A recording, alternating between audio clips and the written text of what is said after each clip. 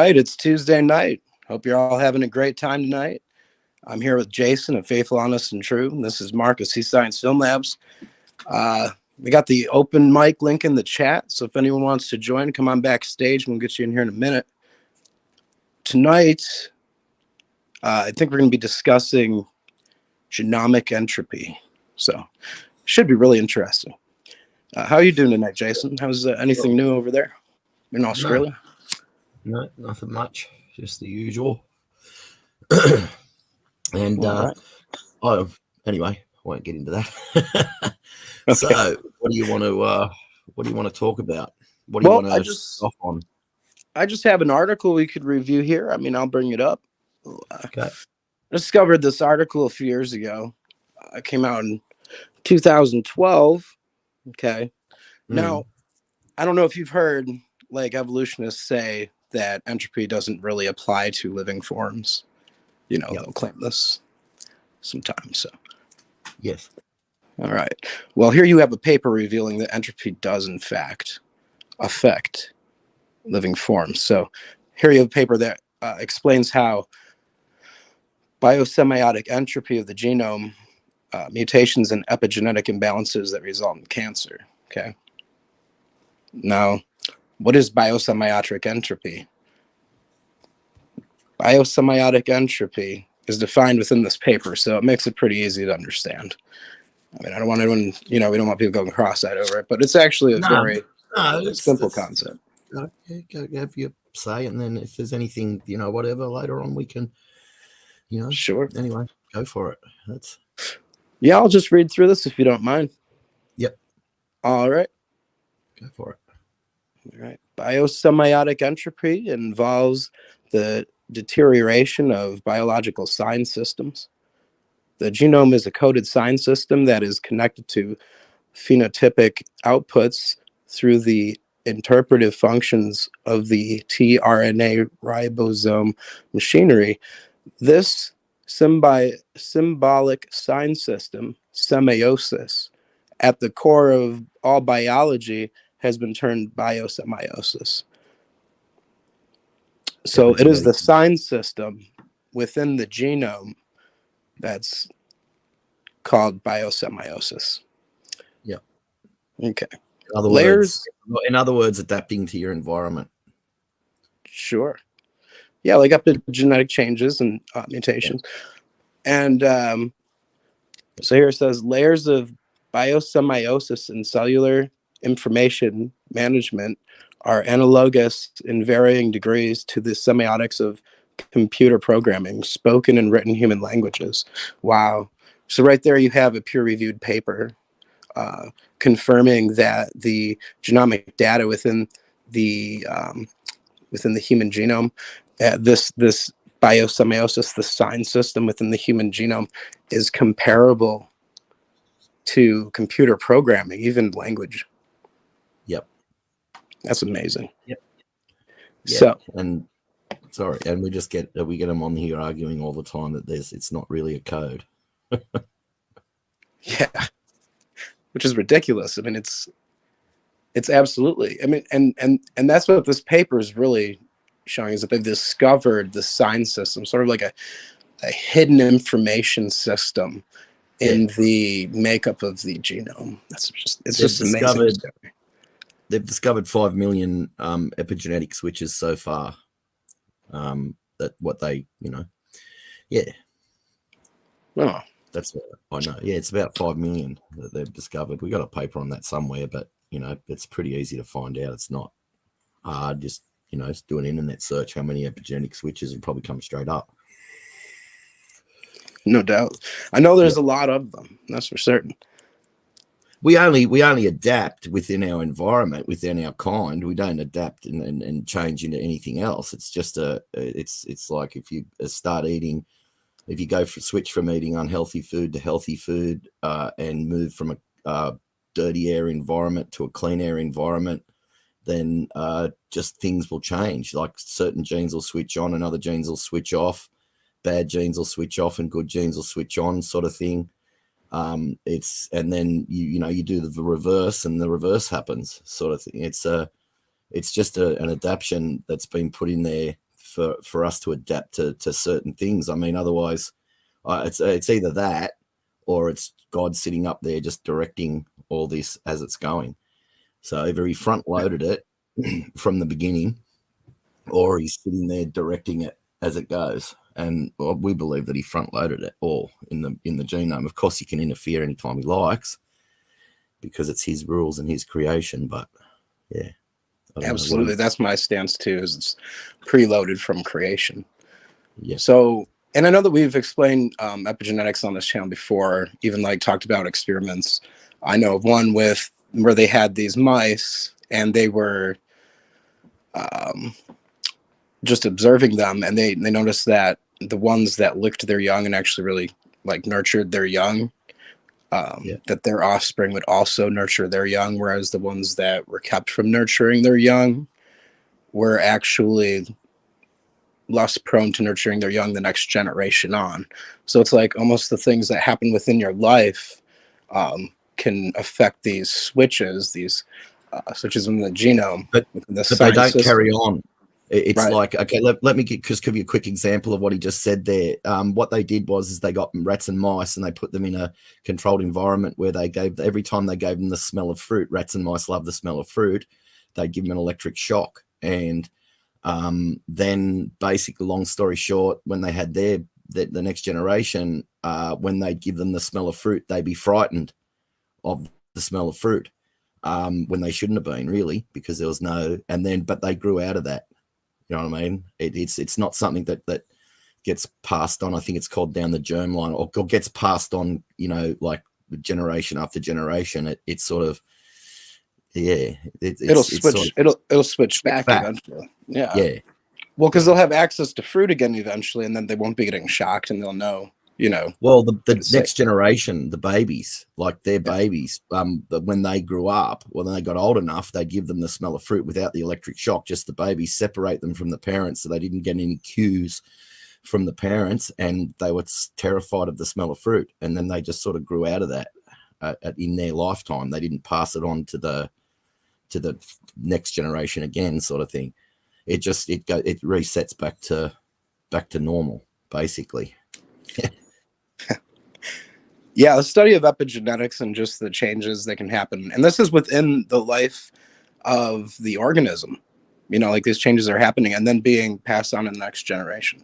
So yeah, it's really interesting what they're discovering here. Yeah. I'm going back to this paper real quick, finish this up. Well, maybe not finish it, but we'll get into what is biosemiotic entropy. It's like this paper actually, defines it. So this is a really important paper, and like I said, there's a lot of big terms, but they're defined within the paper. So biosemiotic entropy is an error or deviation from a healthy state. Results from errors in copying functional information, mutations, and errors in the appropriate context or state. Results in context or quantity of gene expression, epigenetics imbalance. So it is the actual disorder, the disordering of the genome from these errors. So it's really interesting because, like I said, in the past, I've heard many claimed atheists, evolutionists on YouTube that would say that entropy does not apply to living forms. So this paper kind of shows that it does. And that's just a false statement because, it applies to living forms in more than one way, because aging itself is a form of entropy, so it's not just this deterioration or this disordering of good genomic data. It's also like when you age, that's also entropy. So moves from order to disorder. Yes. Over time, like everybody else and everything else on this earth. We all move from order to disorder. So it's everything. It's they even found that like mice have more generations. But there was something said a while back. I'd have to ask someone about this to elaborate on it for me. But when they get into, I can't remember now. Sorry, just been I lost my train of thought. Sorry, I was thinking of. Sorry. Hey, My hey, dog it's just all good. barked. Yeah. Dog just barked and he took my mind off it. I apologize. It looks like they fixed the cell towers near my house finally. I got a couple bars now, so that's nice. I even Yeah, get that's 3 in the great. bathroom. So there you go. Yep. You have to sit in the bathroom while you're on the. Yeah. Yeah. Nah. Yeah. No. It's good that they're fixing up the networks. They're fixing them up out here too, I suppose. But yeah. Oh, I see Anyway. Joseph in the chat here. Hey, Joseph, how you doing tonight? Good Tuesday night to you. Yeah, Good to and if see ya. anybody wants to join, just they can join. We'll just do a thing tonight where anybody could join. It's not really going to be a, you know. Yeah, I'll probably discuss a video in a bit here and see if anyone Yeah. hops on from across the water. Should be good. Yeah. So what video? I don't know yet, but we'll figure it out. I'm still going on about this entropy. I mean, Yep. entropy is defined mainly by physicists as the degree of disorder or measurable disorder in a system. So, or the degree of disorder, the measurable degree of disorder in an ordered system. So the system has to be measurable, and then you can see how much disorder is the entropy. Increased entropy just means it's become more disordered. Low entropy system means that it's very ordered. So a physicist would look at say a sandcastle as an ordered state while it's together before it erodes and falls apart. It's a low entropy structure as a sandcastle, and then as it becomes sand, it's becoming disordered, becoming high entropy. So you're moving from a low entropy to a high entropy, a higher level of disorder of an ordered system. So, and here in the Well, biology someone world, just said that they didn't know that ordered was the prerequisite. Well, when you're born, your genome is in pretty much in order, and as you get older, it gets disordered. You move towards ordered to disordered. You get old and break down. It's like everything is breaking down in the universe. I mean, they even say that the universe is going to become cold, dead, and dark one day, and everything will run out. So everything's running down. It's not going. It's not going forward. It's going backwards. correct. And the evolutionists, they have this cosmic evolution where it starts with nothing becoming everything. It's like this universe is a closed system. Most people consider it a closed system. Then the entropy is always increasing, and that's like you said, it's going to cool off. In theory, eventually everything will cool off, and all the heat energy will dissipate. So it's like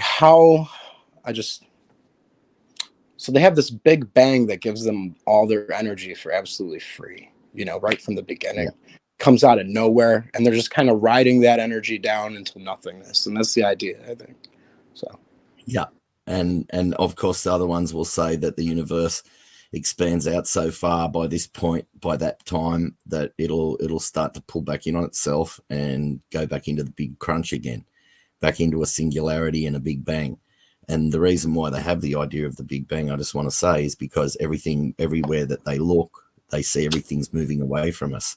Red shift and blue shift. If it's moving towards us, you see a light spectrum like in blue shift, in blue. And if it's moving away, you see it in red. And in every direction we look all over the planet, everything's moving away from us. So therefore, it had to be closer together at some point. And that's where they get that from. Sure. And like I've said in the past, in my model, at least, of creation, and I think this is biblical, is you have the manifestation of all the contents of the universe apart from each other, from the beginning. And then they slowly spread out from there. And these contents weren't necessarily ever at a single point in the universe like the Big Bang theorists believe. Because then you have to overcome the gravity, and they act like it's not a problem, but it's a pretty big problem for their hypothesis. This first instant of the Big Bang, where all the contents are supposed to be moving at a greater rate or expanding at a greater rate than they are now, or inflating. This inflationary epoch, it's called, where all the contents are moving for the first fraction of a second of the Big Bang at a speed that's much faster than the current expansion rate, the current Hubble rate of expansion. So you have a problem there where the current Hubble rate of expansion is increasing now, So to believe that it was faster in the past kind of goes against physical constants of this universe in a way, because they believe that they seem to believe that the universe began. I don't know. I lost my train of thought. I've been reading the chat. I want to say hi. It began from a big bang, basically a singularity, and everything is running down from there. Yeah, I understand, man. Anyway, so how you going, Peter? Hey guys. And Phoenix is in the chat. I see Phoenix down in the chat. Let me get this thing out of her way. I promise I was trying to drop by if I was still awake. So, and I'm still awake. Oh yeah, good to see you, man. Peter, welcome to the open mic, my friend.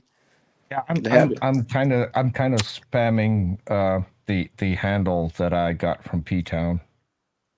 So, probably the most coveted handle on YouTube at Dumpster Fires.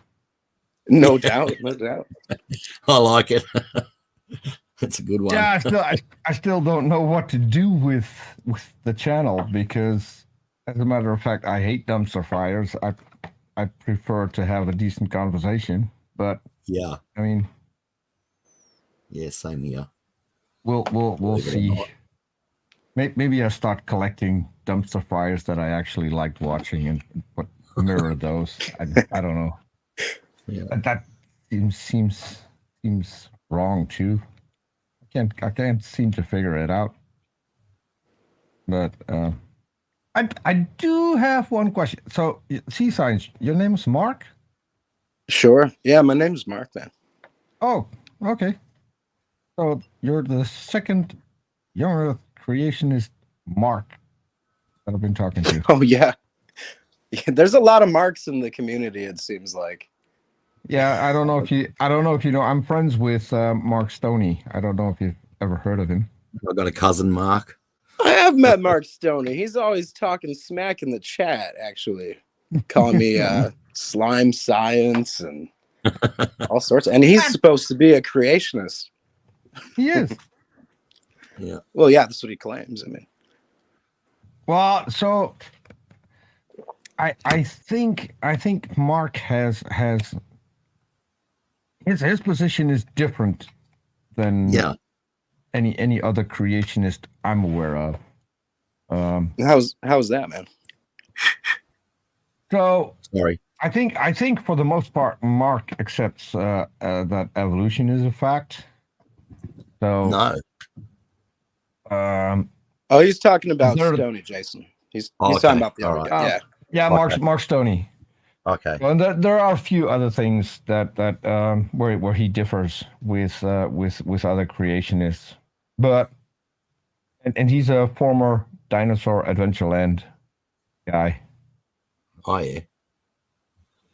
So okay, so he sort of switched over to theistic evolution if he's a creationist, I suppose, or yes, old Earth. Yes, I think so. So I'm not entirely sure, because the thing is, when I'm talking to Mark, we rarely talk about stuff like this. Yep. So we basically hang out because we're friends. We share some interests in different things. Yep. And we just like to shoot the shit, as it were. Yeah. Well, I tend to be like, if someone's got a completely different view against me and I don't agree with them, well, I tend to, be more of a, I'd like to call, like, sort of freedom of speech ministries, you might call it. It's everybody's welcome, even if they, go against what I believe is the tenets of Christ or Christianity, that sort of thing. Yeah, I can't stand censorship in any form. I tend to judge people by who they are, not what they believe, and that works for me. Yeah, I mean, I mean, yeah, Jason and I might argue once in a while, like cut each other off and stuff on here. Yeah. Like we do that. I mean, but we try to let Oh, people get their voice out and we I'll give fit people a right in stand. there. I'll fit Yeah. right in there. Jason, you're from Australia? Tasmania. Tasmania. Good day, mate. G'day, mate. Yeah. So you're not the Tasmanian devil. Yeah, no. I had to make that joke. I think it's sad. They shouldn't have called it the devil. I mean, it's the only reason they call it the devil because the way they screech and carry on, it sounds like, you know, like demons or something like that. So that's where the name devil come from. Yeah, But I mean, I honestly believe that the Tasmanian tiger is still alive myself. I've never seen it. I can't say that I've ever seen anything. Sorry. I have heard that people have found droppings, but I'm not entirely sure. Not droppings, they got videos. I've seen a video of one walking across. We do have quolls here that have same sort of stripes on the back that a Tasmanian tiger did. But I've lived all over this state. Before I got this property, I traveled all over this state, stayed in state forests all over this state. There was places where I stayed where I was 23 kilometers from the highway, you know, like right out in the middle of nowhere. And there's still parts of this state where I don't even believe Aboriginals have walked. You know what I mean? Like where no man. That's what I've heard. It is so inaccessible. It is so hard. And I know there's foxes here because I know people that have seen them. And you speak to most people in Tasmania, they'll say there's no foxes in Tasmania, and they live out in the country and out on the farms and they're out there all the time and they've never seen them. So if you don't see a fox ever, hardly, like it's rare, and sort of like fox sightings are similar to Tasmanian tiger sightings. It reminds me of. So yeah, I believe they're still around. Yeah, as I said, I recently read an article where, and this was on some scientific website, that there might be a possibility that there are still some alive that people just haven't found yet. Yeah. So it would be cool if they were The problem is we've got this thing. There's a type of quoll on the mainland, and it's quite a tall sort of animal. It's about like a big cat but skinnier, and it's got the same stripes on the back, identical to the Tasmanian tiger. So if you saw a really sort of like a freakish big one of them walking across your property, the first thing you're going to think is it's a Tasmanian tiger. People on the mainland have seen them, but I've seen a video that I can't find anywhere on the internet anymore of someone filming one walking across their property with the stripes on the back, and you could just see it enough where you could tell the stripes were there. And I believe from looking at that video that was not a quoll. That was definitely, in my opinion, a Tasmanian tiger, unless someone painted stripes on their dog or something. People do that sort of thing, you know. I hope they find one. I really do. Well, they reckon they're on the mainland. There's been sightings on the mainland of them too, not just in Tasmania. So, but I think the ones on the mainland, they're seeing those quolls. They're the big, you know, freakish quolls that and from a distance and that you see them walk and yeah, you would just think. They've got the same thing in Britain. They see Black Panthers roaming the countryside. Oh yeah, but those things, we've got them in Australia too. We've got them running loose. I've seen actual video from Little Hartley in near Lithgow, in the Blue Mountains. It's called Little Hartley, and you might actually find that video still. And this person filmed and people said it was a cat. It was just a big domestic. There was not a big domestic cat. You could tell by the way it walked. It was a panther. It was a black panther, and there's people that have let them go. There's also stories about the Second World War where the Americans brought them out here as mascots, and a lot of them let them go and stuff. So, I mean, I was up in the bushland, up in the forests there one day in the Blue Mountains near Lithgow, and I'd have been stories about these things, and I was walking along, and I had 2 dogs, and they were very fit and strong at the time. And everything was dead quiet. All the birds went quiet. Everything went dead quiet. There was no sound at all. And they just, all their hackles across their back stood up, and they just like that, like real full on. And I'm just looking around. I couldn't say anything. And I'm thinking, there's something there. They don't go on like that for nothing. Yeah, they don't do that for nothing. They were really hyped, like about to snap. They were so hyped they almost turned on each other, sort of thing, like they were just. And yeah, and then I saw that video at Little Hartley, and that was only like about a year or 2 later. And it was definitely a panther. So we got them running here too. We got them running around. We probably got more than that. I mean, there's people that have so. Tasmania, that's in the north, isn't it? It's south. South in Australia is cold. It's the opposite to America. The south is cold and the north is warm here. Okay. It's tropical.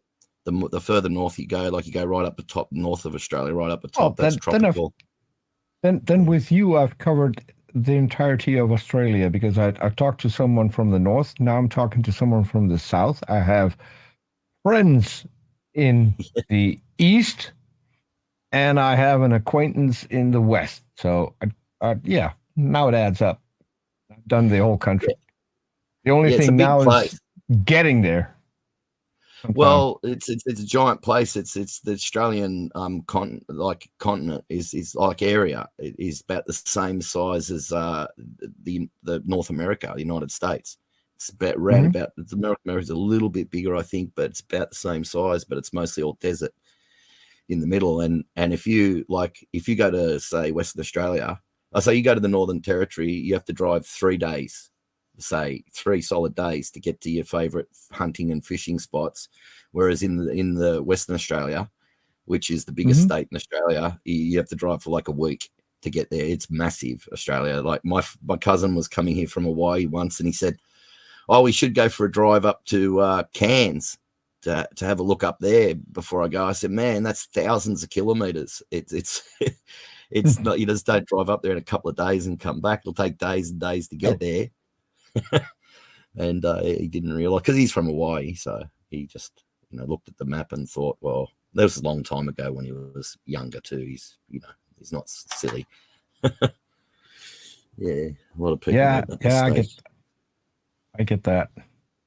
It's a desert. Basically, we live on desert with the green ring around the outside and all desert in the middle. Yeah, I did some artwork for an Aussie friend of mine.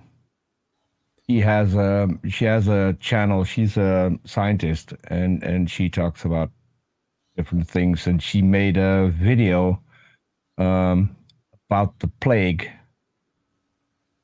and she wanted me to turn her face into from the movie The Wicker Man. I don't know if that rings a bell. I hadn't seen the movie myself. But I turned her into a zombie while she was talking. So that was a cool thing to do, because I have never done that before. What do you mean? And so editing a moving a face while she was talking. Yeah. With CGI. Yeah. Computer generated. I can show you. I don't know. Let me know if you can hear it. And yes, it is exactly what it sounds like. You would bleed, not just into the pustules, into your skin. The whites of your eyes would turn black. Your blood clots in your capillaries as it comes out. So it is thick and dark and all through. Yikes. People turned purple. You bleed out of your mucous membranes, which are pretty much part of every orifice of your body. When autopsied, it was noted that victims also had bleeding into their organs. It is almost always fatal. for fairly obvious reasons. Yeah. So, Yeah. that was a fun project.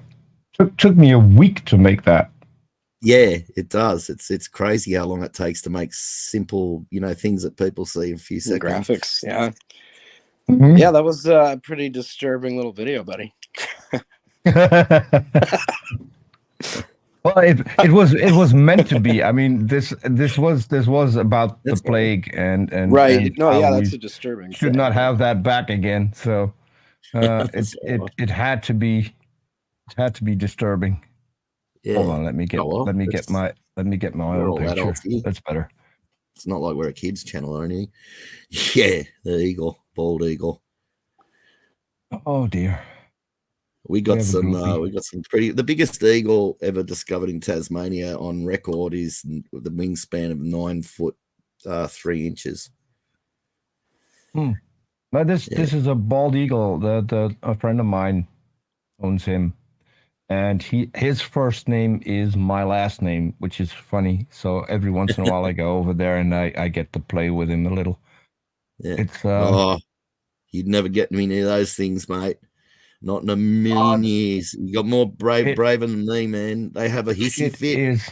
And you're dead. This is so incredibly cool. He goes out into a public park and then trains his birds for the shows that he does with them. Yeah. But I can tell you, it is humiliating when you see one coming up to you, because this is a big bird, and when it's got its wings out and coming straight for you, and then the last part, those talons go forward to grab your arm. Yeah.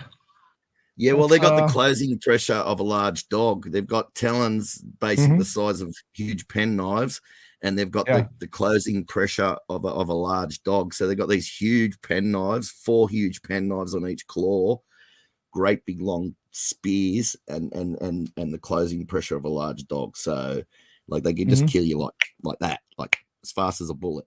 They're like just straight in your head, straight through your skull into your brain, dead. That's why you'd never get me near one in a million years. Anyway, see, science, you want to talk about this genetic entropy, I suppose.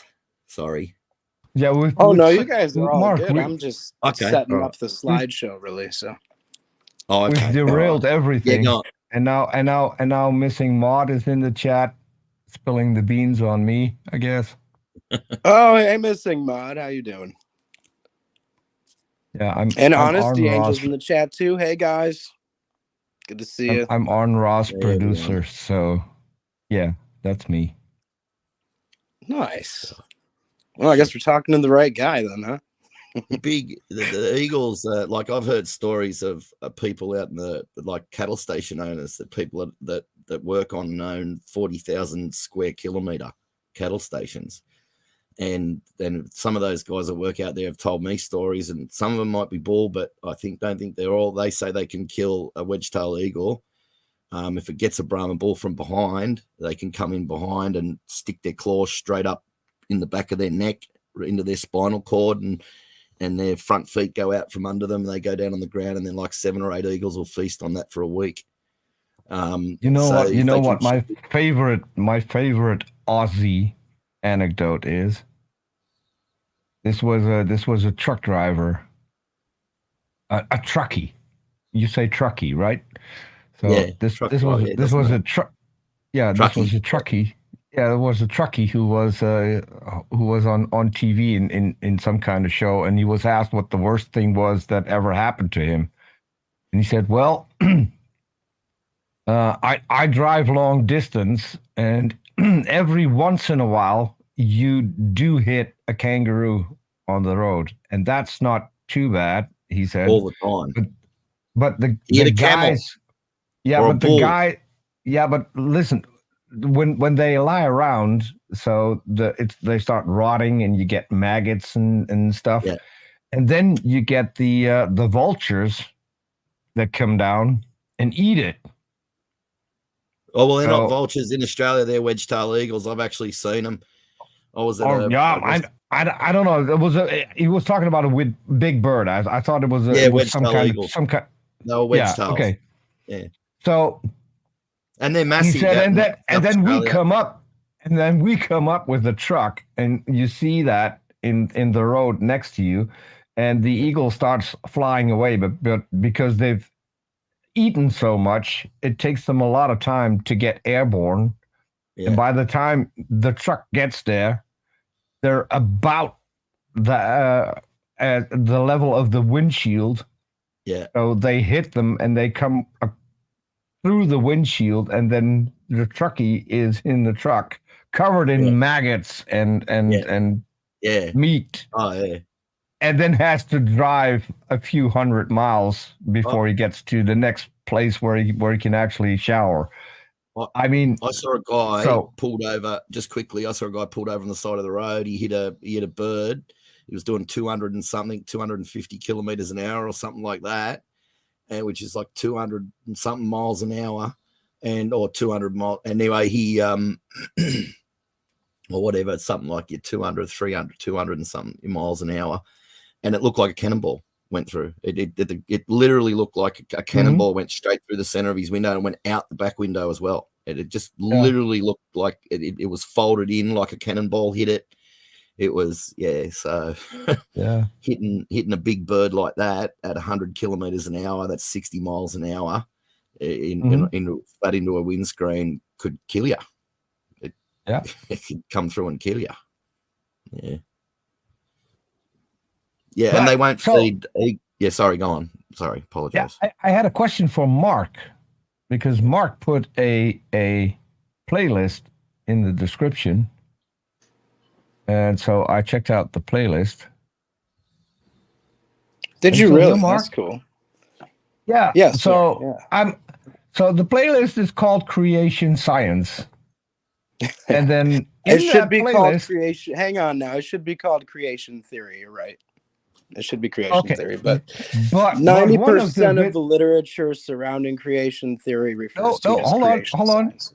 One of the videos is a song by Flogging Molly. Why is that No. part of that playlist? Yes. Is it? Yes. Do you like that band? Do you like that band at all? Or? I have one of their songs. I've had that in my car on USB for I think about a decade now. No kidding. Which one is But that? it's been the worst day since yesterday. That's a decent song. I Yes. actually have a playlist you might be interested that has some Flogging Molly in it. I that put wanted to together. make last year. a joke and say that one would be better if you put that in the creation science thing. Oh, Just there as you a go. joke. Clever. There you go. No, I like that kind of music. I also like bagpipes, which is the acquaintance that I have in Perth. If people want to check him out, he's called the Bad Piper. He's got flame throwing bagpipes. He's a cool guy. I think he won Australia's Got Talent at some point. He at least participated. He played Thunderstruck by AC/DC on the bagpipes. Yeah. Wow, that's pretty amazing. Especially with the guitar licks in some of the songs. If he's copying the guitar licks, Yes, that's what he's doing. And so I started talking with him because I visited Angus Young, who lives a few miles down the road from where I live. And so Sure. that's how we got talking. Angus is another really cool guy. If you ring his doorbell, he will just come out and talk to you. and who's he? Is he part of AC/DC? Angus Young is the guitar player, the guy in the Nice. in the schoolboy outfit. Yeah, my Sure. friend Angus here, Young. Sure. my friend here knows them. My friend here knows AC/DC, Cruel Sea, all of the big bands. He's Yeah, been over Angus lives in the Netherlands in the summer, and then in the winter when it's summer in Australia, there. Is he they still alive? go. Is he? I thought he was dead. Yeah. His brother's dead. Okay. But yeah, Angus married a woman not too far from where I live, and so they spent half their time in the Netherlands and the other half in Australia. He's recently built, recently a few years back. If people scroll down on my channel, when I went there, I made a video of his house. I drove past it. He at first they lived in an old farm outside of the village. Then they moved into a blue collar neighborhood where they had a detached house, not all too big. And then Angus started buying up land across the street because he wanted to build his dream house. And he couldn't get planning permission for a long time. And he finally got planning permission, and now he's got his house, and his house is bigger than the local town hall. Not kidding. It's And just, in his basement is the best recording studio in the Netherlands. The Rolling Stones record there. Oh yeah. Doug knows But them too. It's Knows the Rolling Stones, it's all of insane them. that a guy metal. like that, when people come up to his door and ring the doorbell, that he actually comes out and takes time to talk to his fans. I mean, and this happens on a regular basis because people know where he lives, and it's not hard to find.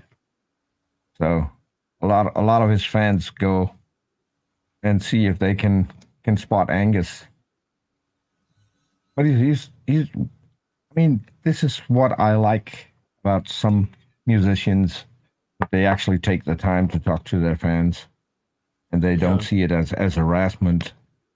And Oh yeah, that I understand why they get upset with it after sometimes. Just having it constantly being, it would be a pain in the neck. yeah, but the thing is, since he opens the door when he's home, people who come to his house are really respectful too. Yeah. So Oh, yeah. it's mostly an enjoyable chat, and they don't stick around. They don't waste his time. So when he says, "Okay, I need to go back to work," or things that he's doing, Yeah. I mean, there's not a problem. He's earned the respect of, at least, of his Dutch fans. They got a place at Balmain as well. Doug used to go to parties there all the time. Their parties. Mhm. It's a nice place, Balmain, or it used to be. It's just a smog-ridden nightmare now. So Yeah. anyway, But we've completely derailed Mark's show.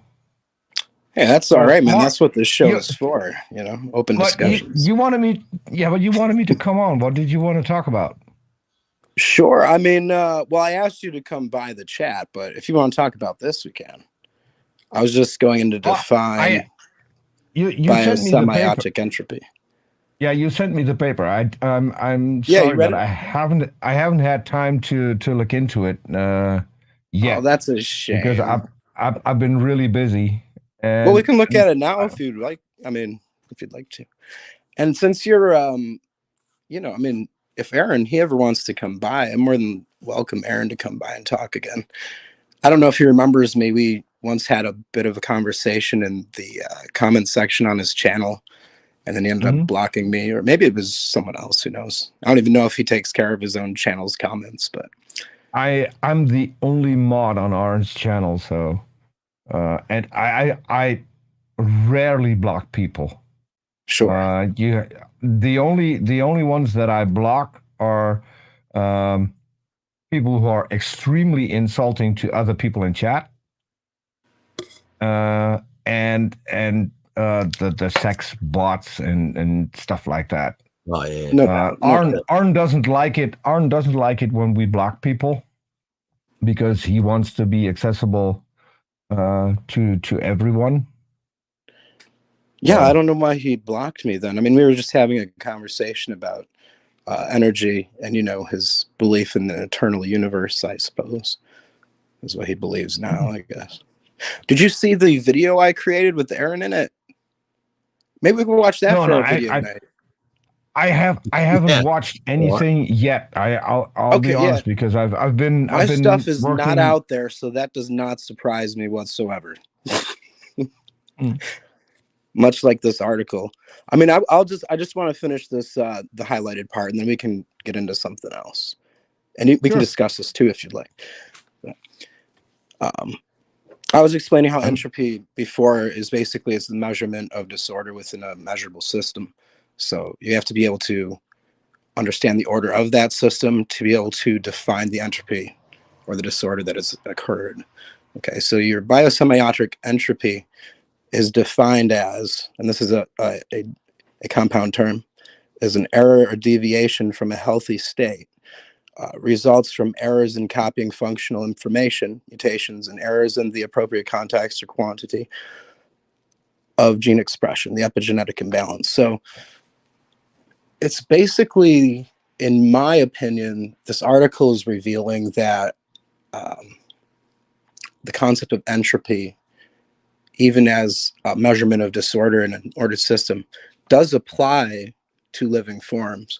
When I've heard over and over again evolutionists online or evolution theory proponents claiming that entropy doesn't apply to living forms because they're an open system, I think. So yeah, well, it depends. It depends on what you mean by entropy. If you're talking about the second law of thermodynamics, then no. Well, I'm talking Doesn't- about it doesn't entropy apply. like it's used in this specific paper and like it's used in physics as a measurement of disorder in a measurably ordered system. So a low entropy structure, as you know, I'm sure, is disordered, and it can be arranged in many ways and it'll be the same structure. Mhm. And then a high entropy or high level of entropy system is something that's highly structured, very ordered, and any little change to it can disrupt the entirety, make it much less of an ordered system. So what this is basically explaining is that they found this biosemiotic sign system, okay, and they defined what that sign system is, and they compared it to computer programming or even language itself in this peer-reviewed article. Yeah, but you misspoke there. It's not a symbiotic, it's symbolic. Oh, biosemiotic. See, the semiotic systems is basically like a computer system. The So highlighted like section. computer, I'm sorry, what? Look at the highlighted section. This symbolic sign system. Yes. It's It's a symbolic. symbiotic, right, and it's symbolic But because they use symbols, right? No, Sure, that's go not what that means. Okay. No, this is kind of an analogy. It says this in if you read further on down. Oh yeah, it says that this is analogous in varying degrees to the semiotics of Mhm. computer programming. Yeah. So I'm not sure. So it depends. Everything depends on what definitions are they using. Certainly. So and that's what you need to figure out, because now we're looking at the abstract, and I've learned over time that it's a really bad thing to just read the abstract. Oh yeah, it's like a summary. But it's yeah. got great information in it. Like, they usually have the full concept of what will be presented in the paper in the abstract before the introduction. Not always. Not always. Well, you're right. That's Not why always. That's why it's bad to just read the abstract. If you want to do this, you need to read the entire paper, preferably with We could do someone that who tonight who, if you'd like. I mean, no, I'm honestly, I'm not qualified to read any of this because I wouldn't have a clue what I'm reading, as I said, because I need to know the definitions that they're using for different words. And that's Sure. where the problem is with papers like this. If you don't have all the definitions, which are listed in the full paper, by the way, then it's going to be really hard to interpret what they're actually saying. Because so in colloquial usage, words have different meanings than when they're used in science. I mean, theory is a great example. A theory And they vary between the different facets of science. Absolutely. Yeah, yeah, yeah. A theory, for instance, is a well-established explanation that has facts and mechanisms, observations, experiments. All of that is included in a theory, laws. And so when you're talking colloquially, when you say theory, a theory is just, this is my idea, this is how I think something happened. But that's not what it means in science at all. It's the exact opposite. Mhm. So, I mean, I would love to reply to all of this. So you would But like to read as I this said- with another observer, basically, that has I'm- credentials. Yes, I Okay. work with And there's nothing wrong with uh, that. That's completely legit. Like that's reasonable and logical, to be honest. I mean, to answer you, I photoshopped like the majority of this paper here, for this show. So like if we want to talk about pretty much the main parts of it. But you have the link, but I'm going to share the link for this document, this article in the chat, so that the people in the chat can also view it. And I mean, it's a great. I mean, you enjoyed. I have to at least correct you. probably the part that you read. At least you probably read at least like the abstract or something, right? Yeah, but I have to correct you. You didn't Photoshop this, right? Oh, you're right. Yeah, that has a bad definition to it. Yeah, because I I chopped this Photoshop up. things. I chopped this I up Photoshop so it fit things. the screen. Yeah. Yeah, so don't make that mistake.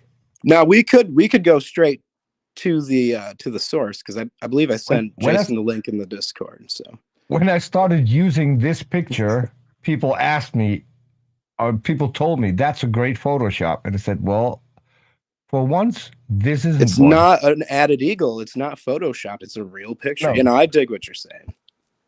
No, but I Okay. could make that picture in Photoshop quite easily. And But I bet you some people probably think you did, like just seeing it, because not everyone gets to have an eagle roosted on their arm. So that's no, but yeah, again. and the to link's my not there. detriment, I like photoshopping people. I mean, my co-host is one of the victims. I've made some terrible pictures of him. So, everybody has to have a hobby, So this is what I started doing. I got a computer, and then I, like everyone else, I started out playing games, and then I got photo editing software.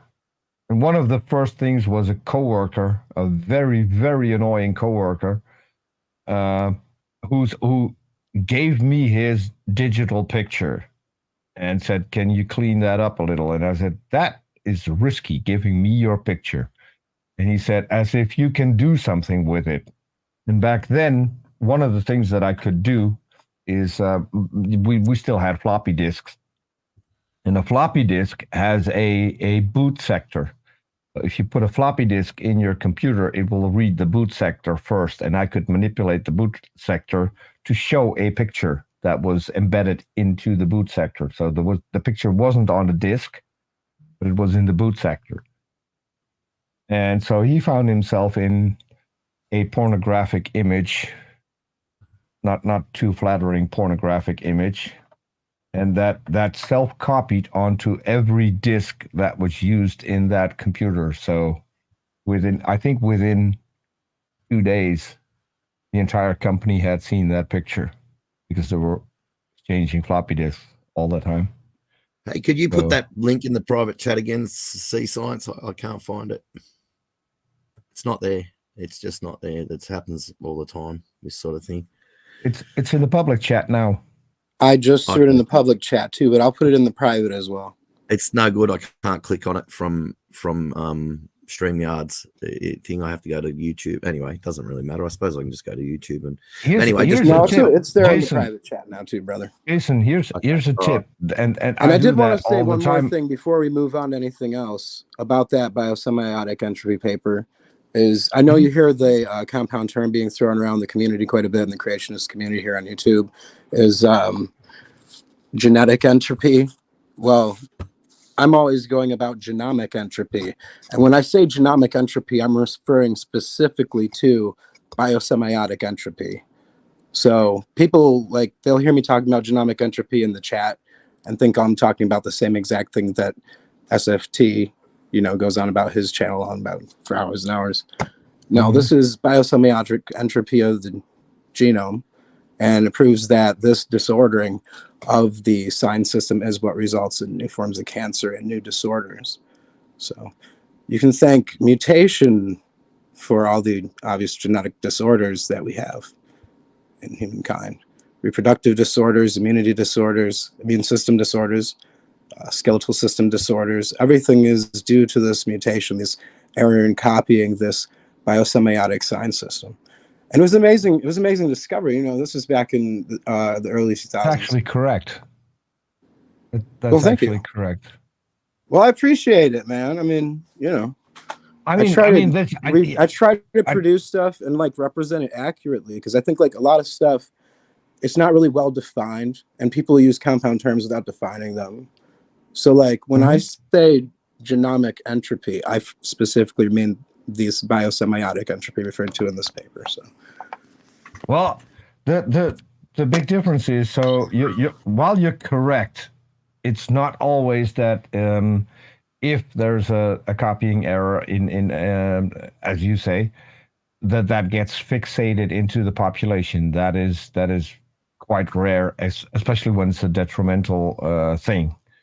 So, yes, first of all, it has to be within the gamete or the sex cell, which I think is a barrier for evolution itself, because that means that every good mutation also had to happen within the gametes. But we won't go into that tonight because that's not the topic. I don't think so. I don't think that that's the case, though. What I do know is that what I do know is that a dominant gene will not necessarily get fixated in the population. So one of the great examples is I don't know if I got the name. It's tetra something. The gene that causes people to have 6 fingers and 6 toes. Oh, I know what you're talking about because I've heard of it, but the name is not that gene. That gene is actually dominant. No kidding. And that is madly interesting. Yes. So the whole thing with genetics, that's a study on its own. I mean, I don't think that a lot of laymen could actually do things with that without having a proper education in it, which is why SFT has been proven wrong on pretty much every claim he makes. No, he hasn't. No, he hasn't. Yes, he has. He hasn't been proven wrong, mate. It's a load of rubbish, mate. Everything is coming down. Everything is breaking down. He's right. He's 100% right. Every system on Earth is breaking down. Have you watched Erica's videos? Mice and germs and things like that. They break down slower. Like say mice, for instance, they have more generations, so they seem to be breaking down around about the same time as we're all going downhill. We're all going downhill. We're not staying the same. We're not getting better. We're just going downhill. There's 24,000 new genetic diseases added to the world population every 12 months. So explain that then. If we're not going downhill, how come there's 24,000 new? And they're not. And wait a minute. They're not just ones they're discovering, right? That were old that they didn't know about before, and they're just discovering them now. These are new ones entering. Yeah, but my question is, do you have a source for that?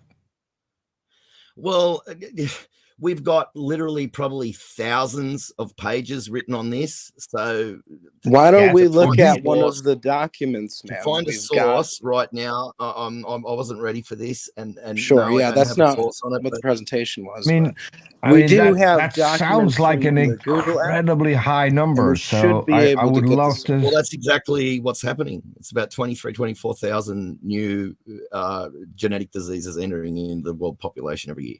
So there you go. Anyway, look it up yourself. Look how many just how many genetic diseases are entering the human world population every year. Maybe it'll come up straight away. Maybe it won't. Now, we were looking at this document last week. I know this. So do we still have the Google Doc that shows the citation for the doctor's work that proves that there is obviously, 100 new mutations within each generation? Yeah. I mean, let me he have a just look. wants to see a citation, and that's nothing Okay, too much to all right, ask for. I'll- I mean, that's what he was I'll asking for find the other night on this other channel. I've seen him kicked from twice. I'm Just for looking. asking for a I'm looking citation. at the.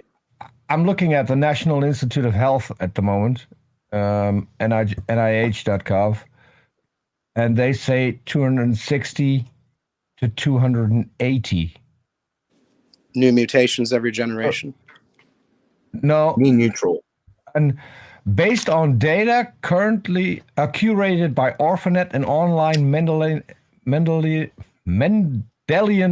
Inheritance in Man, OMIM, an average of about 260 to 280 rare genetic diseases are discovered per year. And this is a study done over Yeah. That's a lot of 6 years. disorders. That's That's a lot of new Yeah, but- disorders coming up. yeah, but it's not 20,000. This is That's what I'm just in saying. humankind. Yeah, I know, but just because look. The wording in that is like you've got the wording, okay? So read that again. Okay, so that's rare. That said 280 rare. It didn't say. No, it he's didn't saying say overall. these are newly Right. identified Yes. mutations Yes, because That's genetic every diseases year. are What's the genetic frequency? diseases are by definition rare, and so this is a study done from 2010 to 2016. Okay. So that's So the they're first saying- link that comes up. So for they're me. saying 200 newly identified genetic disorders within Rare, humankind. rare. You're leaving out the Over, word rare. They each- said rare. 280 No, hang on. rare. Not all up. Not all. What is the frequency though in the paper? Are they saying every year humankind we discover this many No, more, you're or looking at every something completely different. generation it's born? Every generation of humankind gets born. There's 200 new mutations identified. Yeah. So That's amazing. Yeah. Well, that makes sense because then both can be true, because we can identify 200 plus new mutations that haven't been discovered before each year within humans. Okay. And every generation of humankind, like every kid, like my children, they'll have 100 new mutations that are just random mutations, neutral mutations. They're not even control the group. thing though is that if a genetic disease is discovered in a person, that person will probably not procreate, so that disease will also No. immediately die out within that person. No. You're wrong about that. I'm just about to bring up the paper. Hang on a second. No, they procreate just fine. It doesn't affect. It doesn't affect. Why would they do that if it's a genetic gonna have to disease? read- You would you're gonna have to automatically look at give these that to your things. kids. And I think You that's wouldn't where wanna the do that. discussion That's lies. on to every single generation, and there's no way around it. And here we go. Here it is. Because the discussion Here it is is. really, this is surrounding genetic entry, not genomic entry, not the biosomatic, but just the fact of new mutations in each generation. Hold on. And the This- fact this that is, there are newly identified this- mutations every year. So yeah, that paper is not about genetic diseases. That is slightly deleterious mutations. No, wait a minute. This is what you're asking for. You were saying that there's 100 mutations in. Why are we not dead yet? Okay, divide 200,000 years up by 100, and then find All out right. how many years it is before the genome's completely destroyed. Go on, and this guy basically says it is well known that when S, the selection coefficient against a deleterious mutation, is below approximately 1/4 NE. I don't even know what that means, but I'm going to keep going.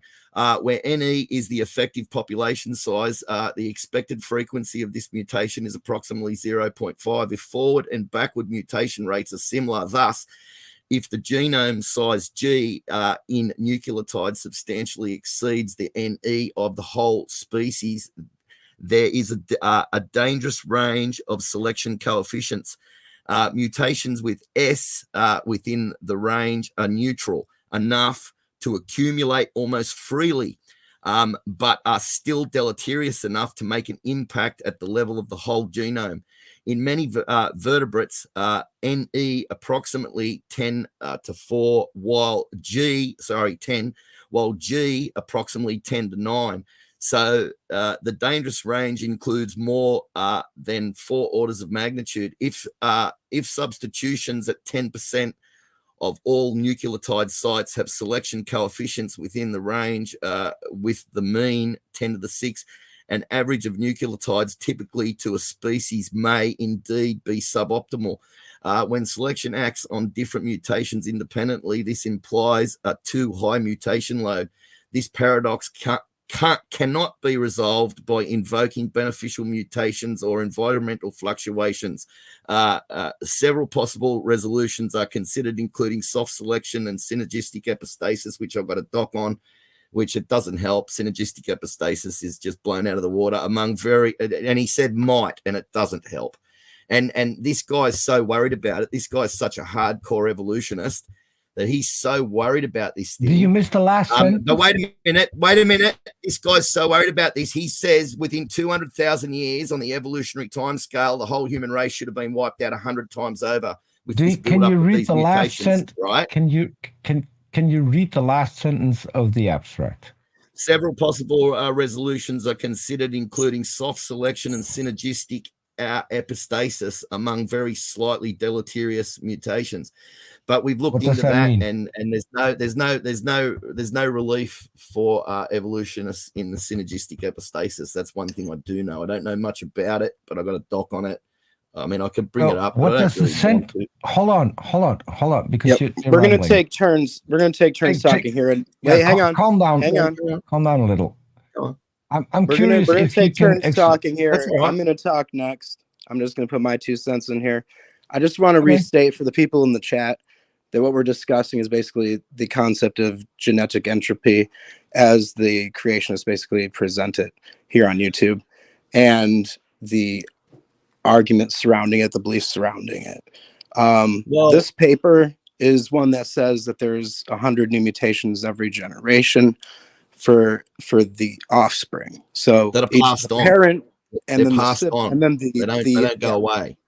Yeah. Right. Hang on, Jason. Yeah. So it's from the father to the son, or the father for the parents to the offspring, where these mutations are being, instead of rather new mutations being discovered every generation of people, because this last generation we've discovered practically all the mutations there are that have been discovered. So you dig what I mean? So what we're discussing is something that's called genetic entropy, or the concept of genetic entropy. But then back to you, Peter. You're missing something. That's the last sentence in the abstract. That's probably read the sentence, and it's the synergistic epistasis. So what it's saying is that the bad mutations will be removed through natural reproduction and the natural selection process, right? So they're talking about a paradox, and it cannot be resolved by beneficial mutations or environmental fluctuations, but they have several possible resolutions. Yes, possibilities that we've looked into. If you want to get into this, I can pull up all the docs. Hold on. Can I please finish? Can I please finish my sentence? Because I don't want to. Yeah, give him 2 minutes on the board here. The last sentence means that there are several possible resolutions which don't work. But go on. As possible resolutions as to why we're not dying out. Okay. Yeah, but they don't work. The question asked in the title, the answer It says lies in the possible. last. The answer lies in the last sentence. Okay. Now let me answer this because I need to No, cut in here. scroll back up to the I title, need though. to cut If you in here to keep- tell you this. If you This keep is not to do with what you're interrupting me, saying. I I'm need just going say to it. leave.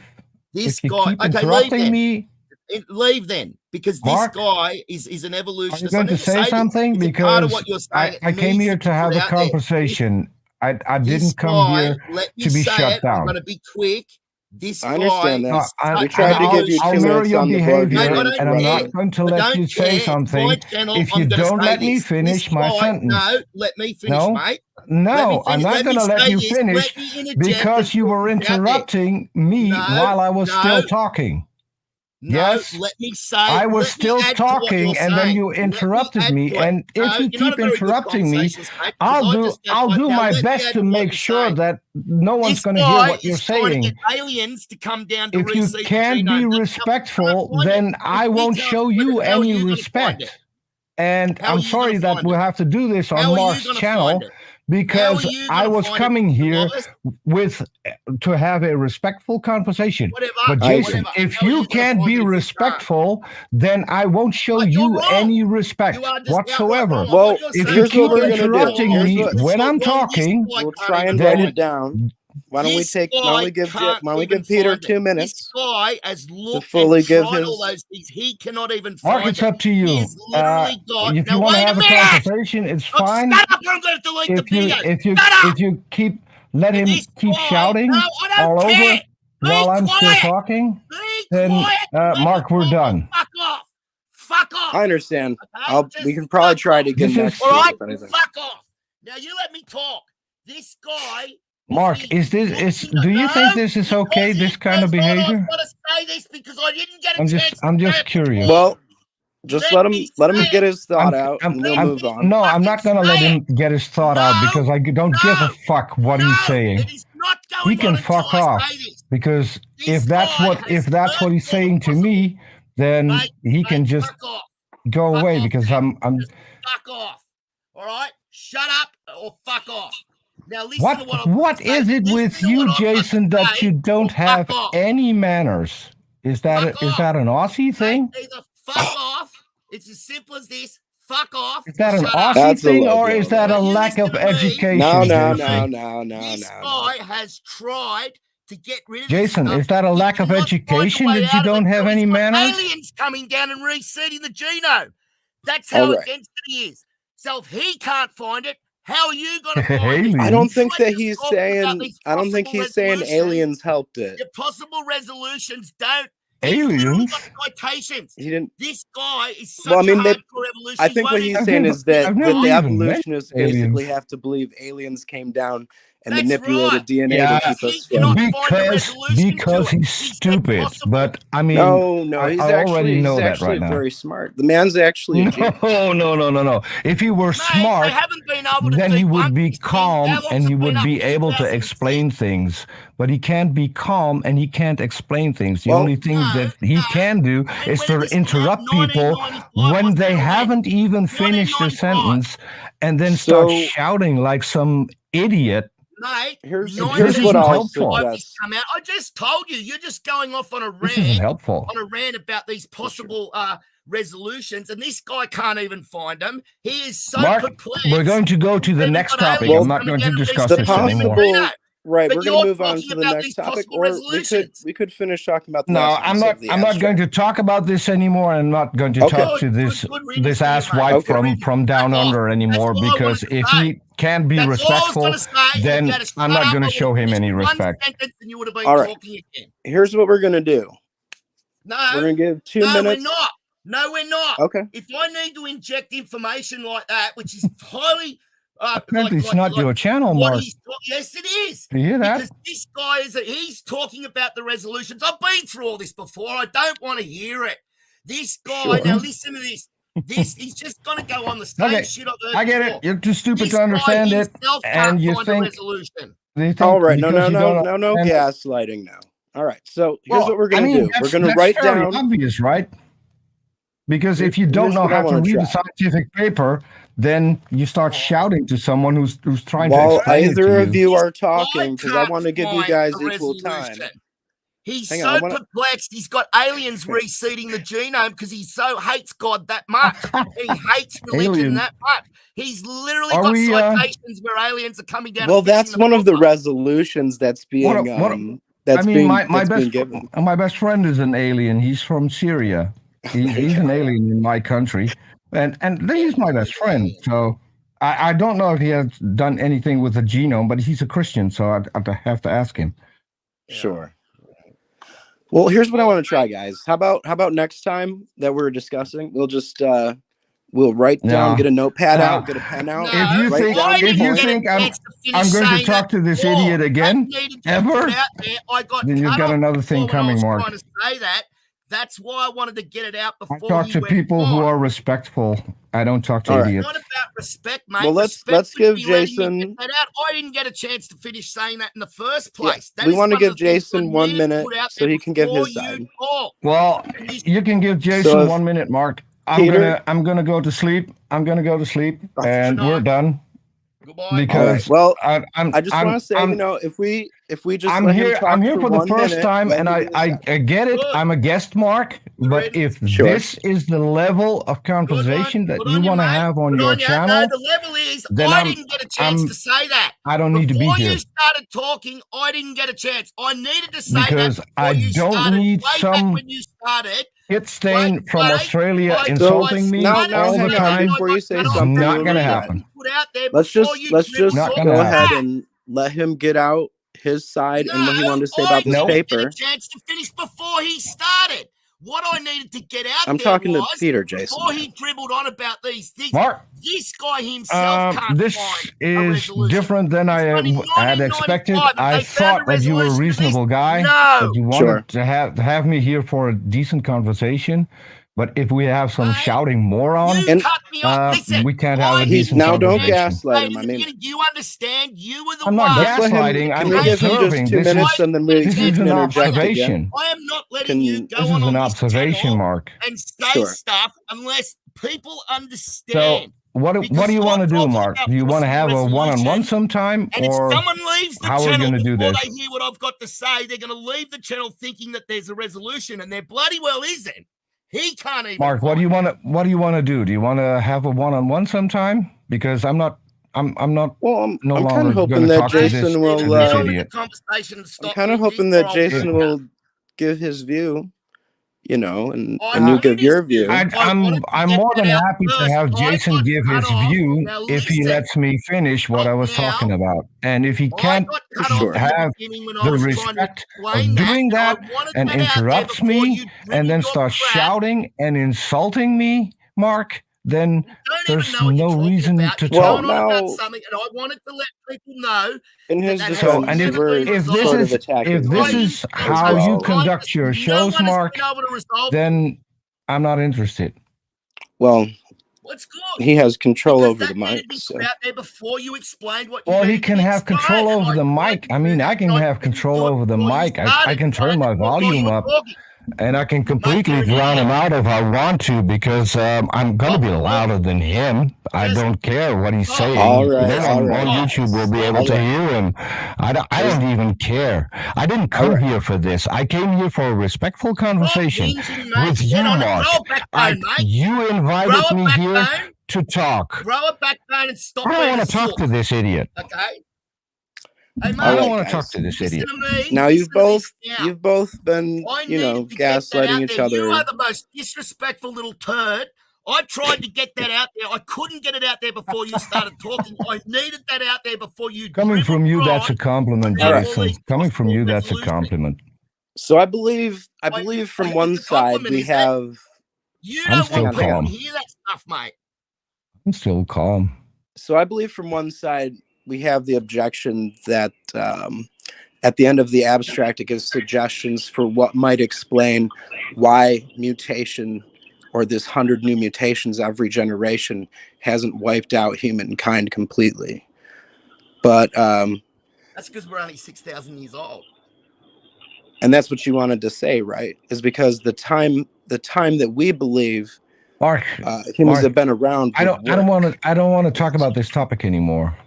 Okay, yeah, I you're right. did We should say switch that, right? topics because that was I a did hot say topic. that, right? kind of blew up. Because You're right. this is his topic. This is his paper. I don't want to talk about it anymore. And we Because have I'm not going to talk to someone. I'm not going to talk to someone who starts insulting me 1995. for no Right. reason And whatsoever. like I said, you're right. And you guys, you did kind I of came insult here. each I was other. cool. Is the thing. We talked about several things, and the moment I point out an error in his thinking, No, he starts it insulting wasn't me. an error. So I need, Well, I'm all I not the need I'm not moment in. that say you was, the moment that you interjected, just gonna, he please be yeah. quiet. All right. Please I be didn't quiet. interject. All I needed was to say talking. You that. gave me the mic, You right? cut me off in the first You place, gave me buddy. the In the mic beginning, at before some you point, started explaining and then he that, I started was shouting trying to over me explain that, and I let you go after so I the could first finish two it words I later. got out. I'm not So letting you go on about it. why am I here? Mate, I'm gonna have to boot you. I don't Why want to do why it. am I here, Mark? Before any of that though, let me greet Pisario. Pisario, welcome to the open mic, man. It's a little Hey, how you hostile doing? here right now, but it usually like levels out eventually. We'll chill out eventually. I know I've just started. Yeah, Well, it will chilling myself. it will I heard level Jason out in because the I'm going to leave. Mark, if you tolerate behavior like this, Oh, then Well, mate, it might be I it see might be no over. reason to It come might on your be. go channel. away. I think that we've Because away. this is You guys- something that I do not tolerate hear on me? my channel.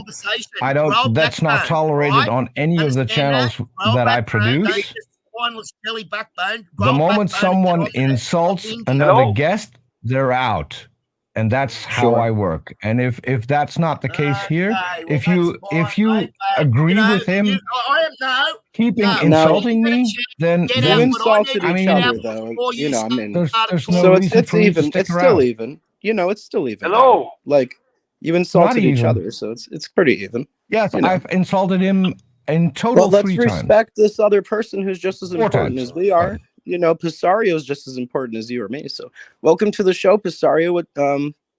What did you have anything to add? Can you guys hear me? Hello. Yes, sir. You're coming in. Hello, clear. hello. You can.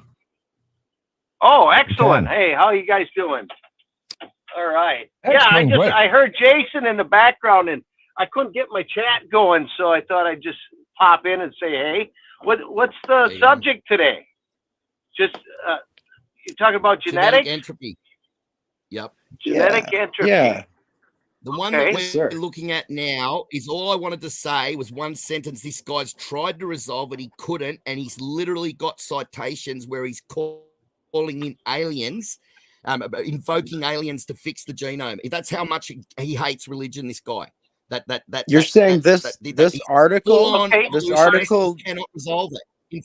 talks about space aliens. How many years? Where do Can you these show that aliens part? come from? Have we ever seen them? That's No, right. no, no. but Before Have we that, ever before seen that, these this, aliens? this Mark, article gives Mark. that as one of the Resolve it. possibilities. Mark, can you please show the literally part has where he aliens talks about researching our aliens? genome. Because I I, would I love to may see- have missed that. I mean, that's a fantastic thing. So, like, which I mean, if that's one of the explanations that's given in this paper, that would impress me. Or maybe this is from a different part of his work from the same author. Is that the case, Jason? Yeah. Okay. But we don't have any evidence of aliens. do 200,000 we? by 100 every 2,000 years, the human genome would run down into jelly. So basically, and what we say is that the human genome was bigger. We believe it was bigger in the beginning, front loaded, and as time's gone on, these mutations have whittled away at the genome.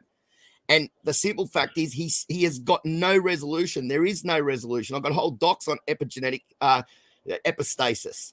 And stuff. There's And no then I have to resolution. interject. Even this guy can't resolve it. I have to interject and say that that's not my view necessarily, but maybe the view of other creationists on YouTube, that the genome has gotten smaller. Where in my view, it's more that it's becoming less functional over time. It's deleterious mutation, sure, but that doesn't mean that like portions of it got deleted, but rather rendered. To have that, like I unfunctional. said last time, to have that, you would need a lot of junk DNA because every 2,000 years the genome would be gone. So you would need an enormous amount of junk DNA to still be there. And every time they prove more and more function in the so-called junk genome, it eats away at your theory. And that's the truth. They don't call it junk DNA anymore, do they? It's No, they don't. actually has been proven to be fourth dimensional DNA using time markers for stringing and unstringing, isn't it? I think Creation Science had a guy on there that talked about that. Did you see that? No. No, I Oh, haven't been. yeah. I've been, So yeah. sorry I got up. DNA I don't like blocking strings are people. I'm way sorry. I more got upset. complicated. What, excuse me? That's why I didn't block you. He's apologizing for getting upset. I'm With sorry I Peter. spoke to you the way that I did, Peter. And look, mate, it's just that, mate. Look, you notice I never blocked you, and I never muted you. It's just I don't believe in that. I don't like. Try not to do that. I don't like it. Oh, the I'm only sorry. thing that I can't stand is when someone is trying to say something, you get interrupted after a few words. Yeah, You I know, haven't but I even didn't got get a the chance full to put sentence that out. there. And I don't care. I don't care. Yeah, I do. I wanted that about- out there about- before you talked about what you were going to talk about, the possible resolutions. I wanted that people to know that this guy is so perplexed by it that he cannot find a resolution, that he's getting aliens and all sorts of weird stuff to reseed our genomes and fix our genomes. Well, I 'Cause when can't we- find the with full build-up paper. every I'm 2,000 years looking of at the sea sciences idea, we would need a lot of junk DNA. Well, that's what I'm we're wondering about looking is the at- space alien explanation. I'm looking at this page, and it has a link to the original paper. But if I click the link to the original paper, I still don't get to the original paper. I get the abstract again, and then that has a link, and I maybe get it's to the true that abstract someone, again. to interject and interrupt you just a little bit, maybe it's true that someone has suggested this as a reason for why mutation hasn't killed, animals 100 times over each species. Maybe that's, but is that in this paper? No, I wanted no, to do a of course. word search So, on the what- paper itself, but there's no way. It has to be behind a paywall because I can't No, he get said it's to not. the- It's not in this paper. So, right, The Jason? way It's I not in see this. it with genetics, Well, if it's I- not in this paper, then how is it a solution in this paper if it's not in there? Right. That's what I'm asking. Was it maybe an option given by the Seems same weird. author in an alternate article? Maybe. Yeah, 'Cause an it is a alien doesn't. fantastic An thing. alien doesn't always Listen, I mean just explained it to something you. from You asked a space. question An and I just alien, explained it to you. an alien can also mean another species. That is living on mate, planet he's got Earth. aliens from outer Yes, space coming down yes. and reseeding the genome and Well, fixing the problem. Show us Well, that's a the space paper where I it says don't know that. where it is. All I know that he's done it, mate. I've had evolutionists Okay, come so back and say, in that I've had case, evolutionists. case, see, you That won't. makes You sense. asked What a is question. I've had asserted- mate. what is Stop. asserted without evidence Stop. can notice be I got my dismissed without dumpster fire. evidence. Bob, on it, there. is Fiction's gonna, it risen. always is, mate. And until he shuts But we up, can dismiss it. evolutionists have come in and told me, "Oh, this guy's nuts because he's got aliens coming down and seeing the genome." But they missed the point. The point is, this guy is so against God and religion that he would prefer to go to aliens coming down and fixing it than invoking God. Who's this guy The guy that wrote this paper. who wrote this paper? Yes, his name's up there. So A.S. Kondrashov. Whatever. Yeah, he So- could have used so an you're AI saying in chatbot an to alternate write the works, paper. he- You don't he- know. I'm sorry. Go ahead, Pizarro. Oh, and I was just saying he could have used an AI chatbot to write the paper. We don't know where the paper came from, but He couldn't Objectively, use, he can't, genetics- he can't use a genetics chatbot breaks down. to write a paper. well, I'm Yeah, just the saying that author, sure. Yeah, if the you look author at could have done genetics in itself, it breaks down over time, right? So you only got so much time before the genome is useless. Haven't they recorded how many generations you can That's where the have paper came breakdowns? from. Okay. Well, logically, then I'm you don't curious, have to I'm argue curious. about I have a question. Yeah. Pizarro, I have a question. Yeah. In 1995, how many chatbots did we have? none. Oh, Okay. Man, Maybe this is one. peer review. There's people who This tried to this paper is from 1995. So this Oh, so way talking about outdated. we're talking about It's a not paper outdated that's because 30 there's been no it's resolution. 30 years old. That's 30 That's years right. old. And in 30 Yeah. years, they have not found a resolution to this. That's why it's not outdated, because just because something's old doesn't mean it's outdated. No, okay, yeah, that's the wrong word. You're right. It's not So, outdated. It's Is just, your it has a argument that the history. science would have You can changed? imagine how many peer reviews in 30 is years? that on this? And The Or the science hasn't science, changed, but it's the been opinion? added So onto.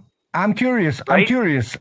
So have you read the paper by Kimura from 2010? Myself, no. Have you read the paper by N. Duckler from 2022? I've not read any of Or- those papers. Or another None of paper them. from 2018, 2013? resolutions, mate. I've- You're only I've- quoting papers. I've only You're not studied quoting general- resolutions. General I'm genetics. I'm just through- asking. I'm just asking because you Yeah. said there are no subsequent papers on this. I find We've got a whole doc on this. let me count them.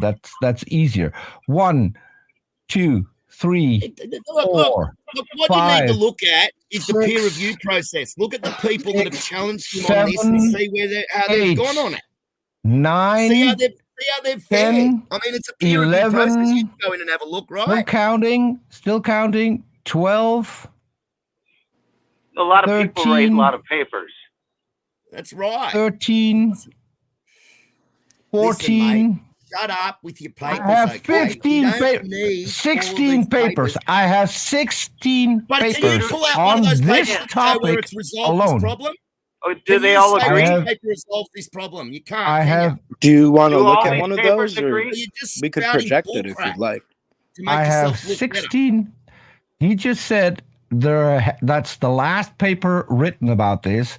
I found I 16 didn't say it was already. the last And I paper. haven't said even there was finished. no resolution to it. Straw man. Oh, I said no resolution. Where's your Okay. resolution? You just quoted 14 papers. Pull out the paper that resolves this problem and show us. okay. Question. It was theory. Question. What did the paper from R.W. Ness say from 2015 I don't know. Neither do you. about this? Right, we should bring it up. Oh, But we- no. why don't you pick I'm looking at it. one of the? I'm looking at it, and I'm just using what you gave me, and I'm looking at it, and I'm looking at a paper that has a resolution, What, Okay. No. Wait and a that's minute. and No, that's read and the that's from wording in it. 2015, Read the wording in the And that's and from what two- was the and that's- what was the resolution on the And that's from genome 2015. breaking down? So the What's topic the is resolution? genetics breaking down over time here, right? Educate the us. the What's the newest resolution one. on that? The newest one is from 2024. That's fine. Educate us. Show us how it debunks this. That also has resolutions. No. Yeah. Theories. And these are a hypotheses. paper Yeah. No, Theories. we're not talking about theories. We're talking about peer-reviewed scientific paper. that comes up with a resolution. No. You need to read the wording. Yeah, They say yeah. Because that's how science works, dude. In the wording, they'll say no. How If you science have works a is they published say we paper, think like if you this. have a published paper, Right. it is It's peer like- reviewed, because it only gets published idiots. He after doesn't know it what is he's talking peer about. reviewed. Spouting out papers. You know that, right? Show us the You know how resolution, science read it out. works? Read it out. You Read know- it out. We'll you know listen how to you. science Read- works? Read the I abstract. I do. is there a part of any of you that I said that I'm not going to discuss this anymore? I'm just rubbing read your the nose abstract. in Well, you're that there are discussing it. You 16 just said that there are there's 14 16 papers, and that So was you wanna- before I found You I would found like the to one change the from topic this completely year off of about the genetic same entropy. topic. I Because I do if have you're to gonna say something, insult me, Jason, and if all you before we go have on, is that I did ask people- then- we'll read I out asked the Peter resolution. to come on why the would I show. bring it up? So Well, Peter is one my thing guest is- on the show tonight. That's I right. just wanted Why to put did that you out bring it there. up? Just Jason, before we go on, I wanted to say that I did invite Peter on the show tonight specifically. So he Yeah, I is know. my guest, as he I said. don't care either way. Okay. I'm saying that he read out the abstract of the resolution. Come on, and let's listen to the wording of it. Go on. Jason, you speak English? Well, what it is I think what he's saying is that there's been papers The part, written the on part, the genomic part that I'm entities. no That's right. longer I did that the part say- where I I said said that this I'm is no not being longer going to resolved. discuss your topic. Did you get that? Mate, this is my channel and this is my You can insult me as much as you want, but it's Well- not going to do anything. All it does is that you have to calm down again, have to apologize again. No. Because I'm not And doing again, this. you guys have Go on insulted. and read It's the it's I'm been not on doing read the this. abstract so we can listen to the wording, so we can see Understand this that. this 100% No, I resolution told that you've you got. that I'm not going to discuss this anymore. Well, why I are you accepted talking your about it? apology, Talking about it then. but Go. I'm not going to discuss this anymore. Because if this is the tone that we're going to discuss in, then I'm not Okay, interested in discussing all right, it with well, you. Peter, what Had a what is your resolution, bring it background? up and Stop talking about it. Just be It's good quiet to meet and let you. others I'm talk. Steve, by the way. Nice to meet you, Steve. Steve, welcome to the show. I'm glad to know your name. It's good to know you. My Yeah, I've been around background on for many years listening to everybody. I rarely get on to talk, but I thought this was kind of a cool subject about the genome and what we've been finding out, recently about it was pretty cool. And I didn't know if you guys knew anything about that.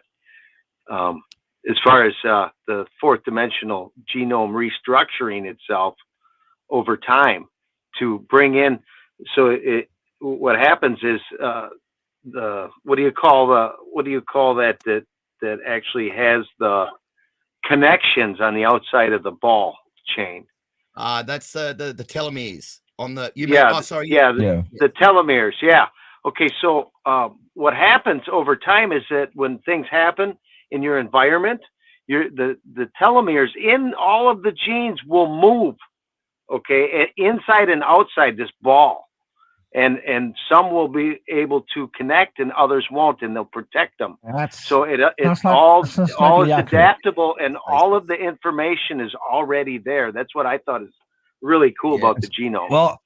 So you're right and you're wrong. So the telomeres do move. The telomeres do move, but the telomeres do not move within the gene. Telomeres are on the outside, and they stay on the They just outside. stop. They move further outwards as new Yeah. as mutations happen over time, or when you Uh-huh. have a Telomeres duplication, chromosomes fusing. because that's another thing that you can have. You can have polyploidy, which moves the telomeres further outside, but they're still staying on the outside of the gene. That's why they're telomeres. They're the Yes. link between the different genes, and the centromeres are the ones that line up the center of the gene. So Okay, yes, so they do move. They do move, Yes. but they don't move within the gene. They stay on the outside. Okay, At the so start and at the end. some information that I had heard about was that they rewrapped inside and outside, kind of like No. No. Because the gene. If you look at a gene, yeah, the way we string. can identify a gene is with a telomere at the beginning and a telomere at the end. Everything in between is called a gene. So Chromosome. if the telomeres move, that means that Chromosome, mate. some things from the gene are deleted, What do chromosomes or some do? things What do are telomeres do? things are added. But see it Right. see it Kinda as, like as, shadow a wall. Programming, See- like where Yeah, things see it are, as the outside wall, for lack of a better reference Yes. that I can come up with. So yes, they stay on the outside. That's basically it. But They the stop chromosomes distance from fusing. between two telomeres can vary due to mutations, due to duplications, polyploidy, stuff like that. So yes, that's the best the best way I can explain it. I'm no geneticist. I only have a rudimentary understanding, because I do a show with an evolutionary biologist who has dived into it pretty well. And one of the people that helps him with his channel is even better at it. Okay. So, Now, let me say about those But- all citations that you read. This guy's very specific in his citation, but only in those citations, if you pull them up and read the abstract, they're going to say things like, "We think it might happen this way. We're not sure, but," and they're the words that people miss. They always say, "Oh, this proves it." This citation, yeah, read it and have a look at the Yeah, but wording I- and see if as I they told are you, I don't claiming read that abstracts. it's- I don't read abstracts because abstracts are confusing. Abstracts do not have the full conclusion of the Read any paper part in of them. it. Just pick 9 up out of 10 5 times. sentences, any part of the thing and read it. 5 sentences, and you'll say, "We think, we're not sure, but," and that's the wording. And if they didn't use wording like that, they wouldn't even make it into the peer review process. They wouldn't even get there. If you read a paper, it has passed the peer review. Yes, it's past it, but what they say in the paper is, and this is what a lot of people miss, Yes. we think it might happen this way. We're not sure, but there's a lot of wording Yes. in papers, all papers like that. Okay. If they said we're 100% certain this is the way it happens, they'd get laughed at and the paper would get used as toilet paper. Yes, because everything in science is provisional. So you can never say, No, This there's some is things that are more the provisional 100 than others. well, maybe in Australia. In actual science, everything is provisional. Anyway, yeah. Look, Because look, if you would have a full stop in an investigation, that means that the investigation stops. That means that you will never get new evidence back in, and that's not how science works. yes, but if Science you read the changes papers, over I've read time so many as new and better. Science Do you know, changes we had over an time. evolutionist come on once Science. and tell us this Second paper, time I start my sentence. Wait a minute. The We had an third time I evolutionist start come my on once. sentence. The third time I start my sentence. As one's science doing changes over No one's time as new evidence comes in, and that is why science is the only and the best method to determine what is real and what isn't. And in that citation, when you read it, there'll be all terms like "we think it happens like this," "we're not sure, but." Are you clairvoyant? What? Tell me what number I'm thinking of. Every single citation I've ever read in my life has got wording in it like that. So you must be reading citations where they say we're 100% certain this is the way it happens. If they said I can list you at they would least get 100 laughed papers that Okay. don't say the words "I think" or Now, "we this guy assume." is saying, now the difference between what their Yeah, you- hypothesis theory This on guy how is saying things wrong- that you can't this- produce. This guy's this talking guy about is saying this is aliens, happening and you can't 100% produce. You can't guaranteed. produce the paper where he's talking about aliens. I've looked this guy up, Mhm. and there's nothing to be found with his name combined with aliens.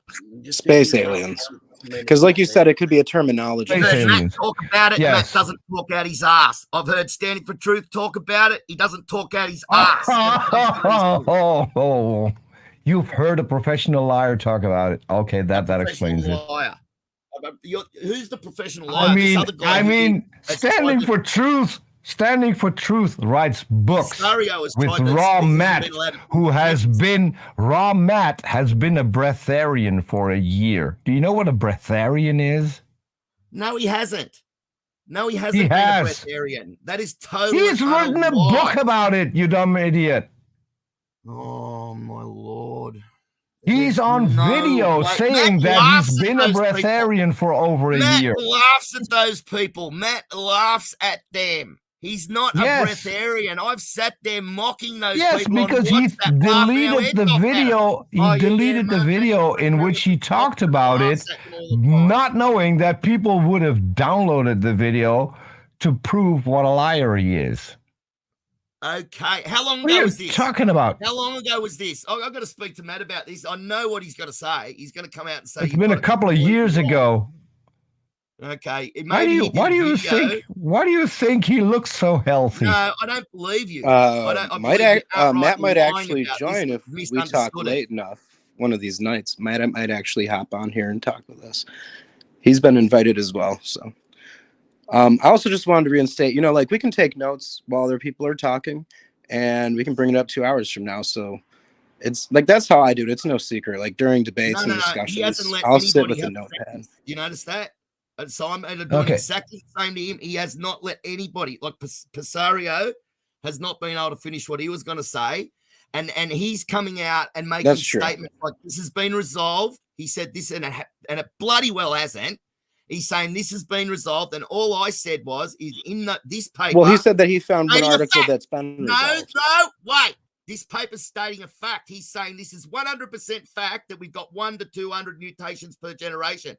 The difference with your papers is that you're reading about, they are hypothesizing, right, and theorizing on how this could be resolved. And if you read I know before I even read them, that you read it, they'll say, we think it happens like this. We're not sure. But if you read through that paper, you'll see that sort of wording all the way through. And if they didn't put wording in like that, they'd get laughed at and the paper would never get up. Mark, can you All right, share quick- my screen? Just for a second? Just for a But quick- second. because Sure. No, yeah, I'll add it right now. And I could put it full screen too. That's the scientist, and I did a search on Oh, his name just and because you alien, couldn't find it and doesn't you mean can it see here it says missing alien, no more Yes. results. I can Yes, scroll. because you Yes, can't here find you it can on see- Google of all places. On Here Google, can you see the And most he- censored search he results definitely on the conceded Facebook that it planet, was you something can't that find he'd and heard it it doesn't from exist, SFT, right? correct? You don't know what Yeah. you're talking about, mate. That's true, You're so. full of it. I know this is a fact. What Which I is a just said. shame. there's no paper where this guy No, talks about you aliens. can't find it. Oh, okay. Because Do you have But you anything to can. say, Pissarro? There's no But Before we- you before- can't. Hold on, Jason. And- You can show us.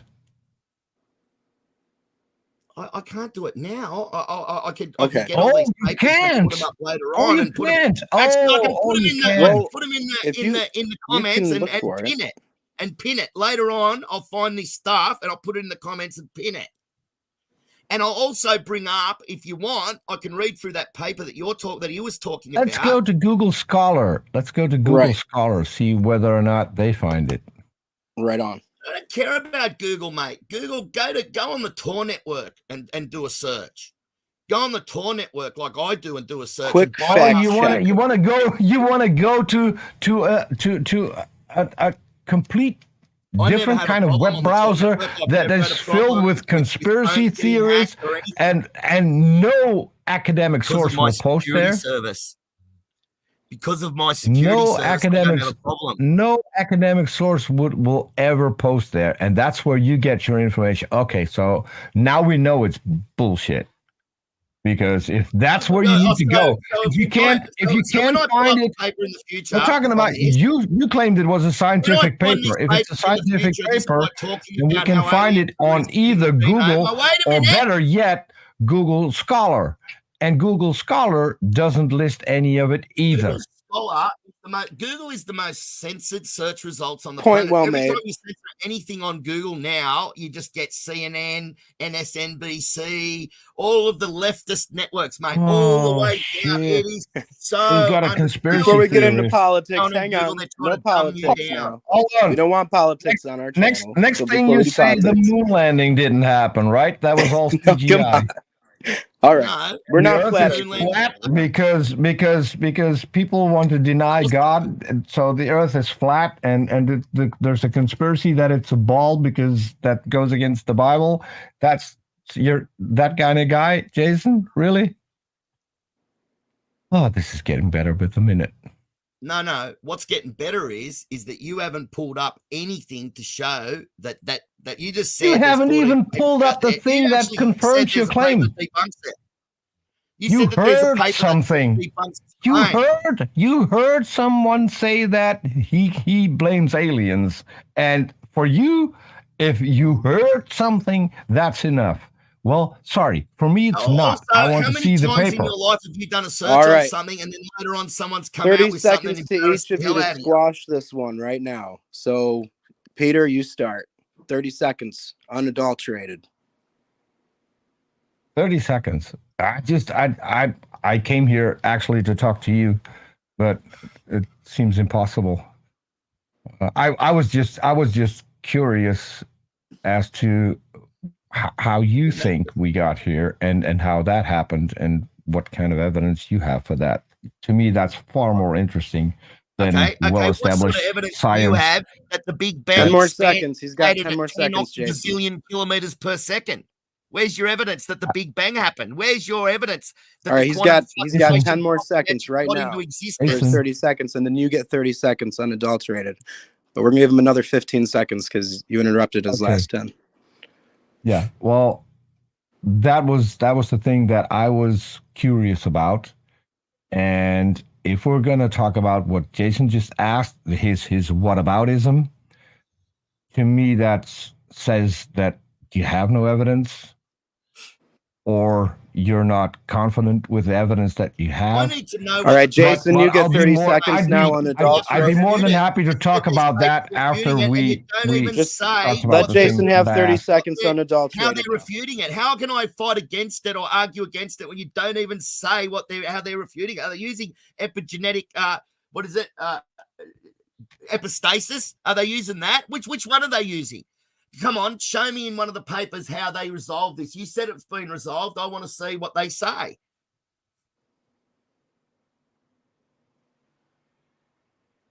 Any part of I'm not going No, to you still got discuss 10 this with you seconds. Hang anymore. on. You still got I don't you still got 10 Oh, sorry. seconds. What's the point in even being Sorry. on here just to sit here and whinge all the time? Why don't you just go and then we'll just talk about it if you just want to keep on doing that?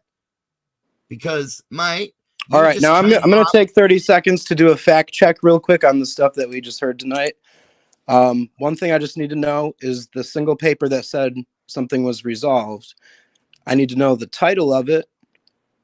And I'm not saying that it even has to be related. It just has to be related to genetic entropy at all. I clicked it. basically, I 'cause clicked that it. was I clicked it away. Oh, that's all after- right. I mean, you can find it again. So take then a I little did- while to find it. Then no, Yeah, because he knows I'm right. Mark. Now, if you would like Mark. to talk about the evidence for God, I think 'cause that's- that this is about the 10th time that I said it. sure. But you said you Is weren't there, going to is talk there about still it. Then you is brought there up still some? You said I'm not going to talk about this, and then brought up 14 papers and counted out 14 papers that resolve 16. it.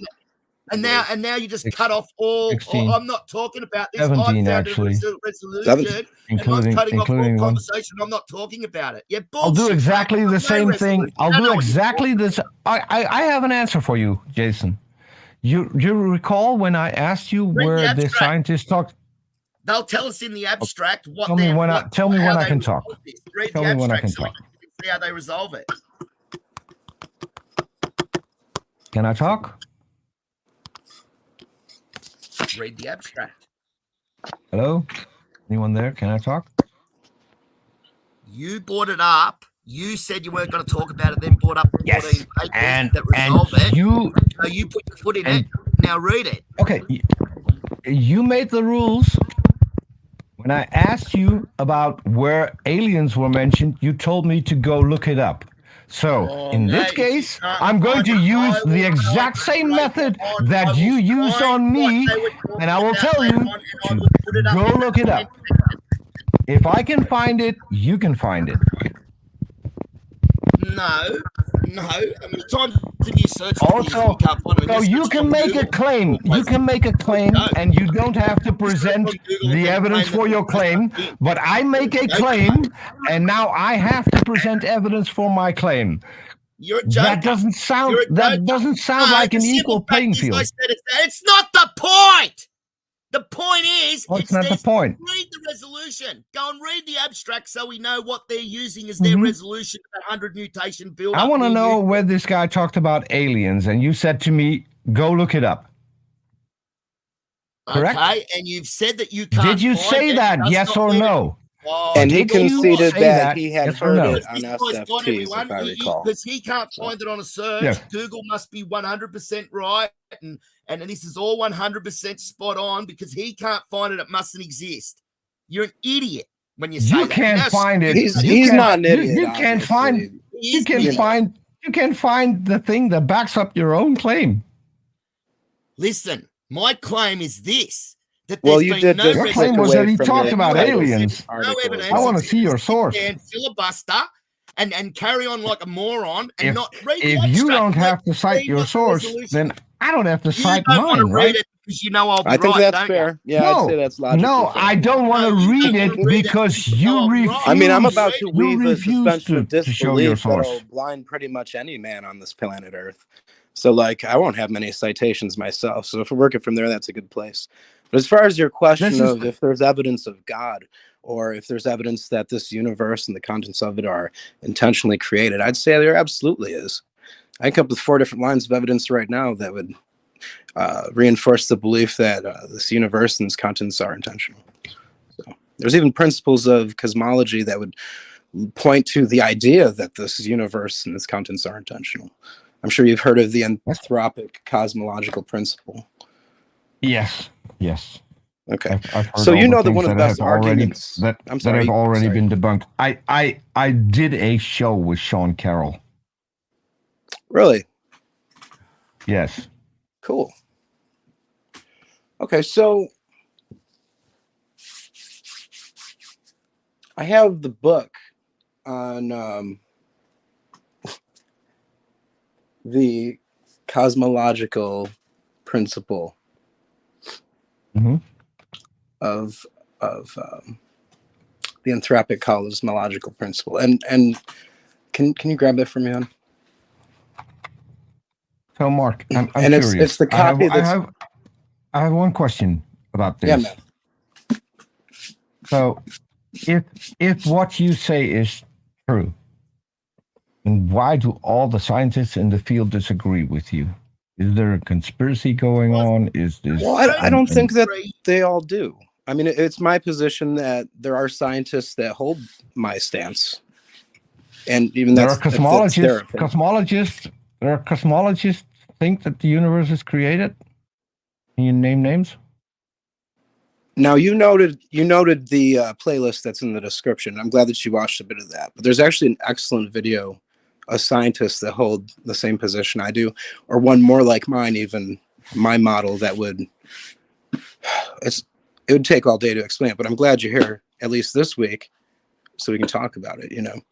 But I mean, now this is just one of the lines of evidence because you're already aware of the fine-tuning argument, so you have that going for that's creation. Bogus. But The fine-tuning argument doesn't work. Sure. And I'll let you address that for 5 minutes now. I take it you've heard of the puddle analogy. Absolutely. Okay. So the hole that the puddle is in is fine-tuned to fit the puddle in. And that's exactly how the universe works. If the constants in the universe would have been different, things would have been different. Would we exist? We don't know. Probably not. Would any other life exist? Probably. Because we've got extremophiles on our planet alone. So why couldn't there could be life? So there are scientists that have looked into this. There could be silicon-based life in this universe, and that could exist with vastly different constants in another universe. So is it possible? Definitely. Do we know anything about it? No, because we have a sample size of 1. So how would we be able to figure out whether or not our universe is fine-tuned or not? We don't have a sample size. We don't know what a not fine-tuned universe looks like. So it's a nice thought experiment, but scientifically, there's no use for it.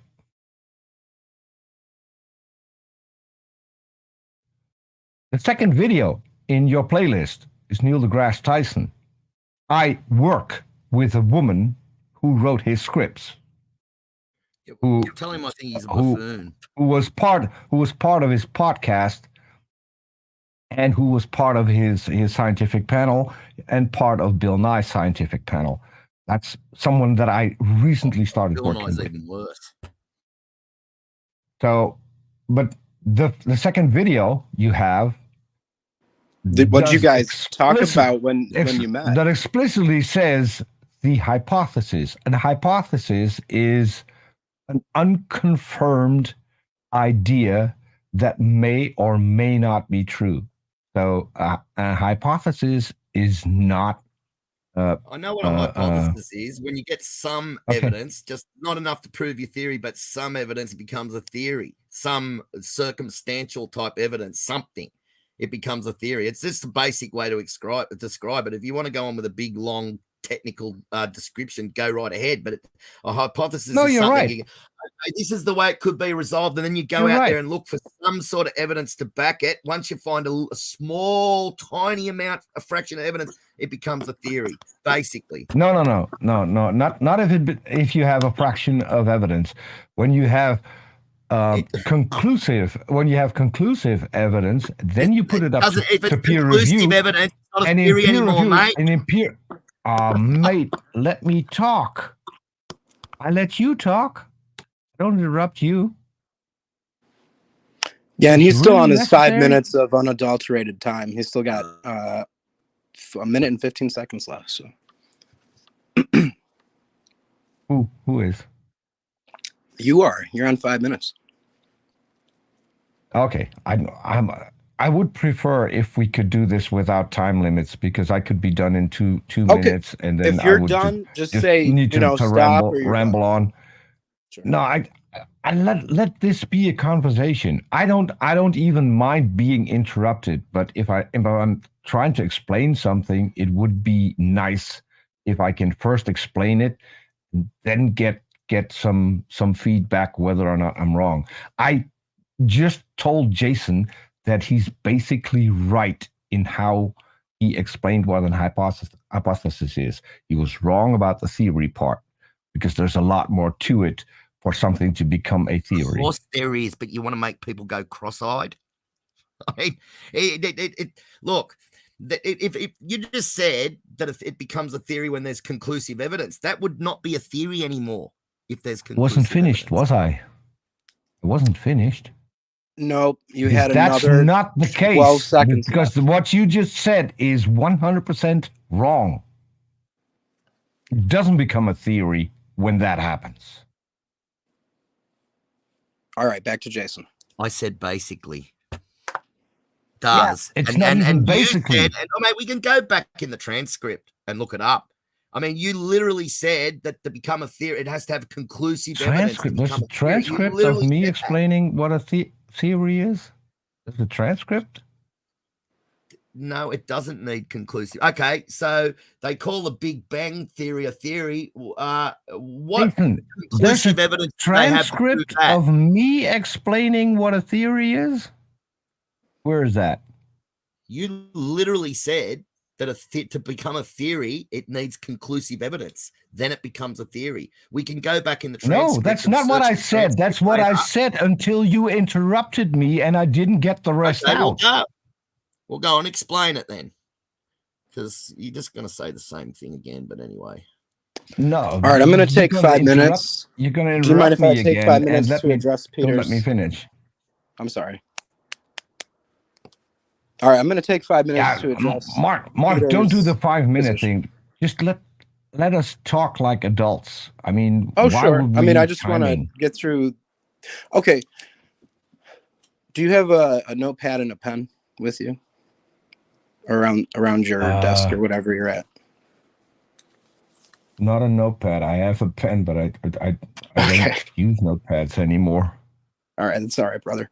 I always use notepads and I write down. So I've got your points here from your 5 minute spiel, and I'm just gonna work through it from the beginning. Okay. I'll go over them one by one so we can discuss one by one. Absolutely, That's yeah. much Let's easier. do that. Okay, so first you reached for the puddle analogy to explain the origins of the universe or the contents of them more, where the contents are Oh, going the to be a fine-tuning. result of whatever the universe is set to, like the foundational That's physical constants, right? no. That was Okay. my rebuttal of the fine tuning argument. Right. So you're reaching for the puddle analogy, basically, Mhm. to explain the contents of the universe. No. Oh, okay. The Then I fine misunderstood. tuning. The fine tuning. Right now, the fine basically, I'm sorry, go ahead. I can explain it better. So the fine tuning argument looks from the top down as if the things that have happened had a goal to get us to where we are right now, which is the wrong way to look at it, because you look how things go from the start and where it ends up. And where it ends up, it always ends up fitting the parameters that are given. So that's why the fine-tuning argument is a really bad argument. Because when people talk about the Big Bang, which is currently undergoing a lot of criticism in the original Big Bang model, and people are more and more walking away from that. But that's a whole other conversation. But if you let's say we stick to that. So there was an expansion event, and then at some point the first elements started forming, and then we got the first stars in which more elements formed, and so on, which got us to the elements that we have on Earth, because there might be different elements on other planets that we haven't even heard of. So the way Earth is constructed, that gave us the materials that are needed for life to form. And thus, life formed. Because... Sorry. Okay, you can laugh. You can laugh. I mean... Thus life formed. I'm just... You know that they've found hundreds of thousands of different carbohydrates in one cell wall. You got 40,000 different lipids that have been discovered in the cell wall, and it's got a carbohydrate layer. It could be anything. Carbohydrates are even more complex than the genome. So you got 40,000 different lipids. And do you believe in proto cells? Hold on. Do you believe in those? Do you really think that how simple it is, how easy things are? You really think how life just formed that gave all of the stuff. You really think? But how did it form? Jason, you're getting right into that. You're saying, Jason, hold on. Just let me reply, please. Let me reply. No, it's not. You really think that out of nowhere a cell formed? That is my argument. Well, it depends on what do you think. Do you think the research are you a creationist or an evolutionist? Are you a creationist? Do you think the research in abiogenesis? Do you think the research in abiogenesis is to find? I have look. Go on to James cell formed.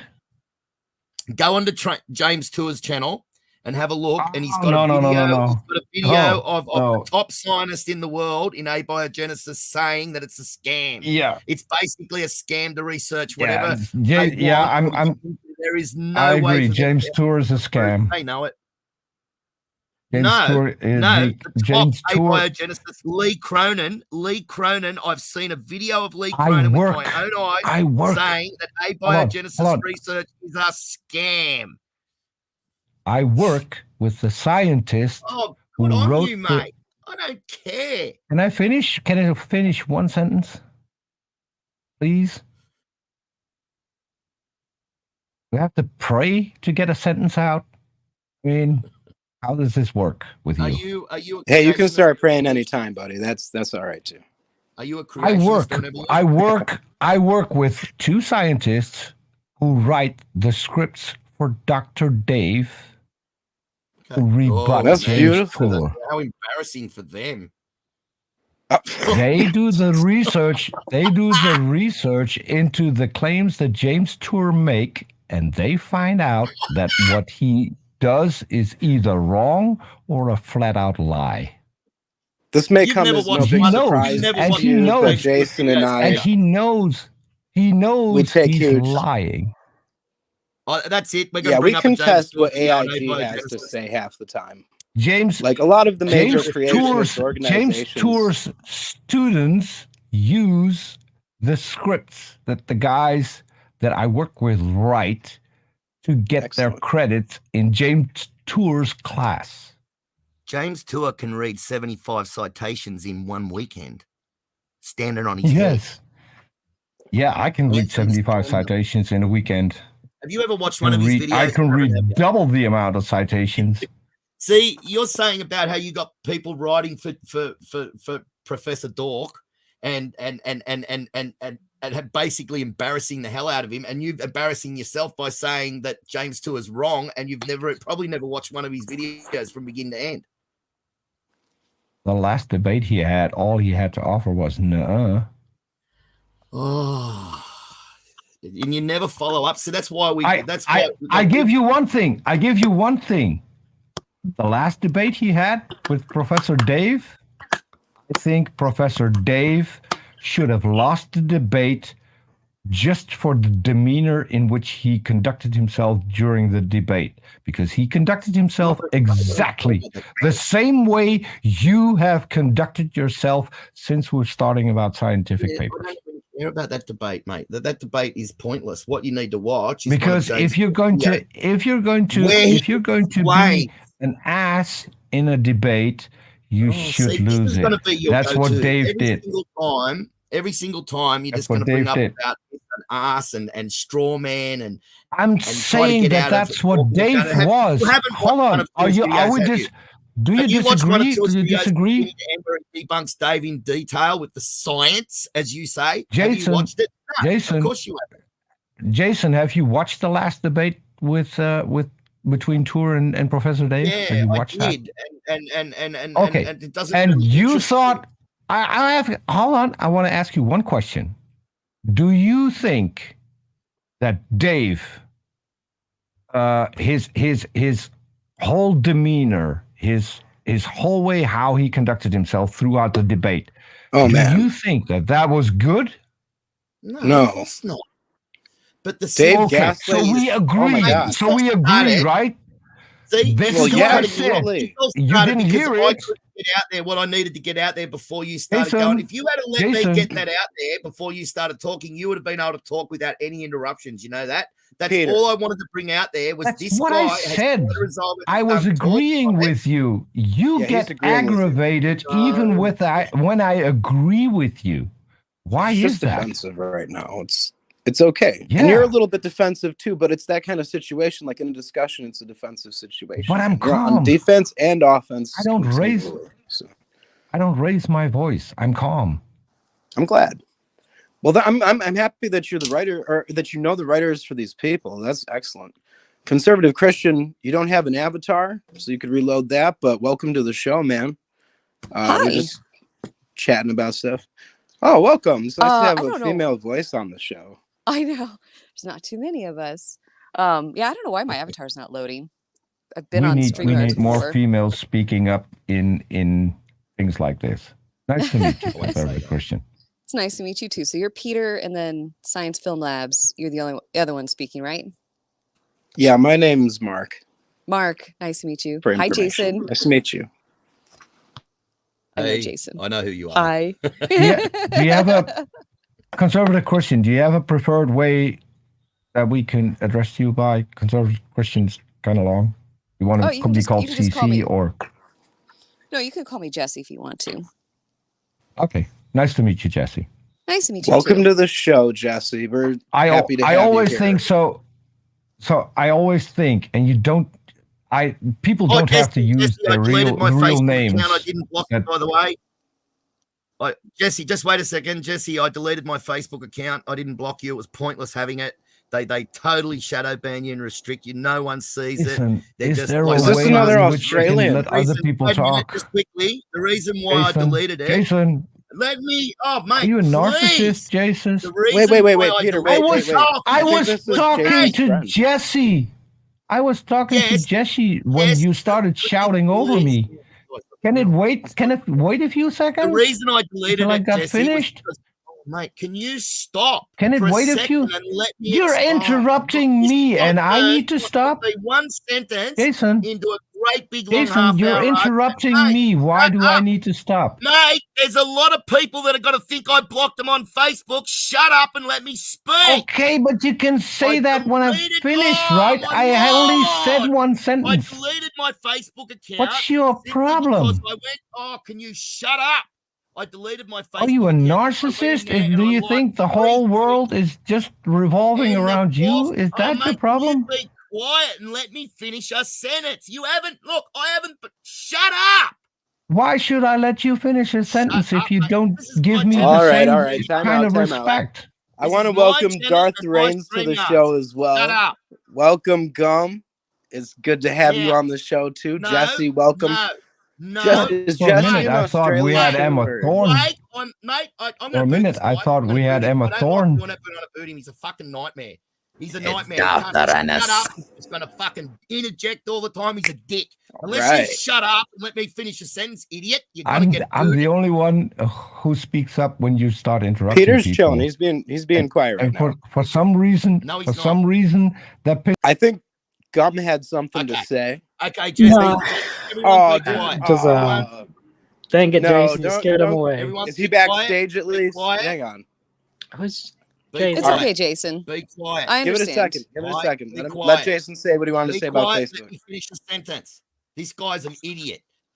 Jesse, I didn't block you. I deleted my Facebook account because I went on there and I liked three things. I mean, all of the other stuff just accumulated, and I liked three things. And the fourth thing I liked, they wouldn't let me do it. They were calling it spam. I only liked the four things, and I just went, that's it, and I deleted my account. So you can tell all of the others, like Nathaniel Jensen and all them, if they're listening or anybody's listening, that I didn't block them. I just deleted my account because it's pointless having it. That's all I wanted to say. Okay. No problem, Jason. I don't get on there hardly anyway, so. so important it couldn't wait until I finished my sentence. But it's okay. Well, let's Some not start with people- the back and forth. He's got that. Some people have manners. Some people Florida. don't. Sorry, go ahead. Wait. Is that you, Bubblegum? That's me. Hey, No, long Gum, time did no you have see. anything to add immediately to this conversation that they were having earlier? No, you have 2 don't know. minutes. No, I think we kind of lost Yes. track. I was going to ask what was the conversation about actually. Good question. We're discussing genomic entropy right now, so I know you know the spiel. But Well, he also what- went into the fine-tuning argument. I mean, what topic did you want to touch on? That's Peter? not. It's not entirely accurate. Because Well, I thought you was- guys were I was- talking I- about abiogenesis. That's why I jumped in, because I'm actually pretty knowledgeable about it. I'm not the only one. I'm not the only one who's confused. Who's not confused? Well, we I- all just got here, so it's fine. It's good. Yeah. Let's talk about abiogenesis a bit. So I just wanted to mention something, Peter. You can't just throw chemicals into a pond and then hope that something comes out of it. There's something known as the No, homochirality agree. paradox of life, meaning your little Mhm. silicon argument on another planet, that can't work either. It's impossible. No, that's not what I said. That's not what I said. I didn't make a definitive claim. I said that there is a possibility for silicon-based life to exist. So we can theoretically we can make a silicon-based life form, and that works. But Whether or not that has actually happened, we don't know, because the only planet that we're aware of where life is Earth. well, the But question, but that's what I'm We- trying to tell you, though, is that it's impossible. There is no probability or possibility, and it's because of the homochirality paradox of life. well, all right, here's the every- thing. Conservative ahead. Christian. Conservative Christian. Here's the thing. He didn't say whether God couldn't have just done it via, silicon. So he's not making that statement. He's simply saying No. it could have been that God used silicon instead of carbon. So No, Well, that's okay. not The thing, exactly what that's not Yeah, exactly it's what I what said, it's- but it would yeah. it would be a good argument as well, because but it would if actually you be think a bad. It would actually be a bad argument because it also is subsidiary to the water paradox. All right. Anytime you No. get biological molecules outside of the protective housing of a cell, they are damaged by hydrolysis. And this is like And within that's right. hours. Water is the within- universal solvent. Exactly. And the thing is that they have to have water. That's why you see all these theories talking about microdroplets, thermal vents down at the bottom of the ocean, or a warm little pond, is because they have to have water. Hydrolysis is a needed function within the cell. But the thing is that God didn't just put a bunch of chemicals and be like, oh, well, let's zap some lightning and see how it works. Even if he did create stuff, it would still be subject to hydrolysis. So God created everything mature, functionally mature, meaning Adam and Eve already had their cells in their body. So you don't have to worry about homochirality. The problem with the naturalism argument is that you cannot get life based on silicon. You cannot get it based on carbon. It does not work. They've never produced it in the lab. It's always been in vitro, meaning they've taken other parts of another cell, a living cell, and put it into another living cell. That's the only thing they've ever accomplished. Jesse, another thing that they've done is what they do is they do an experiment and like they want to get a certain type of molecules and they get 1% or 2% in the mixture, and it's non-homochiral molecules, so they're useless. Then they say we proved it. Then what they do is they go out to these specialist labs that separate out natural biological material out of cells, like these molecules that they need. They're quite expensive, and then they put them into this very complicated machine which hooks them together and makes DNA strands, and then they say that that's evidence of abiogenesis. Literally, Exactly. they don't have. Yeah, there you go. Sorry, I'll just add. Yeah, no, you're absolutely right. And see, Peter, and this is what happens is they will, like exactly what Jason said, right? They'll get like a 1% on a really, really terrible like scale of a bunch of other stuff that's in there as well, which would actually contaminate it and not allow for any of it to occur. And then what they'll do is they'll go and buy the pure forms of it and then say, oh, well, see, we already proved this other step because we got 1% of it. And then they'll just move on and just buy the pure forms. And that's where this entire argument breaks down. There is no probability. There is no possibility. It is impossible to breach this barrier. Unless they want to say, aliens brought, the pure chemicals and just dumped it on the pond. Well, but then you still got another problem because then you got hydrolysis and oxygen, There's actually the oxygen paradox as well, and also the cytoplasm, which is known as the cellular paradox, which means only a living cell can produce cytoplasm. So you're in kind of a circular problem where the only way you can have cytoplasm is by having a cell. So you can't have cytoplasm before a cell. Do you see what I mean?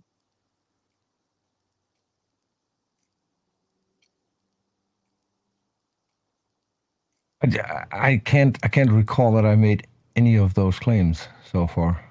No. Well, but you said that there's a possibility because we've made silicon-based life, and we have not. They've in vitroed it, which is not the same. Said. No, that's not what I said. That's not even close to what I said.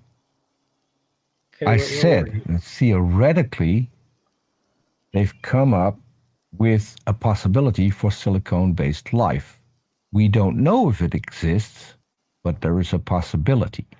And we won't find out. But a theory is... It isn't a theory.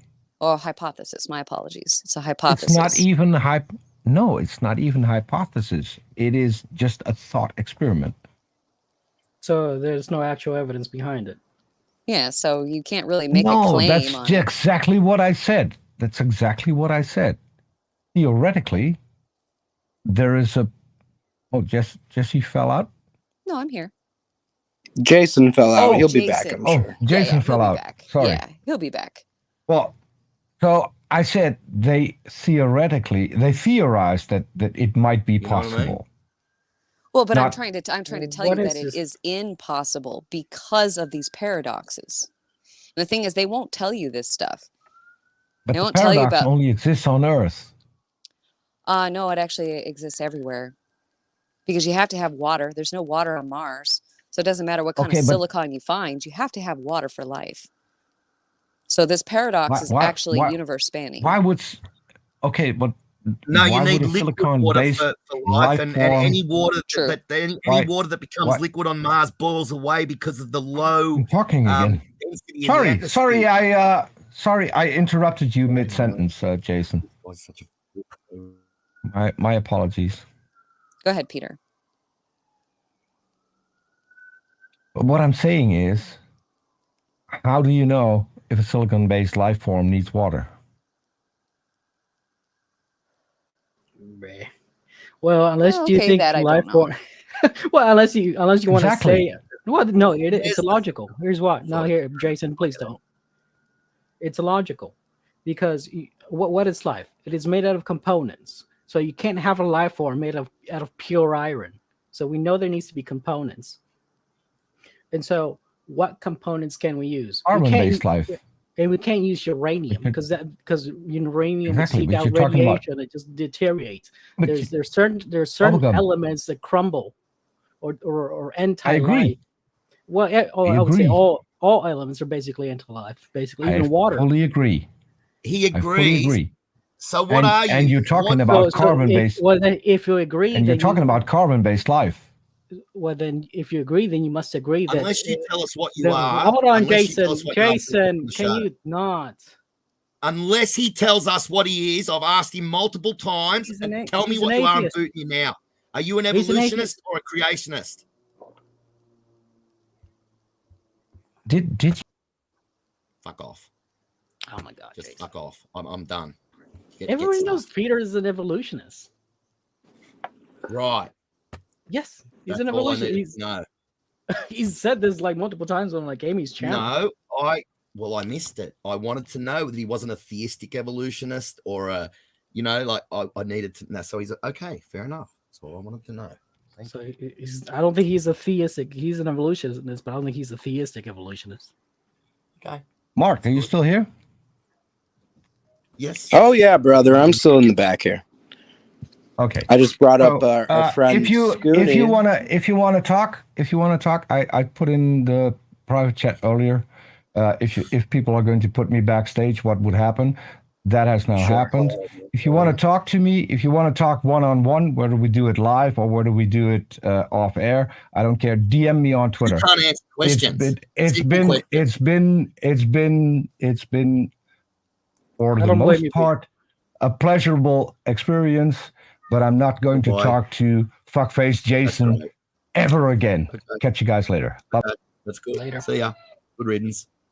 Well, it's probably late where he's at, So I guess, if he's going to step out like that, I'm going to address his. Now, 5-minute Science, spiel. now that he's gone, I want to say something. Now, before he started talking, in the very beginning, I started to say about how this guy's given talks. Okay, I said papers. I might have got that wrong, but in his talks, okay, he's talked about aliens coming down and reseeding it. Now, there's his book written in 2017, right? You dickhead. Because he's going on about this is 1995. Well, there's his book. Go and get it and read it.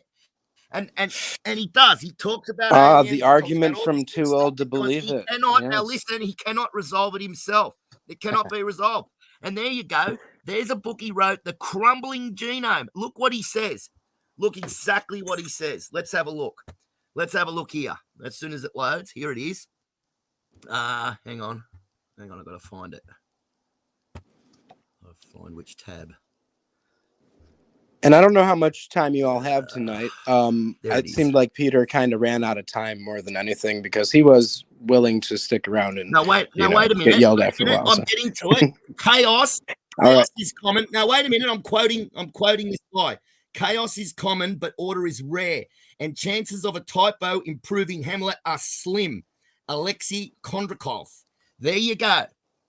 So, and that's written in 2017. So if he wants to go get his book, no one's been able to tear him down or debunk him or get a resolution to this right up till present day. And that's a fact. There is lots of citations out there. We think this might be a resolution. It might happen this way. We're not sure. But if you read through any of those citations that are trying to debunk this or trying to show a resolution to this, you will see that wording all the way from the beginning to end. One guy gave us a citation. Dan, I can't remember, Dan Stern, gave us a citation. He said, this proves beyond a shadow of a doubt there's no, what did he say? There's no doubt in this citation. And Matt looked up a word. What was the word? We're not sure. What was the word? Basically, I wish I could remember the word. There was a word in there that basically 147 times that basically said that they don't have a clue. They just think it might be like this. And the whole citation from beginning to end was, we think it might happen this way. We're not sure, but all the way through from beginning to end. And he put it up, and he teaches children at a school, right? And he put it up and said, there's no doubt in this citation proves it 100%. There was no 100% anywhere. Even in the first line of the citation, they said that they're not sure, but sort of thing. And he's going along and he's telling people that he's found 14 papers that debunk this guy, and this guy's just written his book in 2017. Kondrakov. Well, you go get his book then, mate, and you go and have a look at it, and you get on the peer review process, and you go and tell him how wrong he is, and watch how he responds to you. I'd like to see his response to that guy that was just on, Kondrakov. I don't think he'd even bother with him. Well, I think what was his name? I forgot his name already. Peter. Peter. There you Or- go. Yeah, Sure. Peter. Well, he was talking about abiogenesis. This is a comment about evolution. Plus, this doesn't really matter as long as you guys keep believing that dogs come from wolves. The atheists can push their evolutionist agenda. do you Yes, mean? I do believe that, because I've bred dogs in my life, mate, and I've seen that if you get sometimes you get variation. It's genetic loss, right? No, What that- happens that- is that's a you've fairy got a tale. genome. My guy, You can get a chihuahua Let from me a stop you wolf. there. Let me stop you there, dude. That's your story. I'm not going to believe nonsense. Okay, you're not going to believe nonsense, is that right? All right, well, let's have a look at something. All right. I was going to go back and pull up something. Well, I don't understand what the premise is, though. Are you saying that I'm because trying we to say explain that? the premises of So this. basically a bunch of what the It's atheists genetic believe- loss. Yeah, Yeah, genetic loss, loss. my friend. Nice fairy Loss. tale. Yeah, nice fairy tale. It didn't happen. So Okay, all right. what the atheists is basically doing, Read something to you. they're hedging their bets on the Christians' microevolution, and they pretty much just piggyback right this to fool the masses into the macroevolution, and it's a pretty good justification in their case. Well, no, not really, because there is actually loss in the genome. I mean, just look Yes. at how large the animals were. Okay, when Yeah, they're but- smaller, that's a loss of information. Yeah, So but loss doesn't get you to a new animal. Loss just gives you disease. It doesn't get you to a new animal. well, no, because God created genetic variability with No, what we that- call that's not front. the- Let me no, explain that's you. your fairy tale. That's your fairy tale, and that's a problem. But it's not a fairy Let tale me because we can explain to you actually test why. this. You wanted to know It why is. you said it's bull. You said it's rubbish. Okay, let me explain to you Yes, what I mean. Let me read it to you. Dog breeds, variations in the dog kind. Mutations are basically a mistake in the DNA. It's like a typo in your DNA. It's a copying mistake. You have genes in dogs for normal long legs, and all dogs should have proper long legs. But there are mutations that cause the information to get garbled, and the Yeah, I legs heard don't this form a million properly. So times. you end up with a dog. Wait a minute, with short, stubby little legs. This dog in the wild isn't going to do very well. Not only is it not going to be able to catch food, it's more likely to get caught and eaten itself. Okay, so this is what we're talking about. We're talking about genetic loss. You can go from a wolf Yeah, I down heard to a this a million chihuahua. You can times. never go from a chihuahua back to a wolf. We believe that. We believe it Go doesn't say ahead, go anything. ahead. We just believe what the Bible says. The Go Bible ahead. Take says a bunch of which wolves and turn kind them we into Chihuahua. Good luck with of, that. and it also says 2 of every kind, and the ones where he had to take more than like variations within that kind, he Jason, explains that. He explains Jason, that Jason, difference. you might be able to They fool an didn't just take atheist. 2 birds, but he took just, where does it say he Ja- took multiple Jason. different kinds of dogs? Well, Jason, what are you? Are you not? Are you an atheist? I'm a creationist. No, Well, then they- how can you they- how can you say that this is our fantasy? Because that's your Christian fantasy. It's not. It doesn't align with the actual creationism. Actually, it what- does what- because that's exactly what creationism talks about. No, look. If There look, is it- there is genetic variability within a kind. Do you agree with that or not? no. That's like saying there's this Pokemon, there's this Pikachu, and it just devolves into. Okay, its let's next talk about phase of something that's real Pikachu. and not Pokemon. All right, Well, you believe in Pokemon. That's the thing. That's the I problem. don't. Okay, look. If you believe, you can take a Who's bunch of accusing you wolves believing in and Pokemon? just mix them up until you get a Chihuahua. That's No. Pokemon. No. It's called genetically isolating traits. All right, we're not just That's- talking about. That's your fantasy. Right. No, because Good we've done one. it. Where do you think the German Shepherd comes from? Wait. You Yeah. think you can actually do it? Yeah, genius. Do you know? Okay, Do you go know? ahead. Where, German do you Shepherd is do you the know? closest looking Do you know animal that to we a actually? wolf. You know that? Do you Go know ahead. that we actually Take some. recreated Take some. genomes to actually make Dog the Native breed. American Dog Indian breed dog? to a wolf. Go ahead. Take some German shepherds, pure Mhm. breed German shepherds, as many as you want, and give me a Chihuahua. Never Give gonna you a happen. Chihuahua? Yeah. Oh, okay. So, Well, we so actually if might you be able have to if do. you We have a actually breed might of be able dogs to do and that. a couple of dogs in that Look, breed. Now let's listen, just wait a drop minute. this Wait a topic. minute. Look, If you let's have a just drop litter, this I've topic. seen this, and you get a couple of dogs. Wait a minute. If you get a couple of dogs in the litter that got short legs, right? Like much shorter than the rest, like really ultra weird looking. And then you get those dogs and you line breed them. You put brother over sister, and then you basically line breed. You can do that with dogs because it's not as destructive as it is with humans. And I'm not going to get into why, but you can. So basically, what you do, you select what she said. You select those particular two dogs because you like dogs with short, stubby legs because they can't jump up on you as much and cause as much trouble. And basically, you start line breeding or breeding to get that trait. And yes, dogs can look Yeah, that's massively nonsense. different. Yeah, go How go are you- ahead. how are I you could saying- Show how are you literally me. saying get that that's dogs in my nonsense, though? lifetime and make a Because it is. completely new breed of dog. A completely So you just believe that we don't have German shepherds Huh? and that we don't have Chihuahuas. I You just don't think that those believe. are just fake? No, I just don't believe you can get. We're literally Jason, doing this can stuff, you- Jesse, and he's saying it's nonsense. Jason, can you hold your tongue for at least a second? I don't believe that you can get a Chihuahua by mixing pure breed German shepherds. Well, why not? Have you ever seen their studies Because done that's on? Hold nonsense. on. Don't interrupt me. All right. Have you ever seen the genetic studies where they've actually isolated traits and then produced a new dog species, is what they call it? I'm- Have you ever I- seen the process? Mixing a new dog so that you get a mixed breed is not a new breed. Yeah, it is. It's a mixed That's how. breed. So are you saying that all dogs? Okay, are the no. same then? What he's saying, Jesse, is he's saying Confused. that must have been multiple different kinds of dog that came off the ark to get those different dogs, right? But he's wrong in the sense that I can have a litter. I've seen litters of dogs where literally what he says in that article, some dogs come out with short, stubby legs. If you selected those dogs and just bred to that, I could literally make a completely different looking breed of dog in my lifetime easily. And they Easily. All right, and they look, did it. And They did he's it with saying that can't be foxes. done. Have you guys ever seen that study where they did it with foxes? Over 70 years. Yes, I have. Yeah, that's Okay. a ridiculous. That's a ridiculous atheist evolutionist study, and all they did was get the years to go floppy, which is just loss of muscle in the ear. That's nothing. They right. didn't No. They did not. right. They did not genetically change the fox in any way. Oh, we're not saying that they're going to Loss. genetically change. They're still a dog. But that is Loss. required. What? Oh my God! Wait. Here's the difference. No. No. We're listen. saying that a Chihuahua dog- and a dog and does not wolf are the exist. same. Create They're just dogs- different breeds. dogs. No, dogs do not exist. It is a form of, it's a concept of a form. What A it what? does exist is a German Shepherd. A German Shepherd exists. A Chihuahua exists. But dog, that's like saying car. That's just a form. What does exist is a Honda Civic. Yeah, that's why it's called a dog Yeah, but kind. Yeah, but these are just Duh, these, that's why these we are have just cars. forms. Those are just plutonic forms. Those do not exist. Those are just merely plutonic forms. What?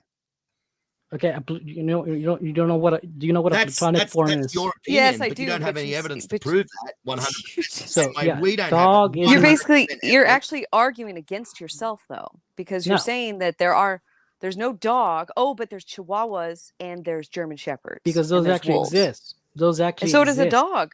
No, dog is is a all three form of those. concept. No, that is a concept of a form. The form, it's like saying species. Does species not exist? at all. No, right? Species, no, species is not even the same thing at all. That's like saying animal. Does animal exist? No, there's an animal that is called a German Shepherd that does exist. But animal is merely a concept, a category. A category, yes, that's what we're saying. Dog is a category. Yeah, but categories Yeah, do but- not exist. Those are merely mental abstractions. No, that is not true, because if you actually believe in creation, which God says in the Bible that they were to produce after their own kind, what is a kind? That is another category, an abstraction. Thank you. Yeah, So yeah, therefore, I don't believe when in he kinds. created That's dogs, nonsense. when he created dogs, he created the dog kind, and they No, produced after their own Wait a kind. minute. You Are cannot you prove s- anything are- different. So you're saying God didn't actually create the German Shepherd? He just created these abstractions, these forms. We don't know what the original dog looked like. That's why So we use a broad it's either term gonna of it's dog. either gonna be he actually created a real living flesh and blood dog, or he merely created a form. So which one No, is we it? did not. We did not. We're not saying that he created some form. He created a dog. We do not have that dog today because it's dead. Oh, how convenient. Well, it's not convenient. It's just what happens. You know, funny. I mean, do you know anything about history? I mean, do you know that we go and we hunt the biggest We do- animals until no, extinction? No, that's your history. That's your No, made up it's not my history. history. Yes, It's it not my is. history. Yes, it is. 'Cause Okay, if so what that- history do you believe in? Do you believe Look, that aliens if came that down was and gave true- us plutonic dogs? Well, that's what you're saying. You're saying No, I'm to get- not. you are. No, Okay, I'm saying gi- God give me the created give a me the kind. original. Give me the original cow. You can't. Give me the original wolf. No, we you can't. Give me the original lion, bear. You can't. It's all We might be platonic able to with the forms to you. horse since there's only five, like Okay, can five I or say six something about species. cats quickly? I want to interject something. You can take a skin graft off your house cat, your moggy, and put it on a friggin' tiger, and it'll take perfectly. And What they does can that tell you, and they smarty can pants? interbreed too. So you're saying because they can interbreed, that therefore they come from one another? No, because you can literally take a skin graft off your house cat and put it on a tiger, and it'll take perfectly. No, it won't. Literally. No, it won't. All Which right. could be considered evidence, but it's not proof that they share a common ancestry. No, because because you you got to can- know that these common traits, these commonalities, even the fact you can skin graft cat flesh on other cats, it's just suggestions. You know, You can- it's evidence, but it's not proof Well, you that they all can. came from a single kind. Because as some things that happen, like I do differ from the AIG narrative, the creation narrative, and I think that Gum does as well. I don't believe there was just, a pair of cats on the ark and all cats came from two cats. I think that they had lions and tigers and cheetahs on the ark, and that they might have been original creations even from the beginning of creation. Well, no, But okay. that's will how say I this. differ, but that's my view. In Genesis, Actual we don't creationism. know. In Genesis, we don't know how many were actually created on the creation week. All right, that's something that none of us can actually argue. But when it comes to the ark, God said how many went onto the ark. So you're now arguing with what God said. He said he brought Yes. two kinds. Thank you. So you can't pick and choose what you want to believe about the Bible. You either believe Two all kinds of it of or what? you believe none of it. Is he saying two kinds of Chihuahua Oh, or I two agree with kinds of that last forms? statement. Two kinds of what? Two kinds of Chihuahuas or two kinds of forms? No, two dogs. Well, that's a form. So No, it isn't did a he form. put- That's your that is a opinion form. and That is- your twisted It's, version of it's it. a variety, is what it No, is. It's a variety category. of dog. It's no, not it something was- that actually exists. It's a category. No, actually, it does exist. Because Go if you have ahead, two show me dogs, dog. because if you have two dogs, you're gonna get You're gonna get a dog. Go ahead, show Is me it- dog. I just did. Breed Where's two dog? dogs, and you're gonna get a dog. Am Where I is wrong? dog? Where Look is at the dog? screen. No, Look at the that's screen. a Look at the that's a screen. wiener dog. You see the That's a bull wiener. terrier? Now I want you to go and look at the old movie. There's an old movie called Oliver Twist.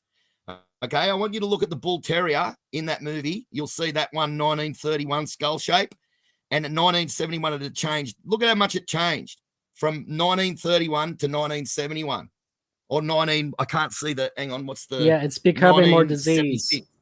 Yeah, through inbreeding they made it more Oh, disease. mate, Congrats. it's not disease. You see It either is way. See, but disease. either way, he's just see how he's debunking himself, Jesse. She's not there Yes. anymore. Are you there?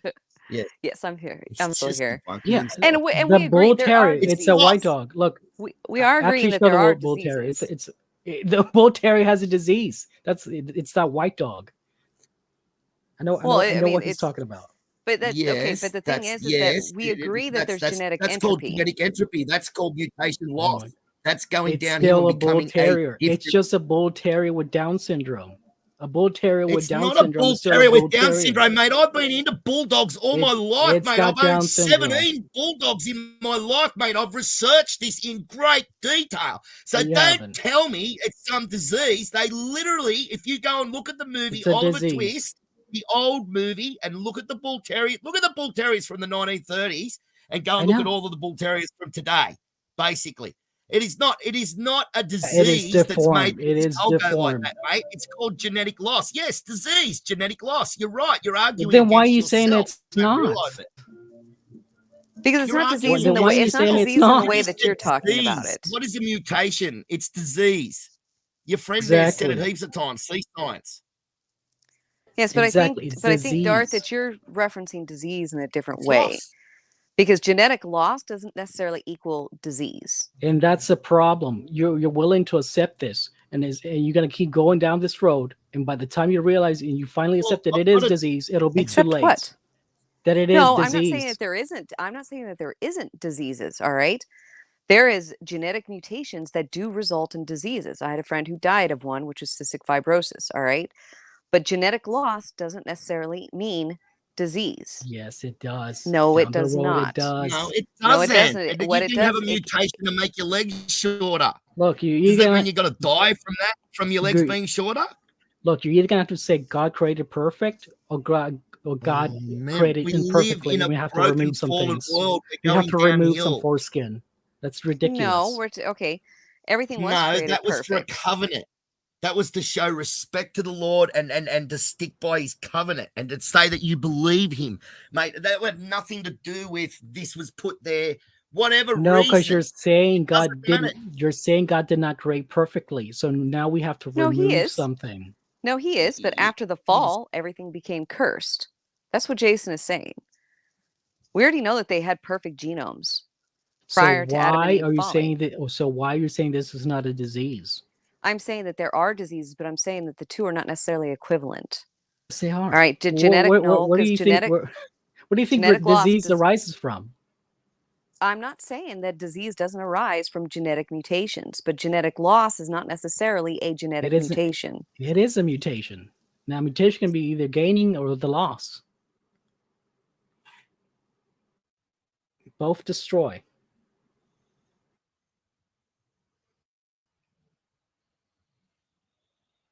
Is that a mic drop or something?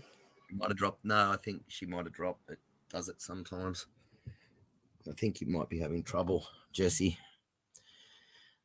Yeah, no, there is genetic loss that doesn't result in disease. First of all, you've got this Jason. the crumbling genome. You've got that from Kalashnikov. I showed you the 100 near neutral mutations. You can have genetic loss where Jason. it makes your legs shorter. Are you going to die from your legs being shorter from that genetic loss? Is that going to It's kill a you? disease, right? It is a disease, right? No, well, yes, but it's not going to kill you. Okay. Okay, If doesn't you come out with a matter. mutation that makes your It arm doesn't shorter. matter. People who had It doesn't. thalidomide, people had thalidomide, women who took thalidomide years Jason, ago. it doesn't matter if it because doesn't of kill you now. Short arms and short legs. They didn't die from the short arms and short leg mutation. They lived on, Jason. right? Jason, You can have a Jason, mutation. Yes, they can live on, but it doesn't matter if it doesn't kill them right away. It's still a disease, and that's not good for any of us. Yeah, of course it's not good, but you're not. You can Then- have a mutation. Then that why? doesn't Then why kill you. would we perpetuate it? Continue to perpetuate this disease. What about is the to near go neutral against mutations God? that build up in our genome? If you Slightly, keep very slightly pushing, look, deleterious if we mutations. go, Don't cause the problem. let's take these dog breeders for example. If we let them keep doing what they're doing and perpetuating what they did to the bull terrier, they would destroy the bull terrier, which just means they are going against God's creation, which is to destroy God's creation. Now you Lord. put yourself in a position against God, and you haven't realized it. Oh man, it's like honestly, no. What are you there are conserving? mutations. What does it Jason's mean to right, be a there are- conservative, Jason? Have you lost sight what it meant to be a conservative? It Constitutional ain't to conservative. Believe No, in it ain't to, protecting our it rights ain't and to freedom. preserve the monarchy. It ain't to preserve the government. It's to preserve God's word. It's a constitutional conservative to preserve and protect our rights and freedoms. Screw the government. It ain't about conserving the monarchy or the government.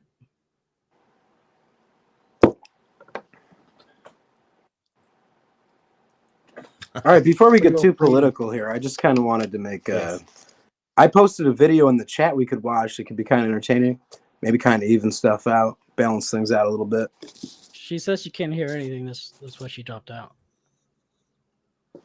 Yeah, it happens. You got to drop out and come back. If you again. log back in, you'll probably be able to get a better connection, Am I back? or just reload it. Yep. Excellent. back. Yay! Sorry about that. I don't know what happened. That was kind of weird. Do you guys feel like watching a little music video? I thought I left you speechless or something.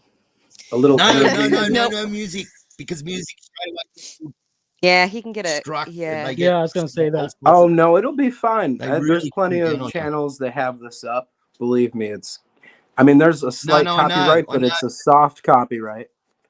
It's not a hard copyright. You're Yeah. not going to get any strike. I promise. And it's right in the All right. private chat, and I guarantee you'll enjoy it.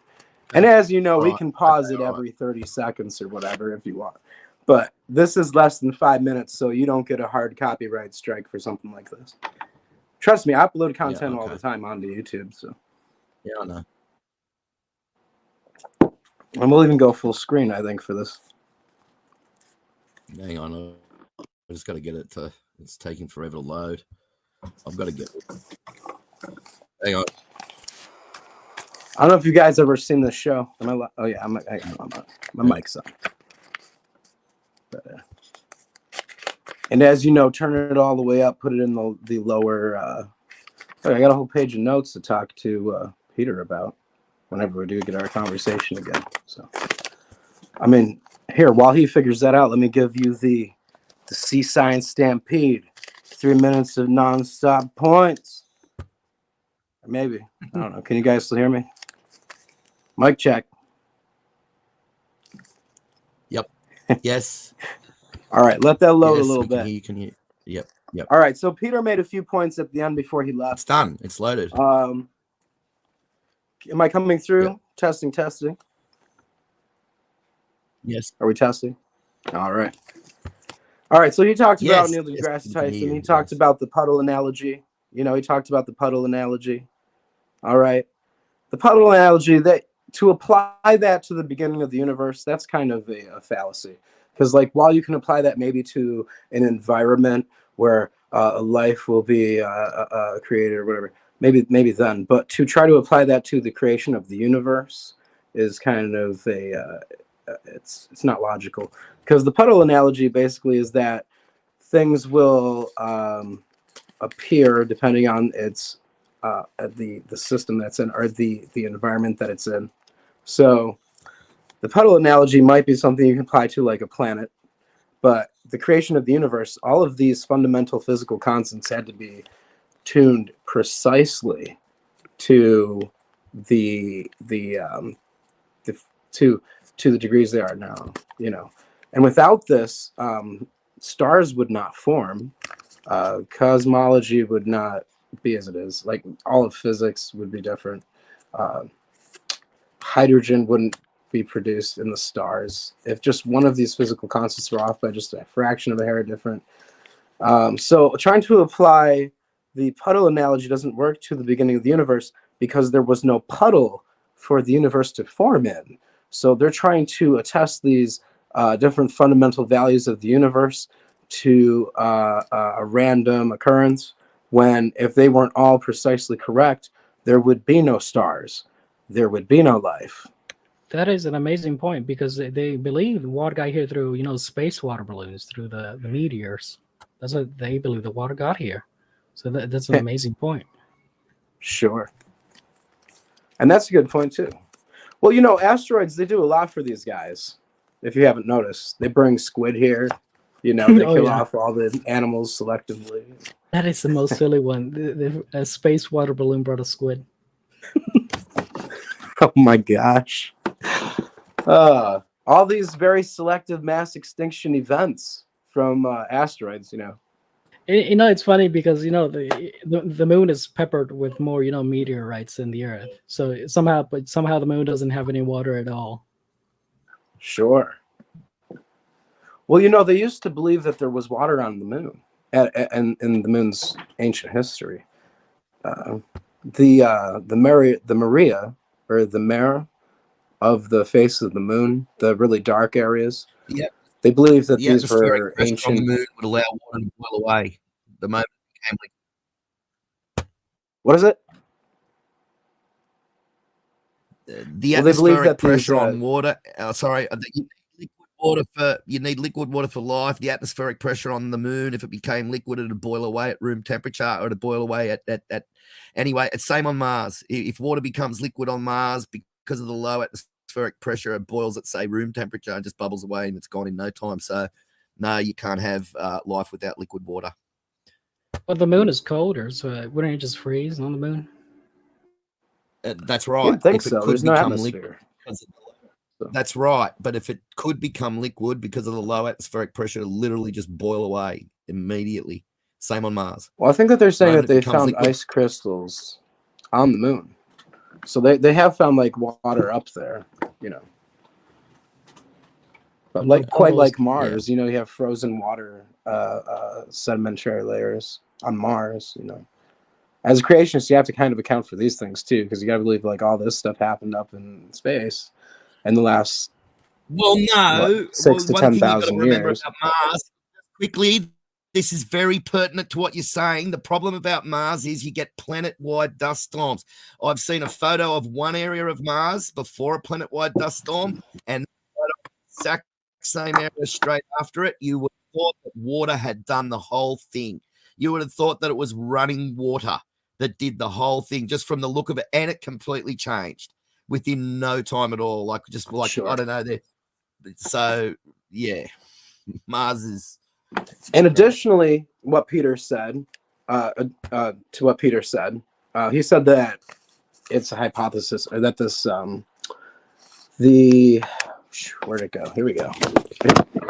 Ooh, I got the book right here. The Anthropic Cosmological Principle. Now, this is a book by Barrow and Tipler. Now, this is a principle, not a hypothesis. Like, this is a cosmological principle, a principle of physics. We could call it a hypothesis all you want, but that doesn't change the fact that it's practically a law. So it's a principle that this universe is fine-tuned in such a way that it allows conscious life to exist from the very foundation of reality. It's not just an opinion, it's a fact of reality. However you rationalize this within your personal philosophy is your choice.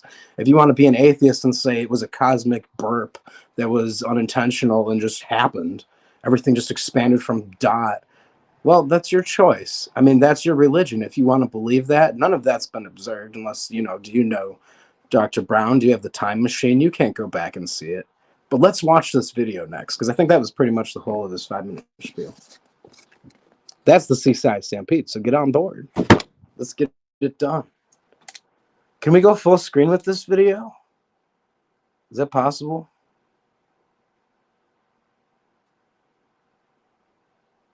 Have you ever seen the Flight of the Conchords? I don't know if you guys... down, making sure everything turns out okay for us. Put your mics on mute if you would. I'm sure of it. Some are up there, some...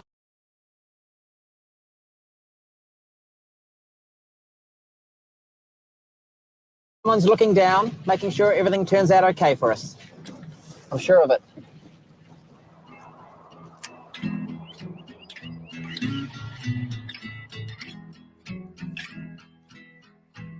There are angels in the clouds doing it.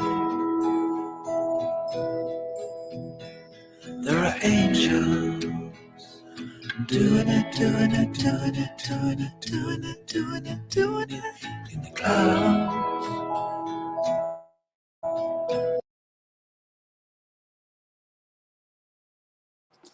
Oh, they were just getting into it, man.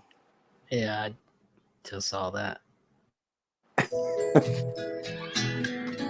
Behind the shroud of the clouds, falling round.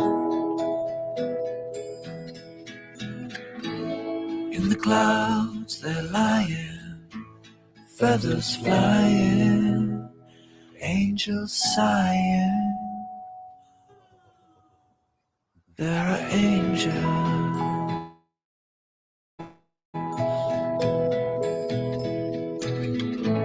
Nobody knows what goes on under those roads. Pushing and puffing and huffing and heaving, pushing and puffing and huffing and even, and pushing and puffing and huffing and even, and pushing and puffing and huffing and even heaven. Up there they're playing the loving game, making rain, turning white clouds gray.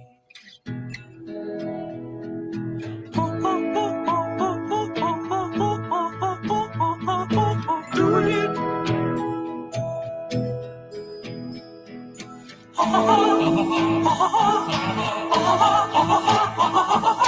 Doing it.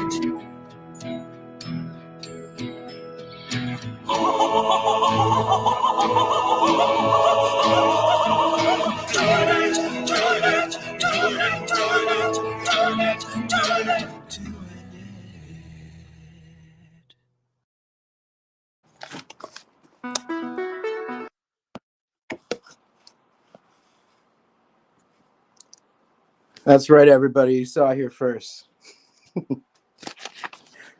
So,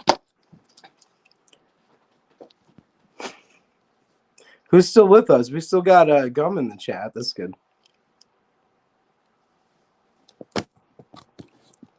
Did I lose you guys? Am I the only one left? Oh, sorry. I didn't realize I was muted. That thing about, like, I just want to make it clear, if anybody's still around, which I don't think there would be, but if there is, before he even started talking, twice I tried to bring up about Kondrakov and his citation, where he basically is doing talks, and in his talks, I said citations, but I don't know if that's all right. I just did it in his talks. In his talks that he's done, he's talked about aliens and how aliens must have come down or had to have come down and reseeded the genome or fixed the genome. He's got all sorts of weird ideas because he's so against. That's all I wanted to say. If I had said that before he started talking, I would have just shut up and let him go the whole time, because that's all I wanted to get out there. And then I tried to get that out there. How quick was that to say? And that's why I tried to get that out there. And all he did was go, and he was the one that didn't let me fucking finish it in the first place. The fucking dickhead. So I'm not fucking sorry. He's a fuck. Well, you know, we're beyond it now anyway. So, what'd you think of the music video? That's what I really want to know. Wasn't that special? I don't know if you guys have seen that. There's a meme somewhere on the internet. It says like, it's a Muslim criticizing an atheist. It's like, you have no God. You're gonna why you live in this hedonistic lifestyle, and it's like, you know, he just accepts it. And then he asks the Muslim, why do you want to go to heaven? To live a hedonistic lifestyle. So, you know, the concept of angels being hedonistic in heaven, it's a bit funny. Like, why, you know, what is, you know, that gets into the subject, what is paradise?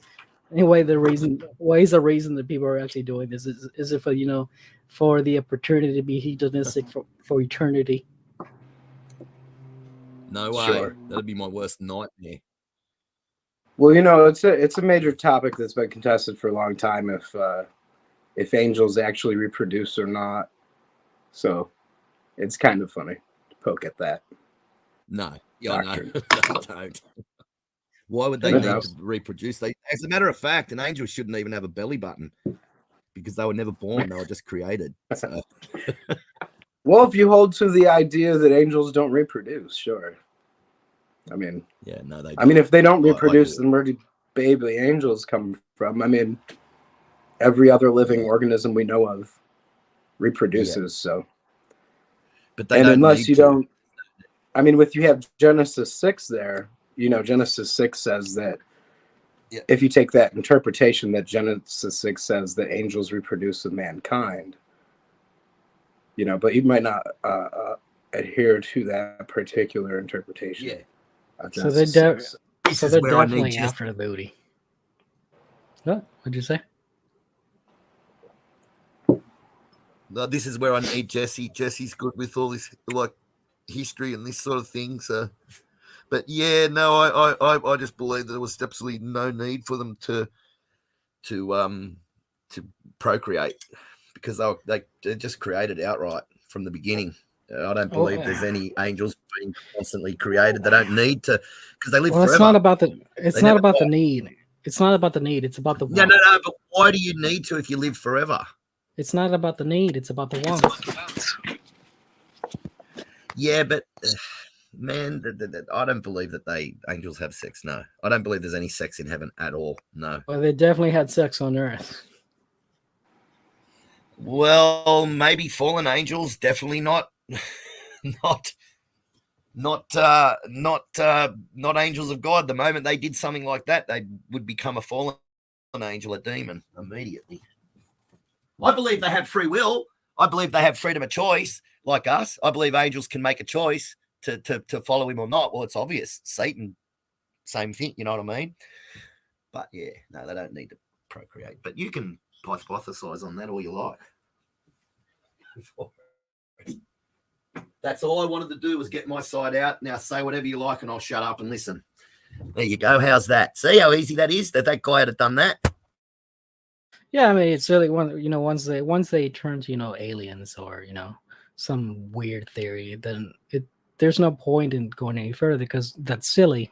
You just got to hey that's silly, that's ridiculous. You're basically the flat earthers of biology. There's nothing really you can debate there.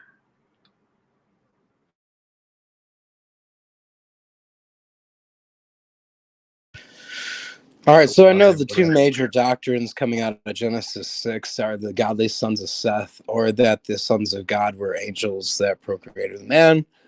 I do believe that the book of Jude and the book of 2 Peter reinforce this idea when it talks about angels that left their domain or their habitation and transgressed against God, basically, and that they're held in darkness and chains until the great day of judgment. This is explained in Jude. Now, Jude is not a long book. It's one chapter long. It's not even a long chapter, to be honest. But, I mean, the guy had some stuff to say, and it's some pretty important things. Take all of 4 minutes to read. Do you think we could patch over to the Blue Letter Bible? Is there any way we could project that up on the screen? Well, I'm going to try and find a different layout for this because this is... here we go. Now we can see more of the background. Well, just quickly, I want to say, God said that it's better for a man not to take a wife because he'd spend more time pleasing his wife than he would the Lord, right? So I really find it hard to believe that they were a thing. But we will pull up the Blue Letter Bible. Okay, we'll pull it up. Let me just go and get rid of a whole lot of these tabs because we don't need them anymore. And all they're going to do is cause problems. That doesn't make sense to me. That is. Yeah, I understand. That's all right. You can have that opinion. That's fine. Now, where is it? Let's see. Let's get rid of that. Genetic entropy doc. Gone. That doc gone. Okay, here we go. New one. Blue Letter Bible. Hang on. This is grape juice, by the way. Just so you know. It's not blue. It's not white wine. Welch's. Well, I mean, to be honest, it's White Welch's grape juice that I added white champagne yeast to about a month and a half ago. So it is wine, but it's grape juice that's been fermented into wine. Anyway. Bible search and study tool. Here we go. All right. So present.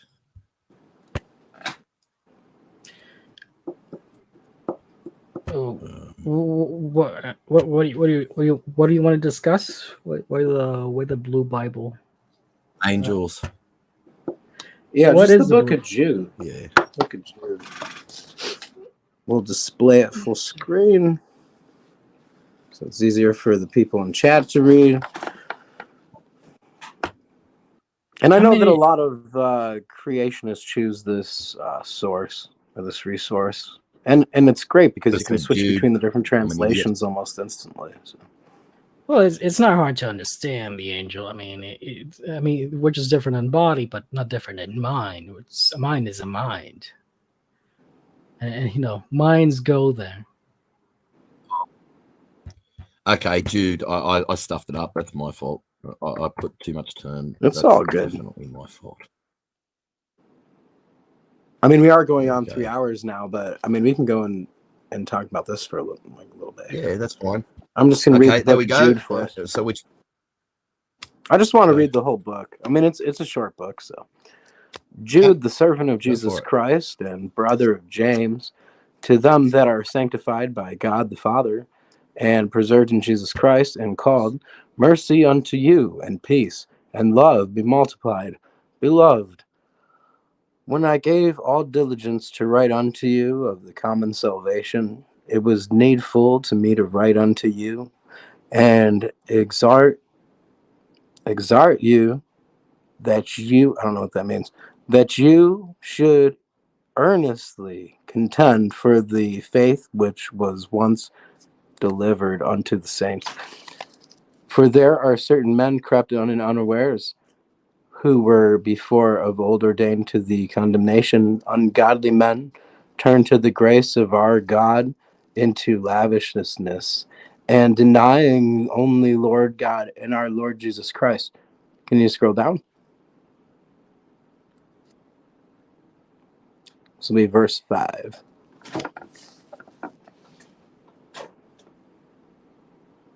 That's all right, Missing Mod. How are you? Good to see you in the chat. In and out is fine. Love your videos. Glad to hear you're uploading some new content. I'll be sure to be watching that tomorrow, probably. While I'm watching the stock market. Yeah. She wishes she could. Hey, I mean, we might be on for a bit longer if you want to drop by later on. I don't know how late you can stay up and whatnot, but. I'm about to drop out, actually. All right. It was good talking to you, Gum. I'm just going to read through this chapter of Jude. Yeah, good one. Have a good one. Night, mate. Night. God bless. Thank you for joining. And anyway, Wanted to show Jason exactly what I'm talking about. And like I said, like the book of Jude, I believe reinforces the idea that angels were, in fact, what we're being talked about in Genesis chapter 6. And I mean, it's fine, like, to hold the other doctrine that it's the godly line of Seth. Like, I know that's a major doctrine, and a lot of churches teach this and hold to that doctrine instead. But I really do believe that the second book of Peter and the book of Jude, that they reinforce the doctrine that the angels actually came here, and that the reason that the Bible gives for giants even being on the earth is interesting because it's a hybridization between humans and these angels. So their offspring were giants, and not necessarily even as tall as the angels or as tall as the humans, but a breed that was taller than them. Because, as you know, like I'm sure you know, lions and tigers, when they interbreed and hybridization occurs, that the liger is actually a larger feline than the lion or the tiger. So you have this giantism that's a result of hybridization. And it could have been something that happened to humankind early on. And that's definitely what's being attested to in the scriptures. And I think anybody that studies the scriptures in depth would eventually agree with this. So I'll just finish reading Jude, and then we will talk about it if you want. But we're not trying to have, like, well, here we go. So the sons of God are therefore- also described as humans in the Bible as well, not just angels. Sure. Yeah. Sure. Yeah, I mean, we can all be the sons of God. I mean, Jesus, he was the only begotten Son of God, though. So we have to differentiate. Jesus is, you know. When he was born into the flesh, he became the only begotten Son of God. Before that, he was not the only begotten Son of God. But anyway, let's not get into that. It's what I believe. No way. But anyway, up to you. I agree. And like I say all the time, you know, like we both are biblical creationists. I think that's the best way to label us. Our views might differ quite a bit, but we both believe in God, and we both believe in creation. We both believe the Bible is accurate. So I will therefore put you in remembrance, though you once knew this, how that the Lord, having saved the people out of the land of Egypt, afterward destroyed them that believed not, and the angels which kept not their first estate, but left their own habitation, he reserved in everlasting chains under darkness unto judgment of the great day.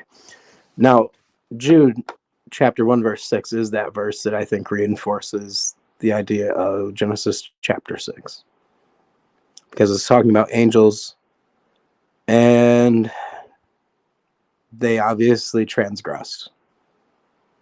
Now, it's interesting because there's a concept in a lot of Protestant churches, this backstory that isn't necessarily in the Bible, but represented and preached on by, I believe, Ezekiel chapter 28, where it talks about the covering cherub that walked on the fiery stones in the garden of God.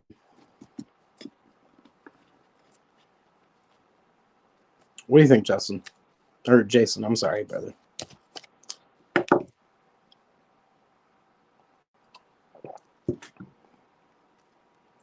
Now,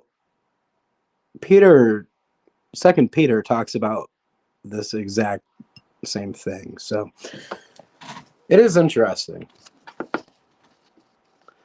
But I really do believe the interpretation that I hold is that the Genesis 6 is talking about angels and actually interbreeding with humankind, that giants were a hybridization, and giantism is a known result of hybridization among animals that are quite alike. So, like I said, the tiger and the lion is an example, but you also have different horses that have hybridized into larger horses. It's a well-known thing that hybridization results in the giants. So the Bible in itself is very scientific, I think, because it explains and gives reason for and defines just things.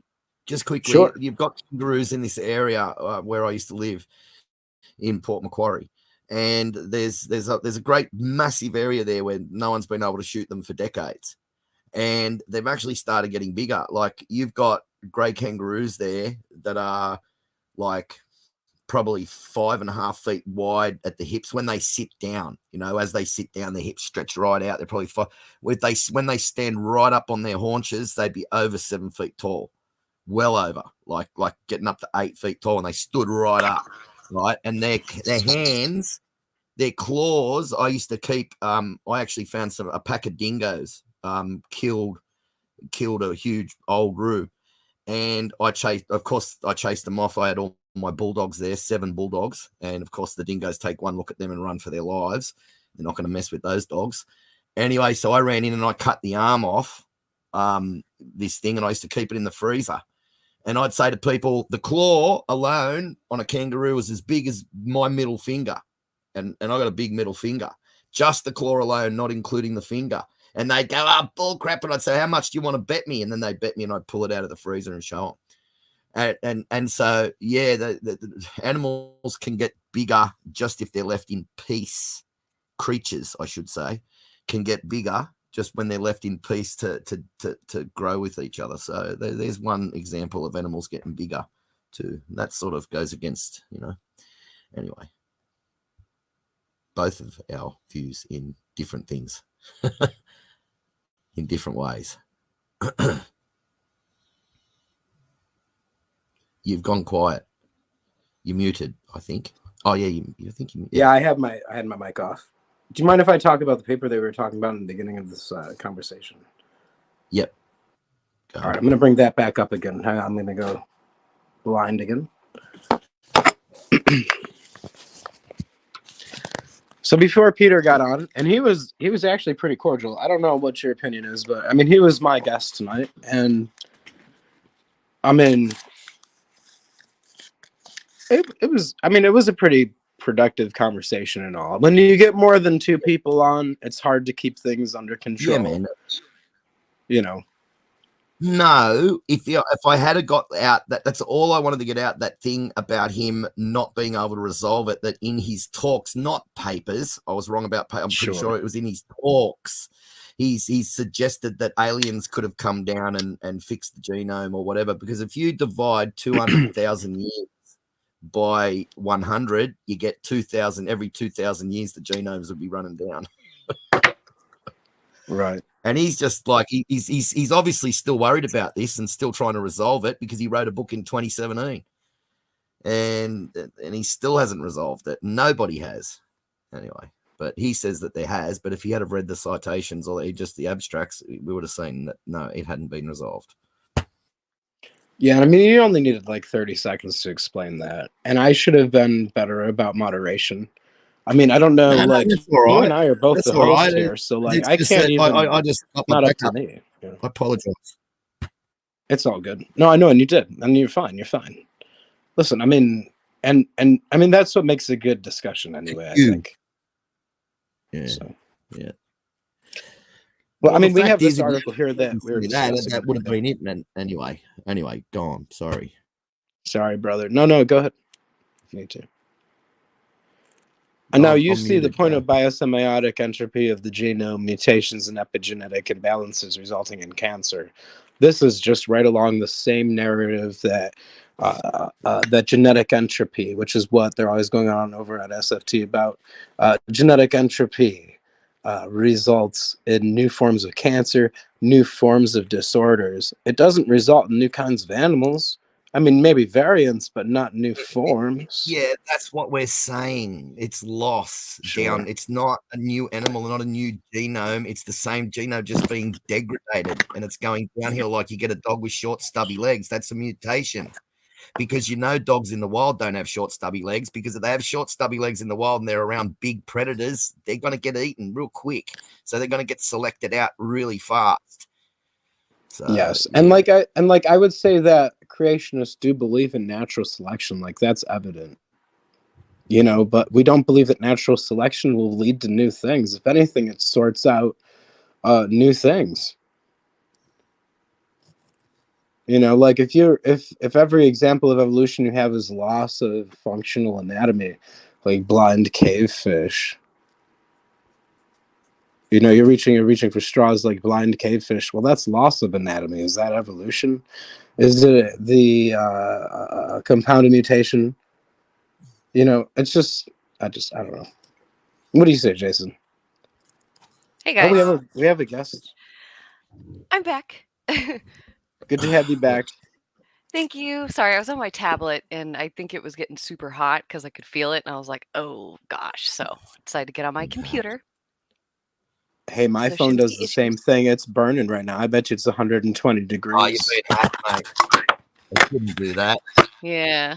Well, and just waiting the for other that. thing that you can bring up to them about this kind of stuff is that every time they try to come up with a transitional fossil, well, one, we find it alive. So that doesn't help them, especially when they say, oh, it's 300 million years old. And oh, look, we just found it alive. Well, that means no changes happened in the sense that they're talking about. Because they're talking about a vertical change, and we're talking about a horizontal change, which is not microevolution, because that implies that there's a change of it getting better, like of it going up, right?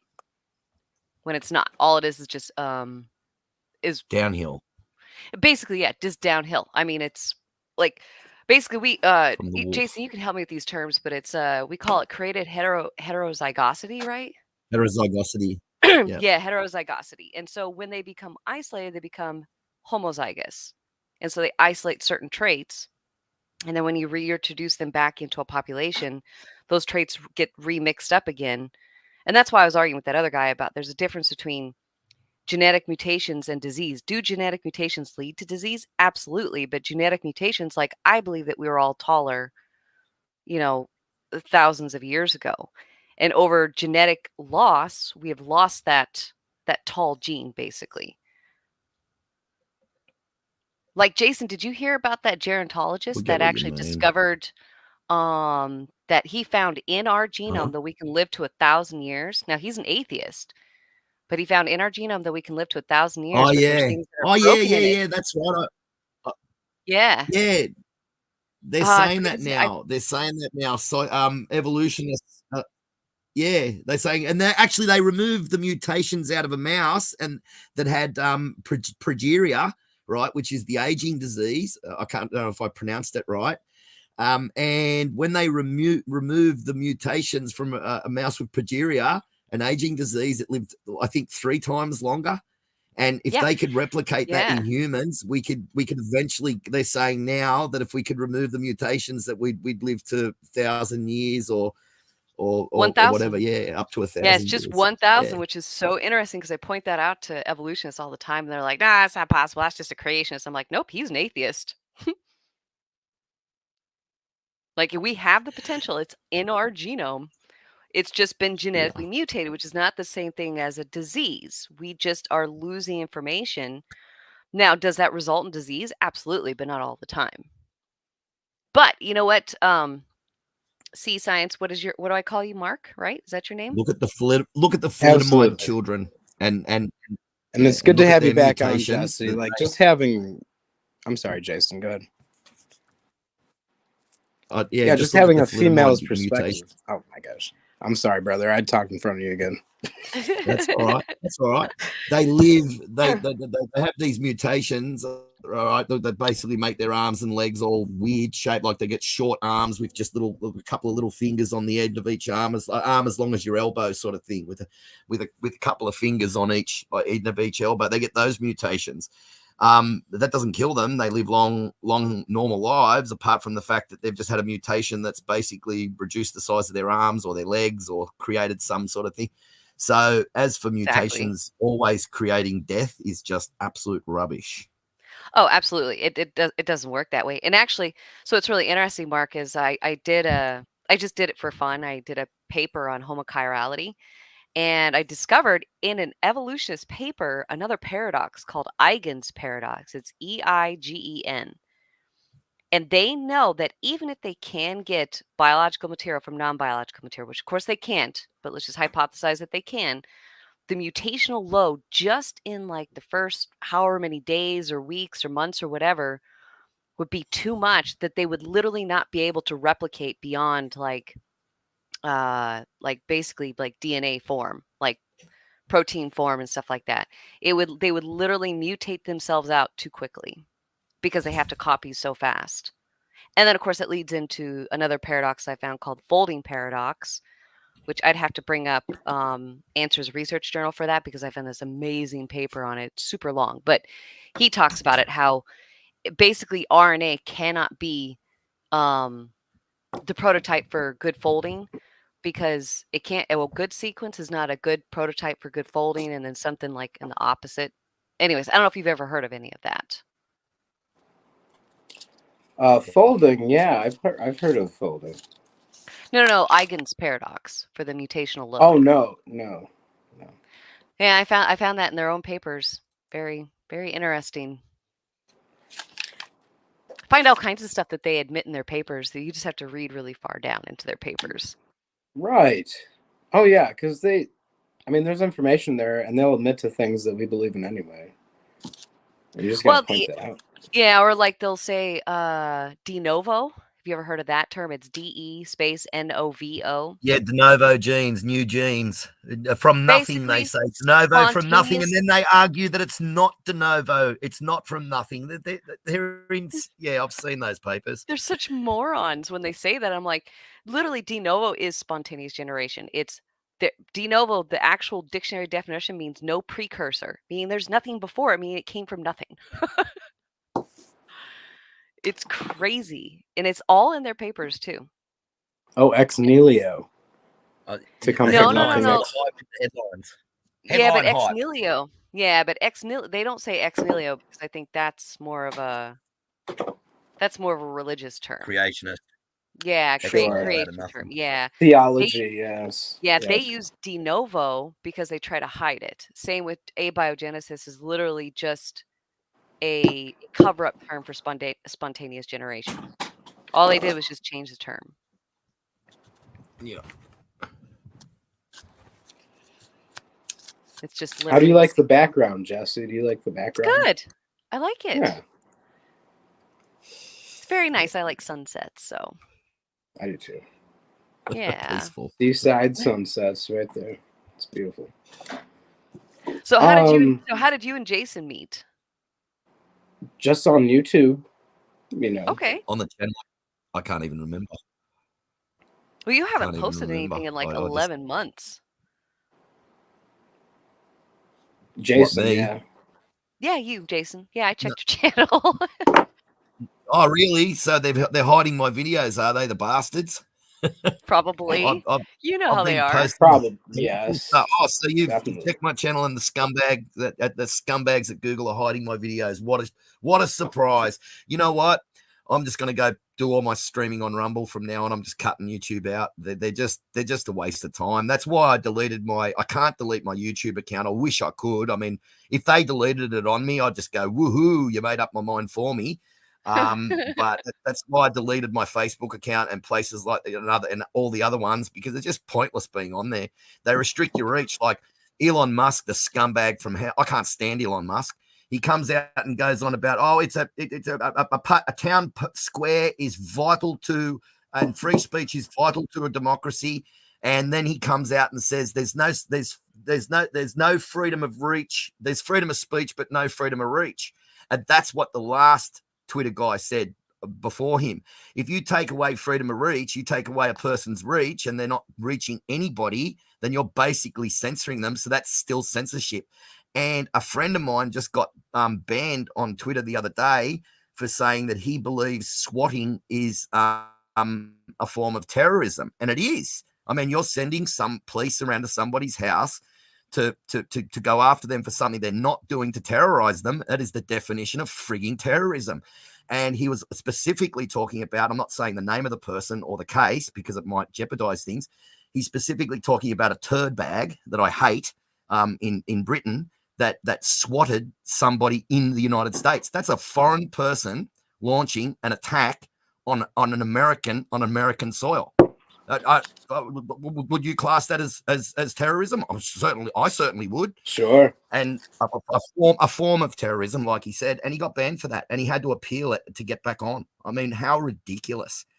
How ridiculous! And when I joined Truth Social, it came up and said, "You have joined the freedom of speech movement," and blah blah blah. And I tried to post a citation from Ohio State University on white slavery. And now they used to say it was only tens of thousands of Christians that got taken during those days. But now they're saying it's 1 to 2 million or more. Oh, yeah. And for the time period that it happened, and there's nothing offensive in it. And we're talking about woke Ohio State University. OSU EDU. You think they would have seen that OSU EDU, right? And gone, hang on a second. But their algorithm literally just took my whole channel out. I kept trying to post it, and it just kept coming up with a red thing at the top, like a red banner. And I thought, stuff this, and I kept on trying to post Truth it over Social's and over been giving and over Jason again. a hard And eventually time. it just shut my whole channel down. And then I had to appeal it to get it open. And I just said, and I sent them a thing. They let me open my channel again, and I sent it back saying, "Shove it up your ass. I don't want your channel fucking." You know, I lost it. I said, delete my channel. I'm never coming back again. Because Donald Trump stood up there and craps on about freedom and free speech, sends all this stuff out. You've just joined the free speech movement, and I get taken down for things I don't even get taken down on Facebook for by their algorithms. So utter hypocrite. Utter hypocrite. I'm so cranky with him, and I can't stand Elon Musk. I respect Google and YouTube like more than I do them, because they come out and crow on and on and on and on and on about freedom and then do that. They're worse. I don't know who runs YouTube Truth and Social, Google, but yeah, idiots.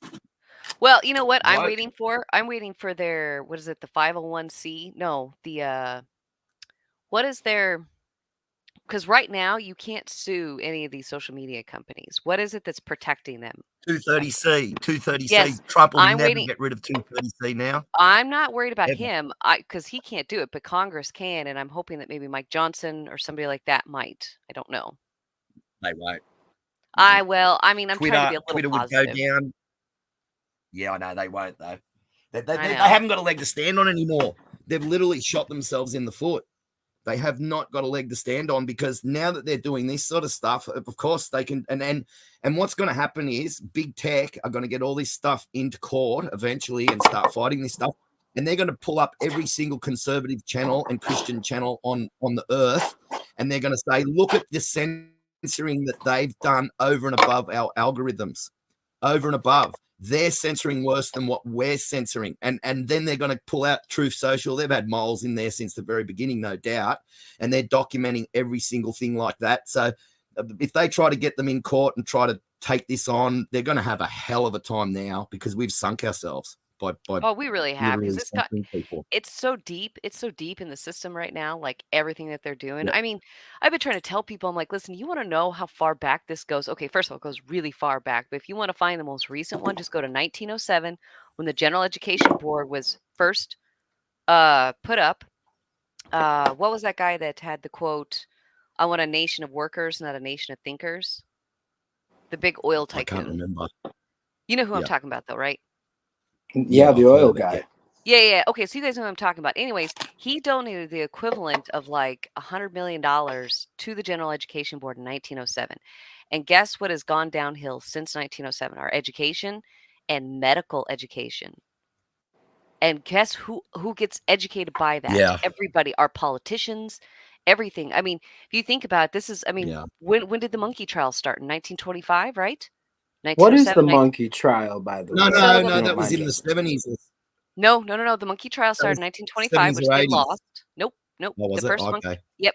First one was in 1925. He actually lost. So I'll explain to you what it is. So it was I just an want to say something really evolutionist. quick about a starfish. Sure. Their Yep. they actually have eyes, and their Right. optical nerve is right here at the end of their arm. Isn't that Oh, that's something? Yeah. So they actually have 5 eyes, man. That's neat. Isn't Anyway, that so crazy? it was actually an evolutionist that The sued 5 eyes. to get evolution in schools. Well, they lost in 1925, and then they won in 1930. And from 1930 on, there's been like, I couldn't even tell you, 30, 40 cases, all slowly chipping away at creation education in schools since 1930. But it's interesting how 1907 and then 1925, you have the monkey trials, and it all started about that time, at least in our modern time. We got other things that go much further back in history. Yep. Sorry. Yep. I'm just going into So Jason knows this, but Mark, I'm actually a historian. I studied history. Yeah, yeah, that's Yeah, because he doesn't know me. I haven't been on YouTube. You know, this is the first time I've jumped on a live stream in 4 years. Okay, I just made you moderator. There we go. Right. There. So Yeah. yeah, that's been a long time since we talked about history or anything like that. That's Yeah. where we need you when it comes to historical stuff. Nah, stay away from those idiots. I don't want to be around them anymore. Oh, by the way, I've been sober 2 years. Oh yeah. Well, I gave up drinking 1 week before Christmas, but I've had 6 drinks since then. So that's 3.5 months. I was drinking every few days. So 6 That's good, drinks though. in 3.5 months is better than probably 30 drinks. Right, in a night. No, 30 drinks, 30 times I got drunk. Like Oh, I I see. drink about 10 standard drinks usually when I have a drink. So I'll have a half a bottle of scotch, I drink it straight, and that's pretty much it. I don't mix it. I don't like it mixed. Well, But good for you. yeah, so I've definitely cut it down. I'm losing weight. My blood pressure. I did my blood pressure the other day, and it's down to 114/90, which is like a 20-year-old's blood pressure. So That's good. yeah, So it's coming down, and I'm getting better. And it says in the Bible, it says, I'm paraphrasing, it says, give a man strong drink for a heavy heart. And so basically what I do now, instead of just running like a soft cock and buying alcohol every time I get sad, which is pretty much all the time now, I just can't help it. I wait until it just gets so bad that, then I have a drink and it helps. But if you drink all the time, you're just drinking to get normal again and to feel normal sort of thing. So it's a waste of time. But not many people can do that. Yeah. And the reason I can do that, Jesse, I'll just tell you quickly, the only reason I can do it is because I'm so far away from a bottle shop, and I won't drive drunk. I won't drink and drive ever. So even if I have a drink and if there was a bottle shop just up across the road or walking distance, then, I'd get myself into trouble because I am an alcoholic. I admit it. I'm a controlled alcoholic. So I can do that where I live. But if I live somewhere, say, where there was a bottle shop just across the road or on every street corner, I just have to stay off it altogether. Right. Well, I'm glad that you're cutting back. I actually just had to quit. I almost became fatally addicted. And even the doctor that I I'd know. seen, he told me, he's like, I don't want you to quit cold turkey. You need to quit slowly. That's why I got so mad at that other group, and how they basically tried to Yeah. shame me into quitting. Like, me and Matt actually talked about it. Like, I did not know this, that if you quit cold turkey with the amount of alcohol I was drinking, that I could you have actually die. killed myself. Yeah, I didn't know that Yeah, you though. drop your heart. That's Yeah. right. They give people Valiums, like for short-term use, not long-term use, mind you. Let me warn people. You things off Sea Science. Anyway. I'll be that's right why they give back, it my to friend. I'll be right Valiums back. to people for Okay. a couple of months. All right, mate. They give Valium to people for a couple of months to help them with their heart and stuff while they're coming off, if they go cold turkey off alcohol or cut down. But cutting down's not really realistic. Most people aren't strong enough to do that, me included. If I lived, like I said, near a bottle shop, I'd just have to stop cold. You know what I did? I actually cut down the alcohol content, not the amount that I was drinking, because I knew I could. Because I told the doctor, I was like, if I buy a 6-pack, I'm gonna drink it. Like, I know me, I'm not gonna stop drinking it. So I started to cut down the alcohol content, the amount of alcohol that was in there. So I just went from 3.2% down to 2.5, and then I dropped it down to almost into the baby beer category until literally I was actually able just to stop. And I've been sober ever since then, but it took me a month of doing that in order to stop. But yeah, I'm very proud of myself. Almost 2 years. That's So very this, strong. yeah, very. That This takes May a will lot be. of strength, and that takes an enormous amount of strength to do that, because I wouldn't recommend any alcoholic do that. If you're going to stop, go see a doctor and get on some Vals or something short term, because Vals are way more addictive than alcohol. You get addicted to Vals, you're going to wish you never were born, sort of thing. So you just use them for a short period of time to keep your heart in check, so you don't drop dead of a heart attack while you're coming off the alcohol, and then just cut out the Vals and just stop them after 6 weeks. You probably need to cut them down. Wouldn't take that long to get off them. The longer you're on them, the harder it is to get off, and the longer it takes. So, but I wouldn't recommend anybody. Well, but do see, that. that's why I was worried about, because Unless he offered it Yeah. to me, and I was like, you know what? I know me. I'm an abuser. I'm gonna abuse it, and so I had to Yeah. figure out another way, because I know that if I try to get hooked to something else, I'm gonna stay hooked to it. So I knew I had to do it another way, and it was really rough. Yeah. It took me 6 months to recover just my Yeah. body, just to get my stomach back. Yeah. It was absolutely horrible, but I had my mom there the whole time, and God was there with his sledgehammer, because that's what he has to do with me. One of my friend's girlfriends, we worked out how much she drinks. I'm definitely not saying any names here, or even hinting. We worked out okay, she drinks about 10 standard drinks one day, which is half a bottle of spirits here, because it's 20 standard drinks, about 22 standard drinks per bottle. And then so we worked it out on the low end of the scale, about 7 standard drinks a day. I worked that out. It works out to be that she was drinking the equivalent of about she's drinking the equivalent of about 100, between 100 and 120 something top bottles of top shelf whiskey every year in alcohol. Wow. And another one, she says, I only drink 3 glasses of wine. Well, if you go into a pub, they half fill the glass, right? 120 mil of wine is the average standard. Like some wines are more much more higher alcohol content, some are lower, but on average 120 mils of wine will give you a standard drink. But and I know she wouldn't be filling that glass half full and only having 3 glasses like she said. She'd be having 3 full glasses, which is 6, which is basically a whole bottle of wine. 7.5 standard drinks in a bottle of white wine on average, right? 7 to 8. Right. And if you work that out over an entire year, how much she's drinking every day, she's drinking between 80 and 100 bottles. And that's only just a few glasses a day. And that works out to be 80 to 100 bottles of top shelf whiskey. Yeah. Pure, Denial is straight- strong. Yeah. Yeah. And even though she doesn't do anything like that bad when she gets drunk and she doesn't cause any problems, she's more socially well adjusted than I am. She gets on better, but it's just the accumulative damage over a long period of time. Like another guy, he told me, he said, "Oh, I just drink 6 cans a day. That's it." I said, "Mate," I looked at the alcohol content. I said, "That's just over a half a bottle of scotch, a whiskey every day." And I said, "Okay, that works out to be 7.5 bottles a fortnight." Or what is it? There's Yeah. 7 days. Seven bottles a fortnight thing. And if you 2 every 2 weeks, and if you work out as 26 of them in a year, so you work out 7 bottles, 7 times 26. That's how many bottles. And then some days he drinks more, he said. And he thought that was nothing. Oh, that's just a 6-pack a day. You know, like, what an idiot. Well, It's- I people- think you become yeah, numb sorry. to it and you don't realize what you're doing because, like, I remember one night when I went and got, I had a 6-pack and I drank it and I thought, all right, I'll go to the store, go get some more, So I got a 12-pack. So we had to have 6 left over the next day.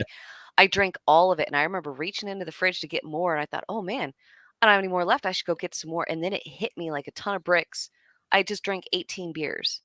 Like, WTF. Yeah. What was I thinking, But you don't even consider, like, I was drinking just a 6-pack a night, but I was drinking a Icelandic beer and it was like Yeah. 8% or something like that, And Ooh. it was Ooh, really that's double the good. strength. Yes, Ooh, I know. That's a 6-pack of that would be equivalent to A 20 12-pack. standard drinks. Yeah. Yeah, which is basically a bottle of scotch, a bottle of whiskey. Yeah, exactly. But you numb That's- yourself to it and you're like, oh, it's not that bad because You it's only do. 6, right? Because you just look at the number of 6, just 6. Oh, maybe I might have had a 7th. But you like to, you leave out those little things about how much percentage of alcohol. Because I drank dark beer. And dark beer, I think, is Yeah. a lot higher in alcohol, like 8 or It is. 9%, sometimes even 11%. Yeah. Yeah. But yeah, it's and it's funny too because no amount of anything was ever going to work until I was ready to stop myself. Yeah. And I was That's right. I was in that college. There was a lot of stuff going on, and so glad I'm out of that Yeah. liberal college. Oh, because it's kind of funny. So you imagine. mentioned that whole thing about True Social. I was in one of my history classes at my college, and I asked my teacher, I said, "Why aren't we talking about, or why haven't you mentioned the Slavs, and why haven't you mentioned, the slavery that ensued from that?" And he goes, "We're not allowed to use the word Slav." I'm like, "Why?" And he said, "Because it means slave." And I'm like, "But that's where That's it what comes they from." call themselves. Yes. Slavic. They actually pronounce it Slavic. Yeah. They don't pronounce it Slavic. If you listen to their pronunciation of it, they pronounce it Slavic, and they call themselves Slavic. So, But it's because they're white, Jason. It's because they're white. I know. And I was just like, this is such crap. Like, they are censoring our history. Like, Yeah. they only talk about just like African slavery, right? But yet they forget Yeah. totally that there was Native American slavery too, and the Native Americans enslaved blacks, the blacks enslaved Yeah. Native Americans. Well, they may have, but Yeah. but One then of they them don't even maybe. talk about all the other slavery. It's like you cannot censor history like that. Of course they can No. try, but Yeah. whatever. Yeah, I just basically said when I looked at that, and what he said is in hundreds of miles of coastlines, there was times when literally hundreds of miles of coastline, European Christians had to abandon the entire coastline and move inland because of the impact that the Barbary Coast slavers were having. Yeah. And they even said in the citation that because that was in the 1500s, like 1600s sort of thing, before 100 and something years before white slavery kicked off on the center of Africa. Mm-hmm. And you've got, oh, dang, I lost my train of thought. I hate that. Sorry, I'm just anyway. Oh, that's right. And what he said in the citation is, he said what the Africans inflicted on Europe per capita, it basically was worse than what Europeans would later inflict on the interior of Africa. So like you literally had hundreds of miles of coastline completely abandoned. And then there was like, and they say 1 to 2 million. It was way more than that, way more. But 1 to 2 million is good enough. So what I was saying was this: I was saying every white person in Africa, right, that's of white descent and has been in Africa for like hundreds of years, their family, they all deserve reparations, right? All of them first. And if they get reparations, then if the blacks get reparations in America, then all white people in Africa should get reparations as well. And that's nothing wrong with saying that, because that is literally documented historical fact, not even a hypothesis or a theory anymore. It's fact. So, and you can't say that. You can't say it on Truth Social. You can't say it. Yeah. Right. And then look at how many the Muslims actually enslaved. They actually did more. They did more than the Africans, and they did more than the whites, because it's actually still going on. Yeah. I mean, well, those Barbary Coast slavers were Muslims. They were black Muslims. They were literally right. Yeah. It's in the citation. I mean, look up OSUEDU citation on white slavery. I can post the link, and because I even posted this on Facebook and didn't get an information strike on it. Can you believe it? That's probably because it wouldn't know let about me put it. it up. Yeah, it wouldn't. No, because it's Ohio State University Education Department and stuff. That what they be calling them, let me find it. It's pretty. Yeah, Facebook just has. No, it's not. This won't get you a strike. This won't. They can't call this. Here it is. Oh, I don't really care about strikes. They can kiss my butt. I don't care about that. They try to censor history all the time. I'm pretty much at the point, if my channel gets deleted and it goes, well, great. Just make me move on and do other things. It'd probably be better for my mental health anyway. That's why I don't get on here a whole lot. I watch my news and watch that kind of stuff, and basically I've been doing art and made another YouTube channel, but it's for my art. Our friend Missing Mod, she does art on her channel too. Sort of like a Bob Ross kind of deal. I don't do that. So I do AI art, and then I just put it to music. Oh, nice. What's your channel? Oh, well. So not Conservative this channel. Christian. Nope, right. Not this channel. It's a different one. Oh, sorry. This is my channel. It's Silvani Cadence. I put it in the private chat. I could have put it in the big chat. But yeah, so what I did was I paid for a subscription to Epidemic Sound, so I can have. Yeah, I can put it in the chat. Yeah, drop it if you'd like. How do I do? Do I join? You've got a mod. You've got a moderator, so you can post it on my channel. Straight if you up go to more, there's a post comment section or a post. Well, I see private at the top, private chat, and then comments. But since I have to join the chat, hold on. Connect. Hold on, let me connect. Yeah, I see what's going on there. Let's go with. Nope, that's the wrong one. Cancel. Do you guys like the background? Because I can change that. I think we're going to change it. Let me change it. I got some pretty psychedelic backgrounds. I mean, if she's putting AI to music, then she might appreciate this. Hold on. I'm going to have you guys do it. Let me get to my other account really fast because I'm getting confused. I don't know what I'm doing. Hold on. I'm going to put it in the private, and then would you link it? That's my channel. That's my YouTube channel. Yeah, that's there. All right. And here comes the link. There it is, people. Oh, cool. Yay. OSUEDU. when Europeans were slaves. Research suggests. Cool. Thank There you. you Yeah, I'll go. star that and save that for later. And Facebook didn't take me down for it, and True Social did, and Twitter. I tried to post something on Twitter that I could actually post on Facebook, which I found. In the end, I ended up signing up for the Twitter for the full thing. You know, you pay, like for the monthly the subscription, the blue tick, and I sent them my ID and all that sort of stuff. And they censored me for something that they censored me for was, I sort of thought, oh, okay, fair enough. But what I said in that thing is if the government should do that. I'm not going to say what I said here because I said the government should do that. And if the government did that and made it law, then it would be law. And I wasn't encouraging people to take things into their own hands. I admit what I said was a little bit over the top, but it just really pissed me off. And I just deleted it. And they asked me, why did you delete it? I said, because you're a bunch of fucking communists, shove it up your ass. And deleted. I'm never going back to X ever. I'm never going back to True Social. I'm never going back to Facebook. I'm never going back to Instagram. I'm never going back. And if I lose these accounts, I'll never come back to YouTube. I'm just done. I'm sick of their censorship. I would be. Look, you just told me that I haven't posted anything for 11 months. They're shadow banning me. They're making sure Well, people don't see my videos. I think. It doesn't I mean, matter. No. You need to go into the live section, the live part. You know, they split them up now. Oh no, I didn't know that's that. the mistake. I made that mistake. Actually, they're not shadow banning me. I bared false witness against them. I forgot my that bad. they'd split it up.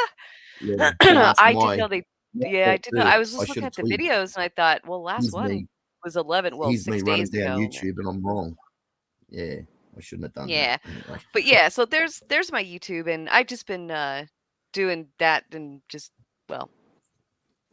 yeah.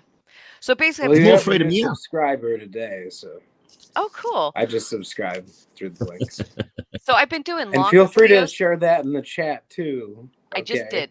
I've got to I did. Yeah, I actually figured it out. I just had, I don't know why it didn't have me log in, but so a friend of mine in Spain, because I play a lot of video games, and I used to play a video game with him called EVE Online, and he told me that a lot of people are really liking the longer videos where you just listen to them. It's just music.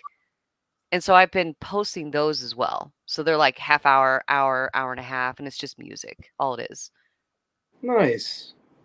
Yeah. Because I Do you will know never. Missing Mod at all? I mean, she does sort of the same thing through AI, and Mm-mm. No, I've never heard of her. well, she's got a decent channel. She does sort of it's the same idea. You might actually gain new ideas from her, even or back and forth. Who knows? Oh yeah, sure. Have her link her channel. I wanna look at it. Sure. Yeah, because we I actually could probably might share it build. with you in the Yeah. chat. I'm gonna. You know what I'm gonna do? I'm gonna share my Discord. I'll be right back, guys. Oh, that would be cool. Yeah, Yeah. Jason, I sent you an email Yeah, by share the your way Discord, man. because I'm not on WhatsApp anymore because WhatsApp I get scam text messages all the time. So if you need to like email me or something, just email me or we'll find another platform Oh, like yeah. Telegram or something. Hey, I don't gotta like turn the WhatsApp. sound down. Yeah, I want to get away from WhatsApp too because it's owned by Facebook. I just want to ditch Facebook from my phone completely. I want What about nothing to do with Telegram? them, nothing at all. What about I mean, they're Telegram? even worse than. They started censoring as well. There was Really? one thing where I was putting up keywords, and it was I don't know if it was like the channels can set to censor words, or if it was just because I was saying things about Russia, and the guy that owns it is Russian. He moved from Russia to the United Arab Emirates because the Russian government asked him to hand over information, and he supposedly told them to shove it. I don't think he did, but I think he gave them what they wanted and then moved. But then he started censoring, and I just noticed that, so I just dumped it. I thought I'm not getting on another, but that was public stuff, not censoring in private conversations, sort of thing. Yeah. Well, but that's what I was thinking is that so we had a way to like talk because I'm not going to get back on WhatsApp, and that's the only place I really have you. Okay, I joined, Mark. Yeah, I know. I Matt's really on want to dump here. Facebook so badly. He has just Matt wanna get on him here. away You know Matt? from my phone. No, why see Matt? No, you know Matt. Okay. I still talk Yeah. to Matt like every day. Oh yeah. Yeah, I bug I think Matt all everybody the time in his texts. Oh, my dog! I got to go get him. Look out. at that beautiful sunset, though. I mean, like you believe, like atheists, really? Hang on. Yeah. I But don't cool. know. Yeah, yeah. So have her send her or send blah blah blah. I want to see her channel because we might be able to do a collaboration together. Oh, I'll go grab it. Hang on, I'll be right. Because I'm a small channel, so I don't have a lot of subscribers yet. Well, you got more than me. Do you want me to play a video or something? Oh no, you don't have to. Yeah, you don't Which have one? to. Which one do you want me to play? I'll just go through. Tell me. Oh, my dog's barking at me. I got to pick one. Okay, Missing just, Missing Mod's channel is for you in the private chat there, Jesse. So if you need it. Awesome. I gotta subscribe because she comes out with All some right. pretty great stuff. You I guys gotta just admit. talk. I'm gonna rack off. My dog's barking at me. Yeah, man. Yeah, go walk your dog or whatever. I mean, I kind of wanted to talk about what I was talking about in the first place. I mean, Jesse seems pretty receptive to the creationist concept, so I am a creationist. Good. Yeah, no, I actually started on YouTube as okay, so when I first discovered young earth creation, I was 30, I think, and I started watching Answers in Genesis because they were the first ones that I actually know. It was actually Institute for Creation and Research, which is different than Answers in Genesis. They're far more technical. And then I found Answers in Genesis, and then I just kept reading and researching, and then I started to get into the debate. So, and I'm almost 40 now. So, wow, that's like 10 years. Holy cow. There you go. Yeah. I've been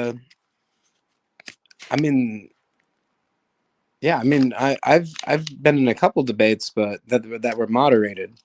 But have you been in moderated debates, or do you mean just like No, just like discussion this. Discord online? Oh, yeah, good. no, good. just like this. And yeah, and that's actually when it was about a year after I started all that, I started to drink really heavily, and I would get into live streams, and I would be drunk.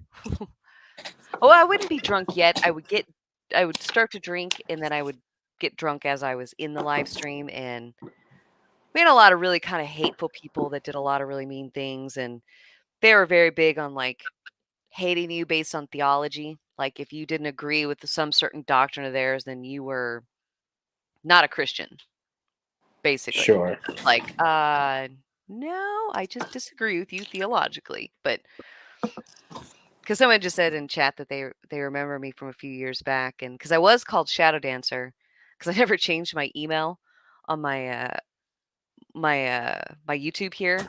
So then I changed it to Conservative Christian because I have a few videos on this channel, on this Conservative Christian channel, that are creation versus evolution like videos.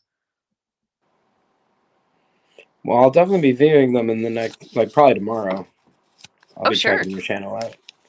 Yeah, I don't have very many on this one. I think I only have like 12.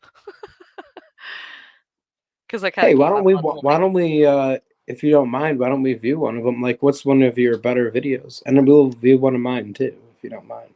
Yeah, sure. So most of mine are pretty short. You can do the one. Oh gosh, now I'm forgetting what the name is. Hold on one second. Let me go home. I think it's just called. Give me 1 second. The Truth of Evolution, where it's got SHH in the beginning of it. It's only 3 minutes. There's no talking, but yeah, you can play that one if you want to. All right. Does it have a soft copyright on it? Which is where it'll play, but it's not monetized, basically. Yeah, it does have a soft copyright. All right, good. That's fine. We can play that here, because that's exactly what that song had. But I don't know if you had the pleasure of viewing that. No, that music but I know video. Other people have actually played this before, and they've not gotten any copyright claims. Or you'll get a soft copyright or something like that, but it'll be fine. Oh, I'm sure. I just gotta wait for Jason to get back to you. Unless you can project it yourself, then I can put it on the screen. But beyond I that, don't think I remember how to do that. all right. Well, we'll wait for Jason to get back. Until then, I did want to discuss something. Take it off here. All right. So were you here in the beginning when I was discussing this peer review article? No, but I saw it when I first came in. Okay. Or when I came in the second time. Okay. Good stuff. All right. So biosymbiotic entropy of the genome, mutations and epigenetic imbalances resulting in cancer. This is basically an article about new forms of cancer arising from mutation. I mean, it's been a long-held narrative of the evolution theory proponents that entropy doesn't even apply to living forms, when in fact it does. This article reveals that it's a deep set principle of biology that biosymbiotic entropy. Basically, what they did is they discovered a data system within the genome of living forms, here the human genome. And it's amazing because like they've actually been able to project this same information on computers to where they can research it and search out codes in different genes.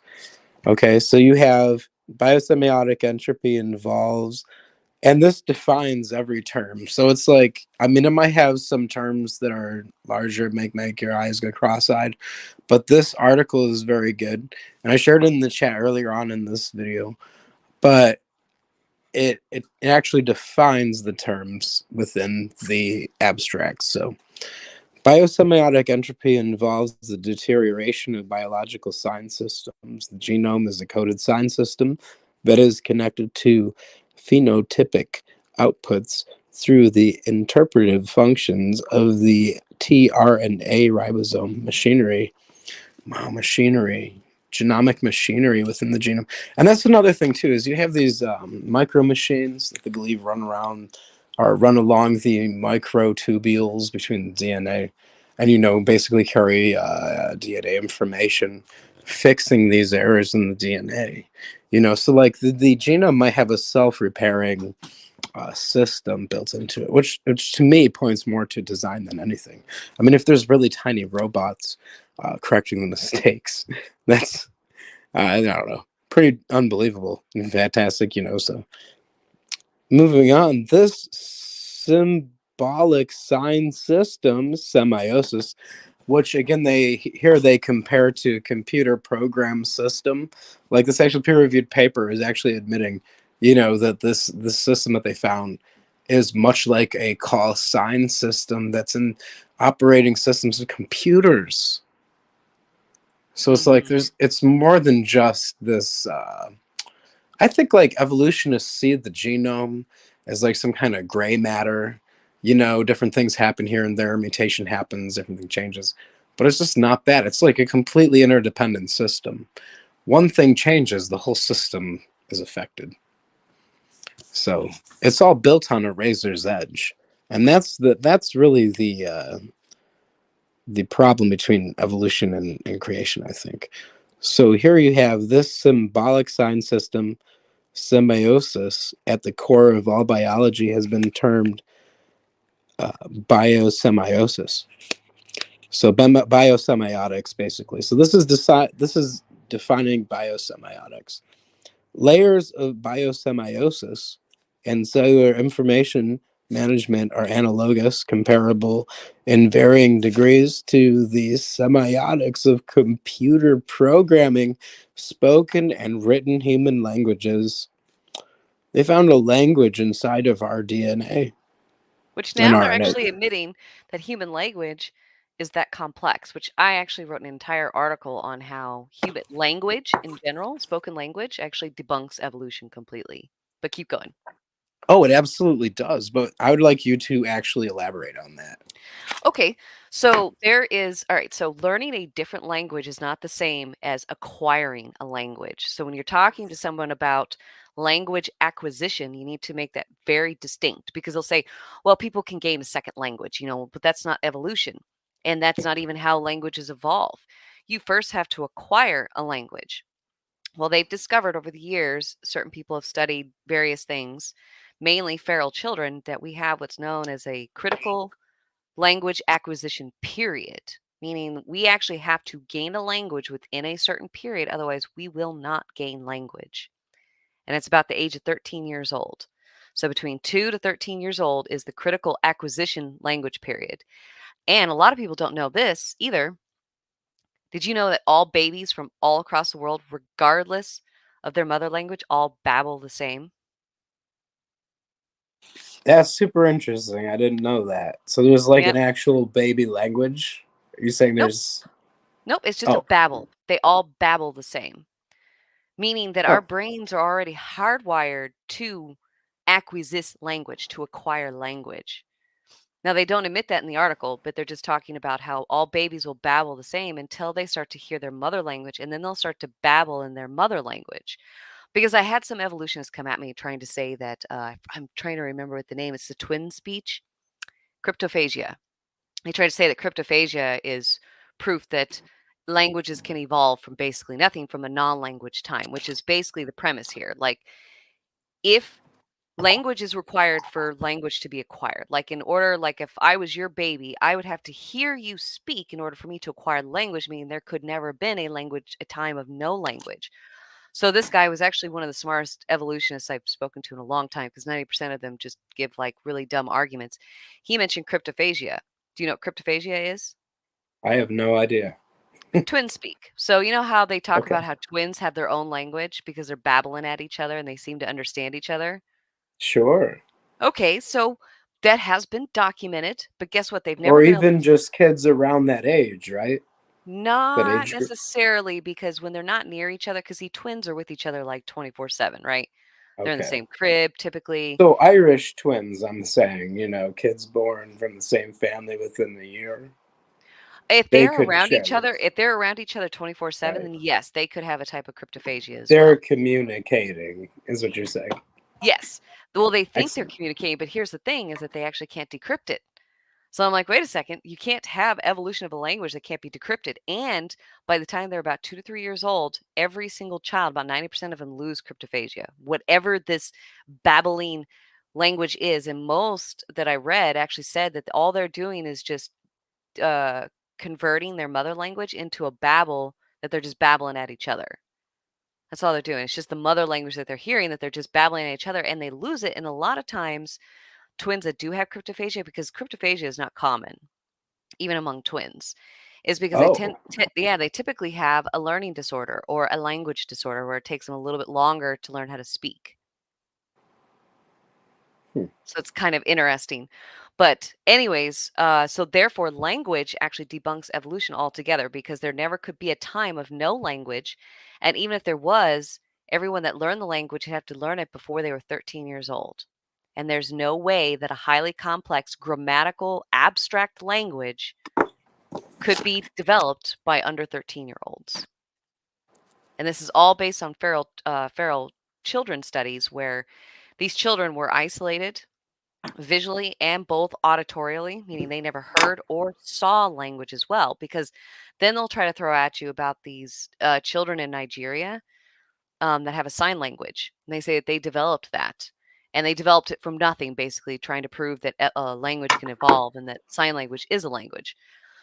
Sign language can be a language. I don't personally think it fully is a language, because I don't know how it's not. abstract. It isn't. Well, You're it right. can be, yeah, it can be abstract, but it doesn't have the same abstract principles. But I told them, I said, listen, they would have never been able to develop sign language, their own sign language, unless they saw language. They don't have to hear it, but they can see it.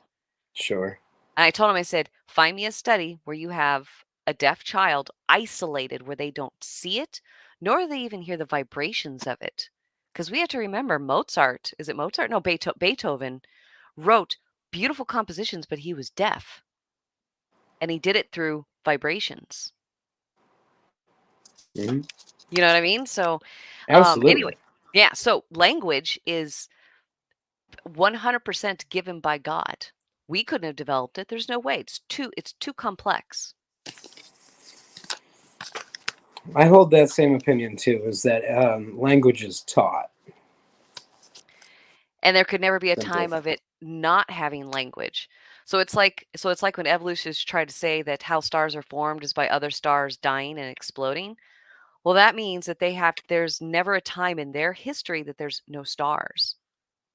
You see that kind of circular reasoning there? It's the same thing with Sure. language. In order for language to be acquired, you have to have language present. So that means that there's an infinite time where there's always language present, which completely debunks their entire thing. Same with stars. It means stars were always around even before the Big Bang, because they would have had to explode in order to make new stars. We have to have stars in order to have new stars made. So it's like a never-ending, like circular situation. I don't remember what the term is. Sure, I see that. I mean, language is a huge barrier for the evolutionists. I mean, it's been said that horses and dogs and cats have said more words than apes, recorded. So we have a situation where language is it's very human. Okay. Very, because see, with the animals, those animals that you mentioned, they're just repeating words. So like some of these feral children that they actually had and lived, sadly, many of them did not live very long. They were like parrots. They could repeat words and they could repeat whole sentences, but they could never construct them themselves. And this was if they were introduced to language after the age of about 11 to 13 years old. It varied. Sometimes they were 11, sometimes they were like 13 or 14. And that's a little bit different than having a highly complex grammatical language where you can speak abstract concepts. Because where they get confused is that they'll say that animals have language. They do not. They have communication. Right. And communication is much different than language. Because in communication, you cannot convey abstract meanings or anything like that. That's why monkeys can't look at the moon and go, oh, that looks like the same moon that we had last month. They can't do that. Yeah, once you get to 13 years old, that's it. If you haven't learned to speak a language, you can never learn. If you have all the best educators on the planet, and well, she did, didn't she? One of those girls was discovered when she was 13, and she'd grown up all her life without language up until that point. And these are some of the best minds in the world trying to teach her language, and she couldn't learn it. She only, I think that particular one, she learned 42 words, and that was about it. But she could never construct she could never construct them. I know, but she could never construct them on her own, though. That was the key, is that she could never put them into an abstract concept at all. Like, I think there was actually even an 11-year-old, because they actually say it's between 11 to 13 is the critical acquisition period. Yeah. Yeah. The old whistles and the old one of the theories is it started from whistling in Scandinavia or somewhere. Or Switzerland language. Another one started from clicks and grunts. Yeah. Oh my gosh. So I found a really cool article that completely debunks it's actually on communication. Let me find it really fast. I wrote about it. Communication.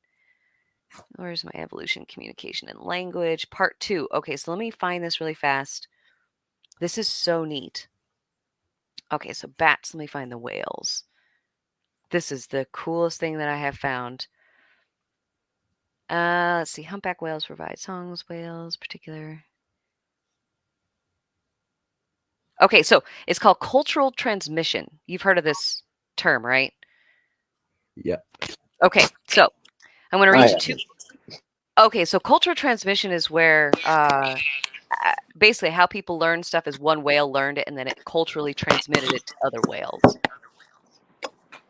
Kind of like the whole evolution thing, like one had a good genome and because its babies died, it passed on, whatever, that kind of thing, whatever that's called. Well, they're trying to figure out where whales get their songs from. So it says humpback and bowhead whales are the only mammals other than humans thought to progressively change songs they sing through a process of cultural learning, where each successive generation learns something new based on the prior generation, right? But a new study is directly contradicting the widely accepted cultural transmission Sorry, I was hypothesis, talking about that. suggesting that whales learn their songs from other whales. This is the theory that's being contradicted. Our findings indicate that neither cultural transmission nor social learning contributes significantly to how humpback whales change their songs over time, says one researcher. The study published today, February 9th, in the Journal of Comparative Psychology, analyzed songs from groups of humpbacks that were not in acoustic contact with each other, yet they still produce acoustically comparable songs. Cultural transmission implies that what's heard is copied. That means it doesn't matter what is heard or what is copied, but what we found is very specific and Not you, precise, dog. without a trace of arbitrary vocalization. The songs change over time in a fashion that's even more precise than what humans do when language develops. So basically what they're finding out is that all these whales that are isolated, that can't even hear each other, their songs are changing exactly the same. So cultural transmission, gone, out the window. Not even possible. And all proven when I was doing this, I did 2 articles. One was the first one on talking about the human language and evolution. Well, this one I did communication with animals. And I went through bats, whales, wolves. Like, did you know that wolves have discriminatory auditory discrimination? Where if wolves are not from the same pack, they will actually not howl back to them. They will auditorily discriminate against them. There's dialects. Oh yeah, it's that. I'll tell you what that's like. My sister and I, back in the old days, we used to sit around when we were kids smoking pot and making a mess of the house, and we lived on this really busy road where hundreds of cars go past every hour, hundreds and hundreds of them.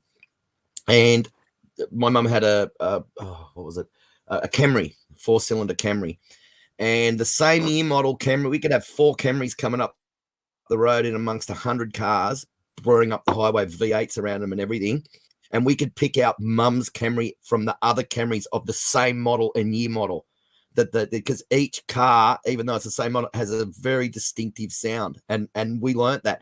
So we used to hear Mum and we'd hear her coming a couple of 100 meters away down the bottom, and then she'd have to go right up through the roundabout, right up the top, turn around this around area and come back down. And by the time she did that, we'd have the place all cleaned up.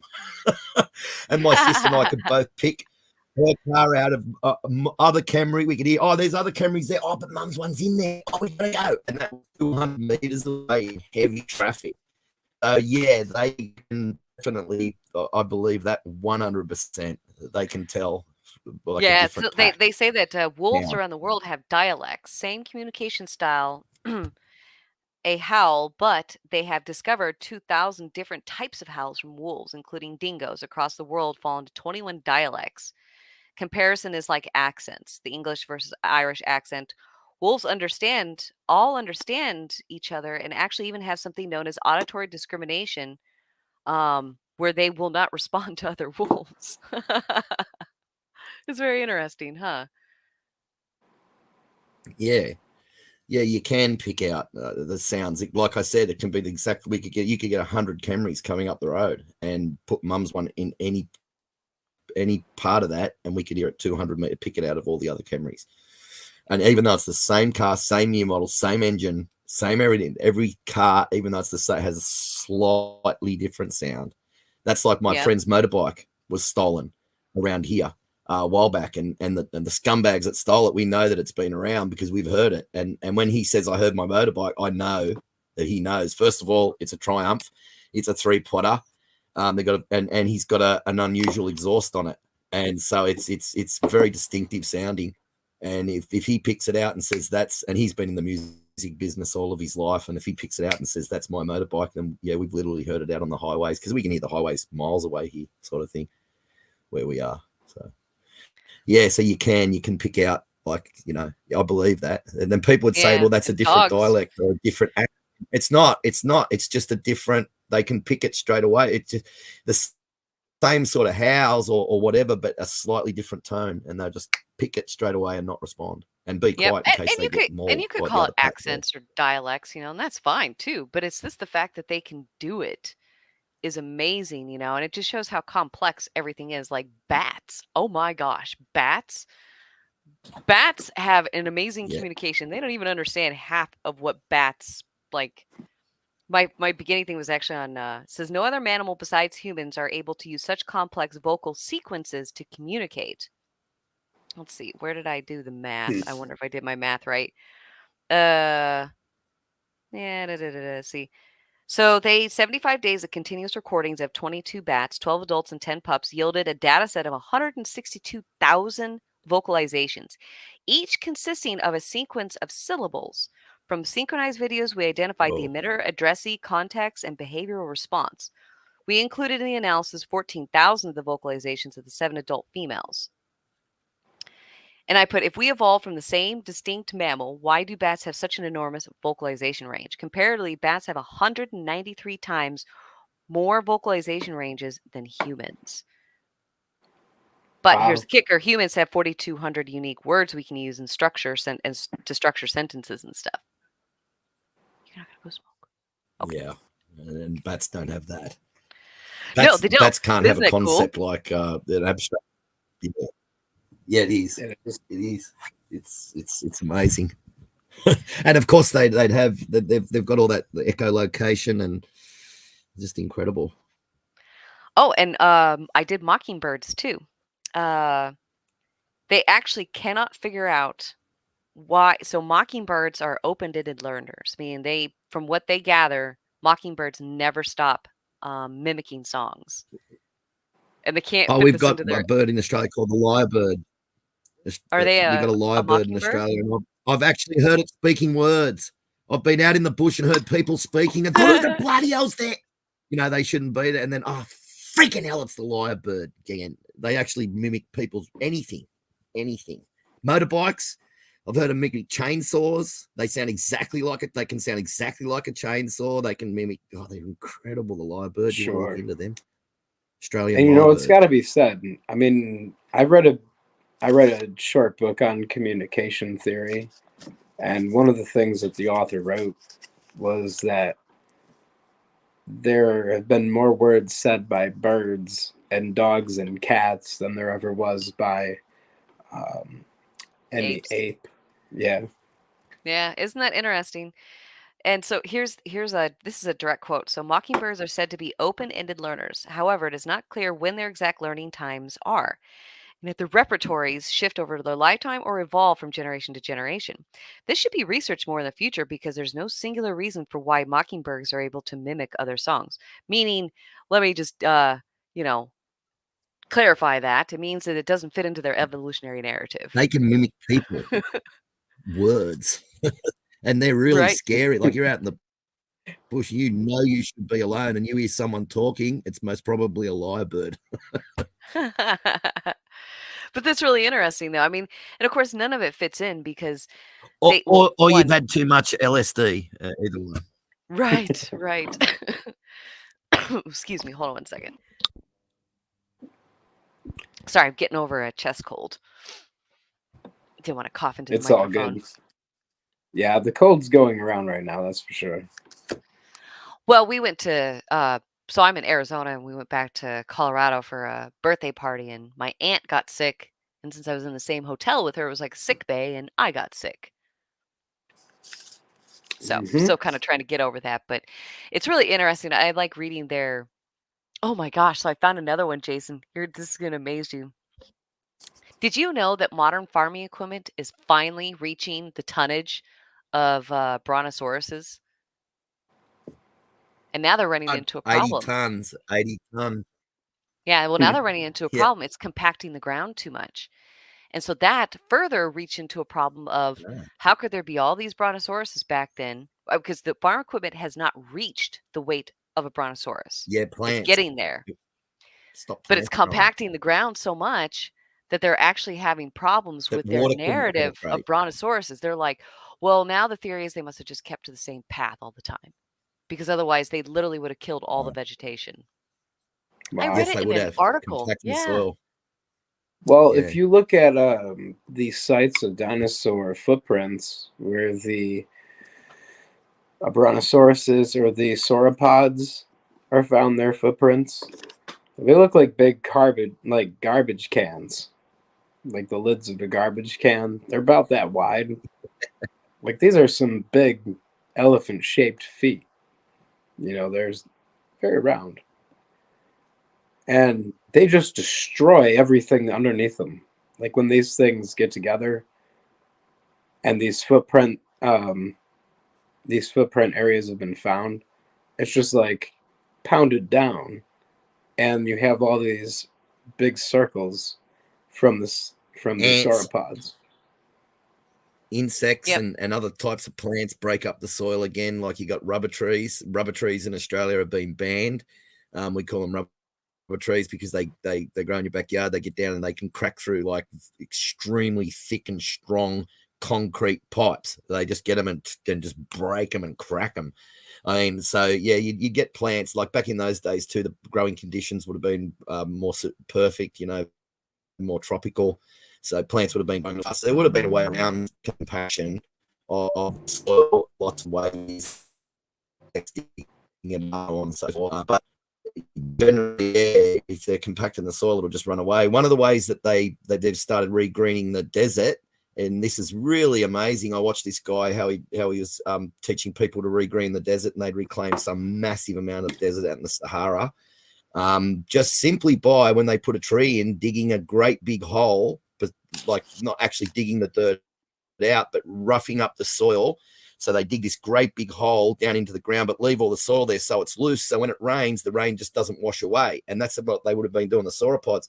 If they're compacting the soil, the water just would have run off the top and washed the soil off the top and not actually penetrated down deep. And by doing this, by putting like that big, soft, loosened up soil beside every tree, like about a couple of meters deep, like 5 or 6 feet deep, the tree, every time it rains, the water gets to go down and the trees grow a lot faster. And they're literally reclaiming desert by doing that. But you can guarantee that the environmentalists will come out and say something like, oh, it's our cloud seeding program that did it, or, something like that. No, it's just something as simple as that. Yep. Well, and so what's hurting their narrative, though, is the fact that how many sauropods there were. Because Sure. from a biblical creationist point of view, well, first of all, for the most part, all right, I'm not saying every single animal is like this, but the larger they are, the less offspring they have, and the further apart they have their offspring. That's not the case for every single animal, Yeah. but most of them it really is. So if you think about the brontosauruses back then, there probably wasn't that many. So they wouldn't have compacted the ground that much.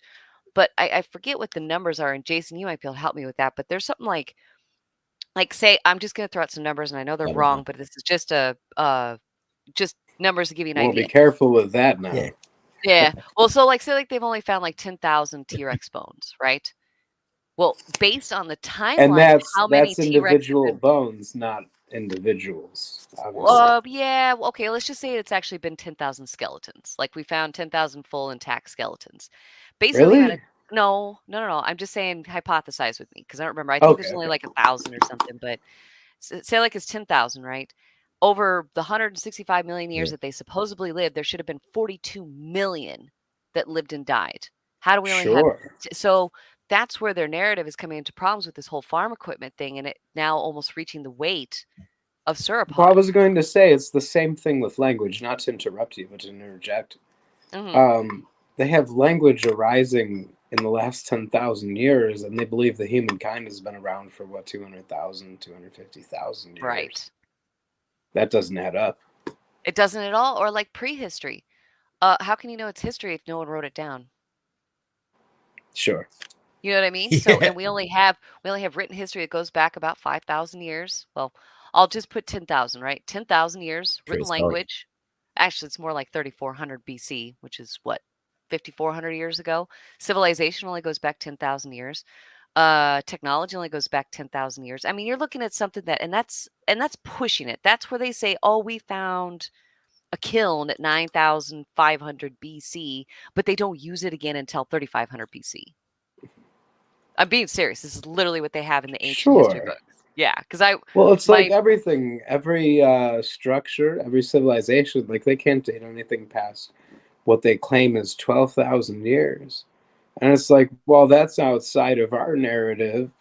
It's like 12,000 years is like a fraction of what you're saying humankind has been on this planet. like not as even far a as fraction. their they're yeah, well, yeah. I mean, like, I'd say it's like 10%, like maybe 5. I mean, 200,000 years of humankind, They say but we only 2.5 have million. evidence of like 10,000 years. The oldest evidence that they have of the Homo kind or whatever, is these bone flutes. Or Jason brings up that coin all the time that has the antelope on it that appears to be running when you flip it around. Like this is our best evidence of humankind back in these ancient times. And And it only and it's goes back just to so like 8 to lacking. 10,000 years. Sure, yeah, and the majority of all of anthropology, like everything we have as far as evidence of humankind, just goes back about 12,000 years. And how does that add up to their 250,000 years time frame? 2.5 Doesn't. million. They try to say that, Sure. yeah, 2.5 million because I'd like Answers in Genesis and what And they they said keep on trying to push something. that back. Yeah, they do. Yeah, they have to because they know that their narrative is that broken. But I think they're up Answers to in Genesis 3.6 actually, million years now yeah, for Answers in Lucy. Genesis had a good one. They were like, why would humans use the same tools for 2.6 million years? Well, a little less, like 2.5 million years, for 50,000 generations, and then just suddenly in the Paleolithic age, just suddenly change. For Yeah. 50,000 generations, they use the same freaking tools, and then all of a sudden, nope, we hit the Neolithic Revolution, and now they're suddenly using advanced tools. That doesn't make no sense. Yeah. Yeah. I mean, this phylogenetic tree that you have in front of you now is basically all of humankind, or what their narrative of it. You even have fire being invented here just over 1 million years ago. Right. And that doesn't make any sense because we have no evidence of it. Oh yeah, like how are they going to date when fire first? Fire has been here the entire time. Are you kidding me? Lightning Exactly. strikes. Most fires are caused by lightning strikes, not by people lighting them, by lightning strikes. So Sure. there would have been fire around since day one. Yep. But we're talking like if they find a campfire, you can't reasonably date it because of the old carbon effect. And a lot of times Yeah. what they'll do is they'll date it by something else that's there, like an arrowhead or a mammoth bone. I was in my ancient Colorado history class, and we were talking about this site that they had found. Well, they dated it to 15,000 years, and this was their exact reasoning because there were mammoth bones found there, and they know that mammoths died out more than 7,000 BC. So it has to be older than 7,000 BC. So they chose an arbitrary date of 15,000 BC. It's like, really? And that was the reasoning in my book, in my college textbook.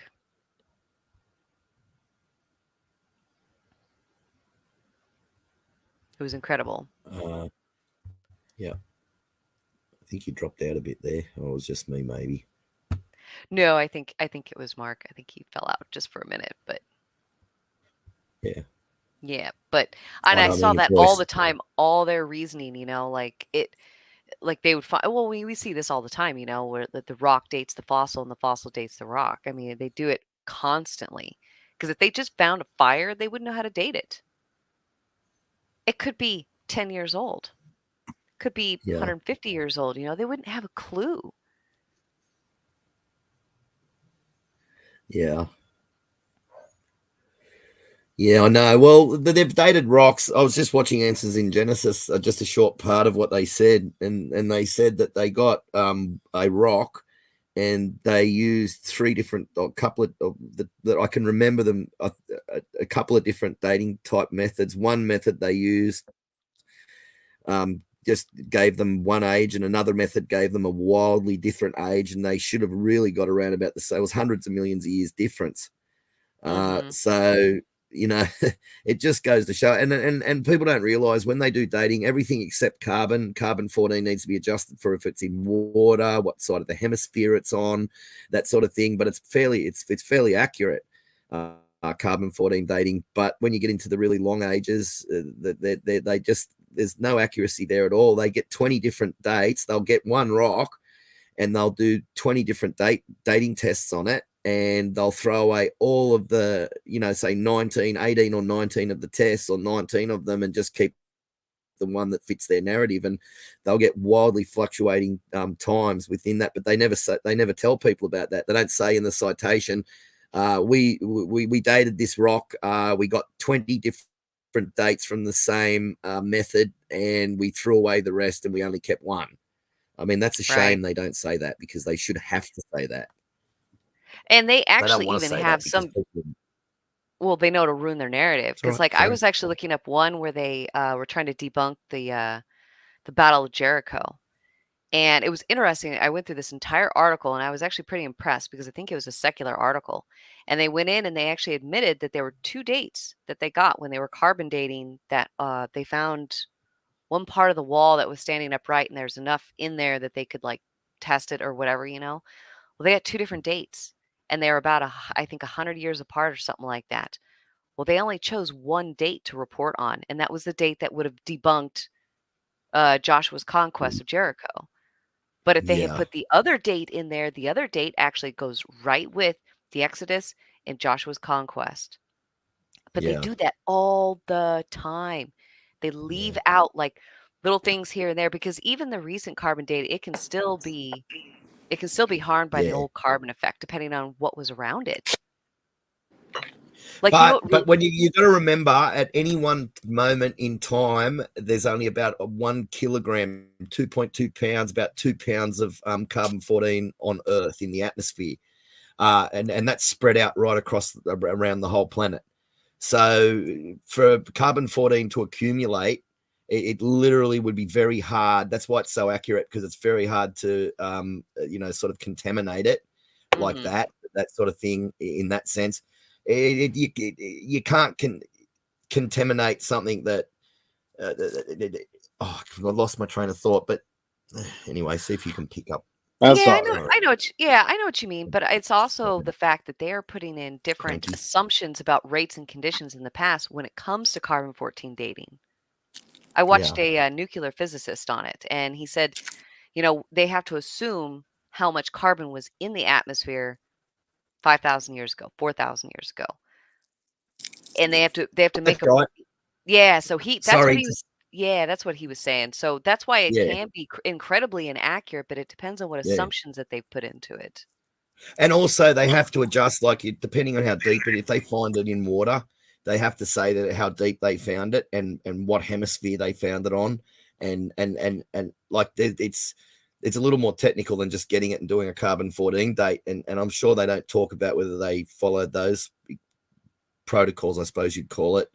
You probably have to follow it to the original paper. Carbon-14 to accumulate, it has to accumulate via eating it, because there's such a little amount of it in the Earth. Like I said, only about 2 pounds at any one moment. Like right now, there's about 2 pounds of carbon-14 on the whole planet in the atmosphere. So it has to accumulate slowly. So yeah, it can be. I'm sure, like you just said, it can be wrong. And like you said, like just a couple of 100 years, being wrong by just a couple of 100 years or 1,000 years could throw the Exodus out, sort of thing. So that's how it could be wrong, like in that sense. Yeah, it's not 100%. It's within a certain time, Right. Yeah. And Error. we What do also they know. call it? Margin of error. Yeah. Because if it goes And the back to a margin of certain error point. would cause a lot of problems. Because if it goes back to a certain point, like, and we know, like, when they get these certain dates and stuff like that, it gets very near to the flood. And then we know that their dates are going to be very skewed and very far off, because look what happened during that time. Like, I think some of their climatology dating, I don't know what that's called. I just know that they stick something in the ground and do something, I don't know, and they test it and they figure out climates that happened in the past. And some of them that breach a certain barrier, which is, I would say, would be about 4,000 to 5,000 years ago. I don't trust any They of their must. numbers. They must have a time machine. Right. They got the flux. They have the flux capacitor, and they just punch the data, and they can see what's happening hundreds of thousands of years ago. But I think it's so funny when they say those kind of things. It's like, oh, we know a meteor crashed here, and it's like, really? How? Were you there? Oh, the Chicxulub. That's the one I remembered what it was called. The Chicxulub. Yeah, the That's the way I pronounce it. It's probably pronounced differently. since you're talking about radiometric dating methods and stuff, I dropped a link into the private chat, Jason. If you want the to, Chicxulub crater is not a meteor; it's a volcanic event. the way. Oh, and Mark, if you want to look in the public comments, I also dropped a link to. It's called "A Study: The Most Silent Genetic Mutations Are Harmful, Not Neutral: Finding with Broad Implications." All So, right. yep, that one's actually really, and that's a 2022 article, so it's very new. Because a lot of atheists will try to say, because they'll try to say that most mutations are salient, or what's it called, neutral, are harmful, and we've been saying that for years. But this is some evidence. It comes from a study of studying starch. Yeah, I mean, any change to the genome is going to be a negative change because you have a structured system, and that's the whole principle behind biosymbiotic entropy. So, Yep, exactly. And that's why we're losing information. Now, the information isn't always, disease ridden, but it is definitely, it's harmful to us. We don't live as long. It's amazing. If you think about it, do you know what the average age is in the US? probably like 80. 78. And they think that we're progressing. Yeah. Sure. Like, Well, you know my what's interesting No, is that's- last week I found out from Jason is that humans weren't even eating meat until after the flood. That's I a whole agree with new him. concept for me There's one. because now I have to rationalize, however many hundreds of years of vegetarianism. Fruitarianism. They were not vegetarians. Fruit. Well, but that's Fruitivated. different than fruitarians. It said herbs. Fruitarianism. It said herbs and fruit. The herbs and the fruit. Well, yeah, I Nope. believe that They had the to herbs have were a that part of grain. Fruit of the diet too. vine. Yeah. They had to have that But- grain. Yeah. Well, but the thing is that we don't know for sure if they didn't eat meat, but it seems kind of odd that God would say, "Hey, you can now eat meat." Right. Like he authorizes them. Now, it's possible they did, but I doubt it because they were very smart people. Why would they eat something that they know was unhealthy for them? They took advantage of everything in the pre-flood world, it seems to me. That's why God wrecked it. Ooh, are you a vegetarian? I'm not, but Matt is a fruitarian, and so he's been teaching me a lot about the fruitarian diet because the vegetables were actually meant for the animals, and fruit, Yeah. legumes, and seeds, and all that kind of stuff are meant for humans because God tells Adam and Eve that they are to eat the fruit of the vine. Now is this YC, Matt?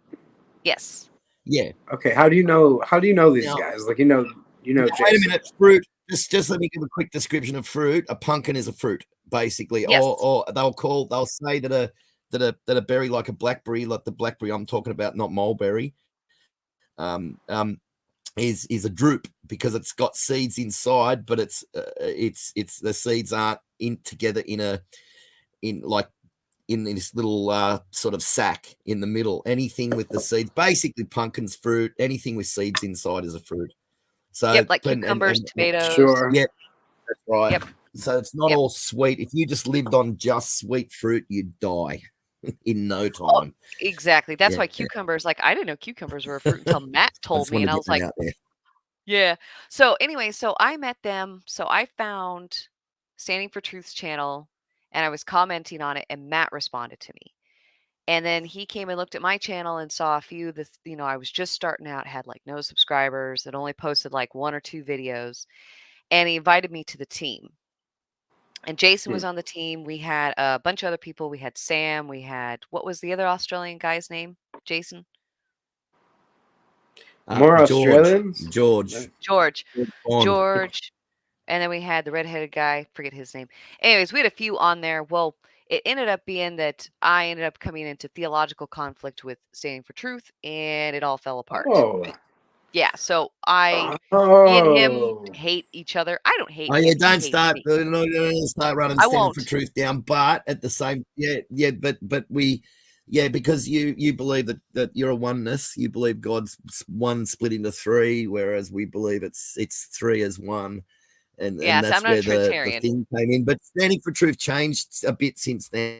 And he's basically said that he won't go live with someone unless they declare that Jesus Christ is God Almighty. And he says that that's a basic tenet of Christianity since however long. And Well, I mean, okay, fair Catholicism. enough if that's the way he wants to be. Even Answers in Genesis make you sign something, don't they, saying that you declare that Jesus Christ is God Almighty. If you Maybe. don't sign that, then you Yeah. can't work for them. I think it's something Well, like that's that. because Yeah. he learned his lesson about how he was treating people. I've heard And about that. Yep. Yeah. yeah, he's been Yeah. I mean, literally they basically deplatformed me. That's how bad it got. It got Oh, very, you're very, one very of the hateful. people that have been pushed out, Yes. ostracized from the creationist community. That small community. Because Ah, they're just Yeah, a small but the one, thing Standing for is, Truth and all of them. But yeah, so that's how I met all of them. And I there still was some think it's other wrong. I still think he should have done that. I mean, I sort of agree with him on the not appearing or going live. Like, say, I'm going live with Sea Science. He doesn't believe Jesus Christ is God Almighty in the sense he sort of thing, like we do. And he just said that not even Answers in Genesis or any of those would go live with someone who didn't claim that. But I'm not saying that, you know what I mean? Like, I just want to call myself First Amendment Ministries or something like that. This is very- interesting. Yeah, so So Jason, I I just actually agree with believe- you. I agree So, with you. I think he should was have it been your vindictive and lack hateful. of belief in Trinitarianism that they kind of pushed you out? Actually, they found a No, she comment believes that I in the had. Trinity. She just doesn't believe in it. No, I don't believe in the Trinity. I believe in the Yeah, Godhead. sorry. Yeah. No, Sure. yeah. They found a comment of mine on She a knows what she channel. believes in. You know what Yeah, I I mean? know what I believe. Yeah, it took me. I didn't at first because okay, it's a long story how I stopped believing in the Trinity, and I won't go into all of that. But they didn't even give me a chance. And Standing for Truth, he just was very hateful and vindictive to me. He would. He's a moderator on almost everybody's channel, and he would just censor me, even though we were not talking about the Trinity. We were talking about something Sure. completely different. He was just being very vindictive and all that kind of stuff. And there was another guy But- around. Now, before you go on, Mhm. I That's have all to right. explain to you that I've had the same experience from SFT. He tried to ostracize me, push me out of the group because I hold a different theology than he does, a different understanding of the nature of God than he does, you know. And it wasn't too very successful because I'm still a moderator on most of the creationist channels on YouTube. So I just feel like he is married to the Trinitarianism, which is actually a Catholic doctrine that was handed down to all of the rest of the denominations. No, it's not. The 170 AD, they were talking about the Godhead as a Trinity. I mean, there's evidence of that sort of stuff. So no, it's not Catholic, and the Catholic Church didn't start till 320 something AD. So you know what I mean? No, they were maybe. talking about the Trinity. Maybe and the so. Godhead a long Well, time my before point the is Catholic Church. it's a doctrine that has existed for a long time. I don't agree with it. I don't think it's biblical. I think what's biblical is that Jesus is the Son of God. I think it's biblical that Jesus is the sacrifice for the sin of the world, provided by the Father, God Almighty. Would you disagree with that? Oh no. And the thing is that it's not a salvational issue. Now, It's really not. if I said that Jesus Oh, it was is. not God, It is. No, Well, not see, I would you. not- Not you. I'm talking about Sea Science. With Sea Science, it is because he says that Jesus Christ is not God Almighty. But that's what it is. It is with us. Okay. Maybe not with other people, but it is with us because like I still go because I believe in freedom of speech and I don't really give a shit what they say or you shouldn't go this with that or who gives a shit. But anyway, no, he does hold a very, very radically different view. Not like you, Jesse. I think you'd still call Jesus Christ God, right? God Almighty. Do you call him He the is creator or no? well, that's why SFT Yeah, kicked me well, out there you because I go. said Jesus is the Father, therefore he is God, and he hated. Oh my God, he Oh got yeah, so mad yeah. at me. No, that's right. Yeah.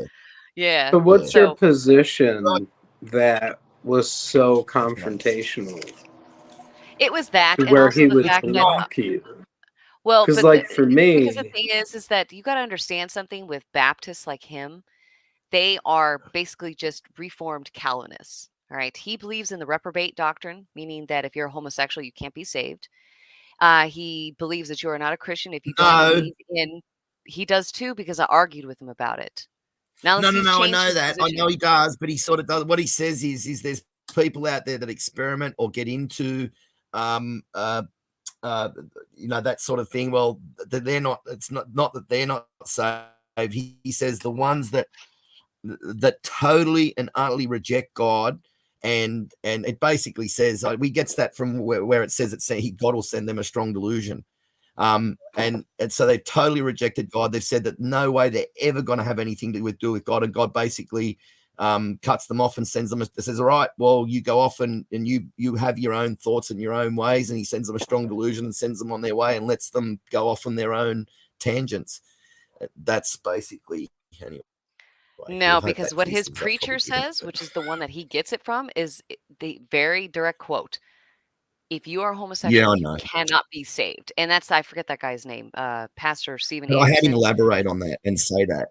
No, I have. No. I have. If you're just like, yeah, I know that. But what he's saying is the ones that have completely and utterly, like I still wouldn't, if I was friends, if I met someone that was just a decent person, I was speaking to them, and they were homosexual or whatever. Well, I certainly wouldn't go live with a homosexual, not in a million years, right?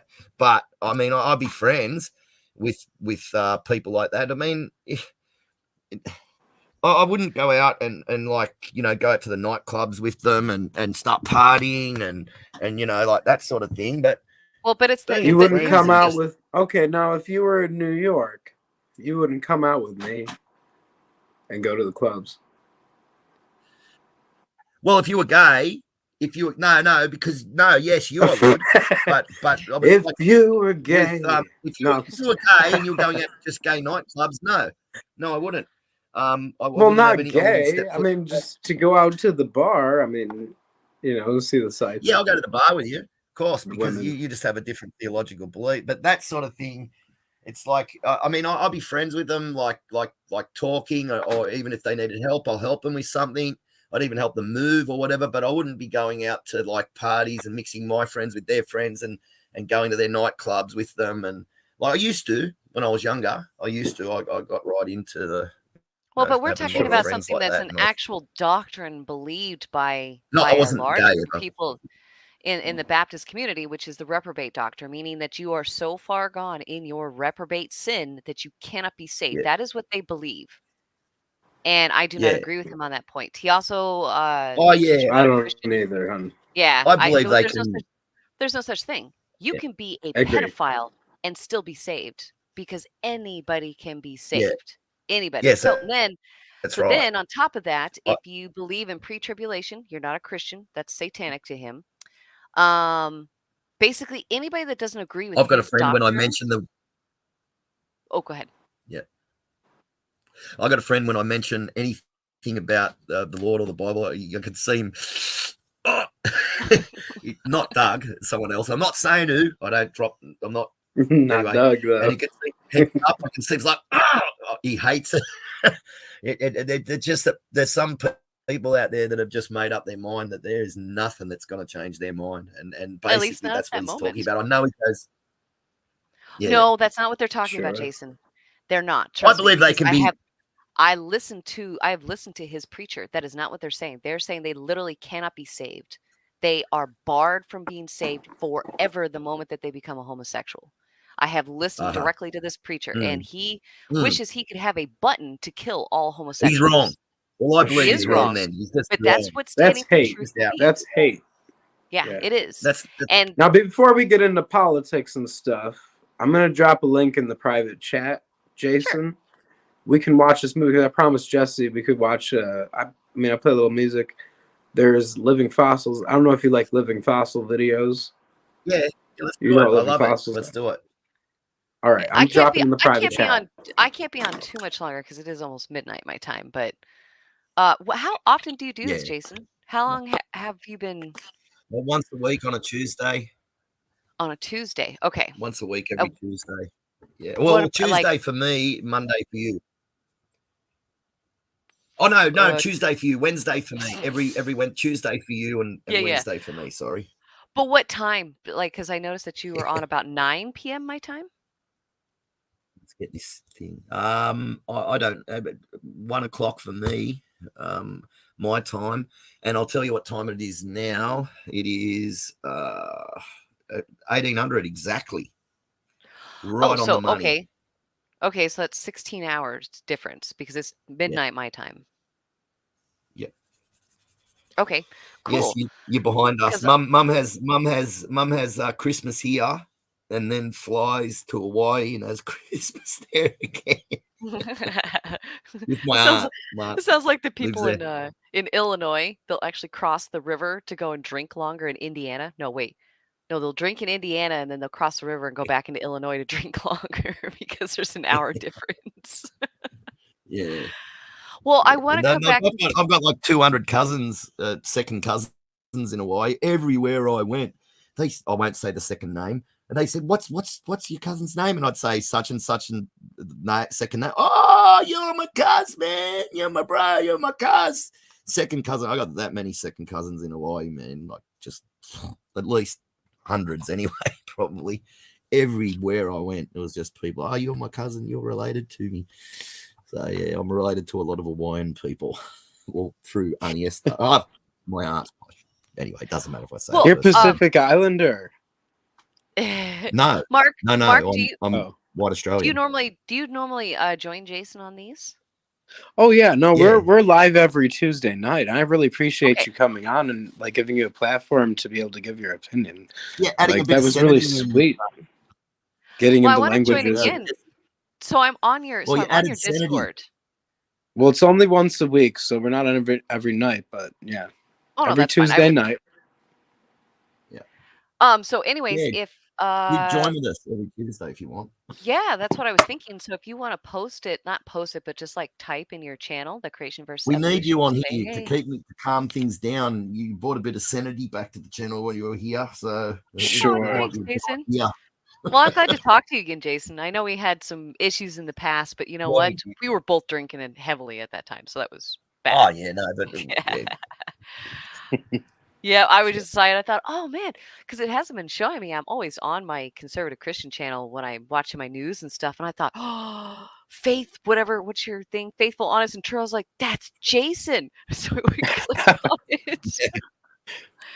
I wanted to change it. I wanted to change the name to First Amendment Ministries, and then people would say, "But you're not American." But I love America. Well, you Look, you the reason why I want to say it is because the American founding fathers are the reason, and Christianity and the American founding fathers are the reason why the Western world got all the greatest human rights that have ever been. It was the American founding Amen. fathers that gave that to everybody in the West, everybody, everywhere. Britain's. I don't like Britain's. You know, us Aussies, we're a bit like Americans. Americans generally hate the British. Like you see in American movies, There they you always go. they always make the Brits out to look like dummies, and then the Brits always tend to, except for this woke shit lately. I don't know why, but we still feel some kind of way about the Revolutionary War. Yeah, It's well, just- we hate the This is Brits. red We hate goats. Aussies. Sure. We call them pommies. You know why we call them pommies? Because you know a pomegranate has got those rosy red sort of cheeks.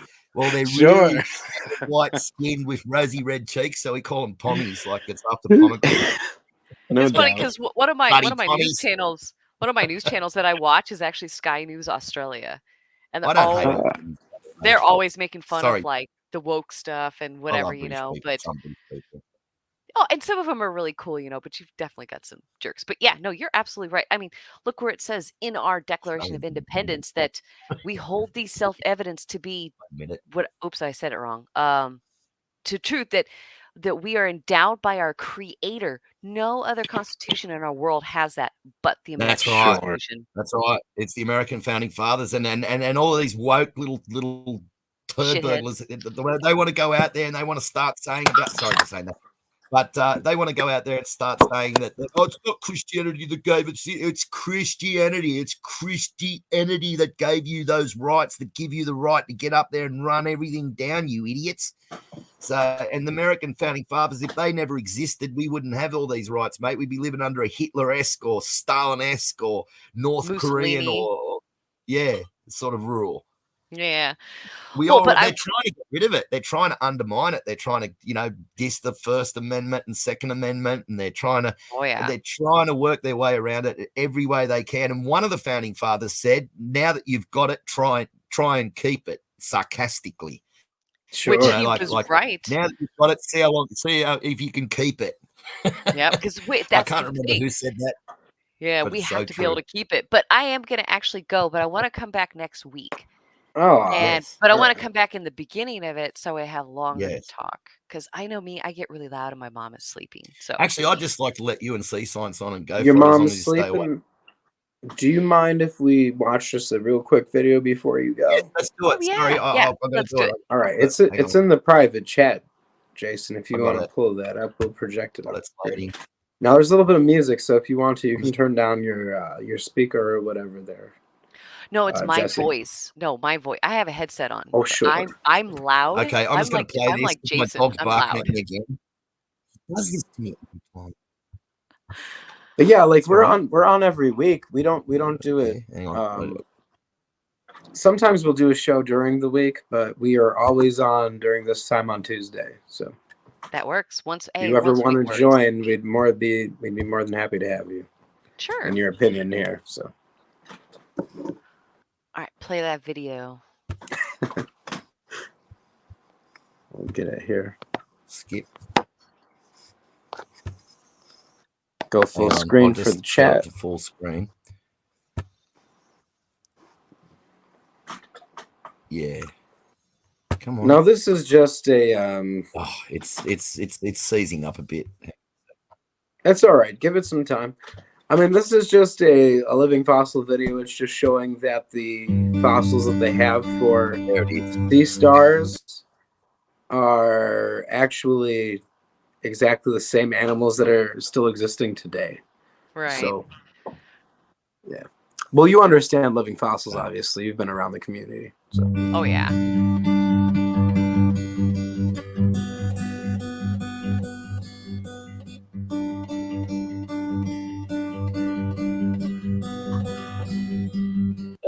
And how old's that sea star? 420 million years old. I don't know. Probably like 400 million years old. Probably. It looks how old identical. is it, Sea Science? Do you know? Anyway. I don't know.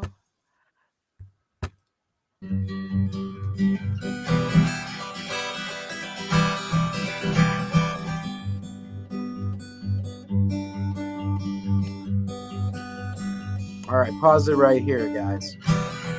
This is a good spot. All right, so you have, this is a cushion star. Okay, I showed this on screen earlier. This is my cushion star that I was showing on screen on the right and in the middle. You know, the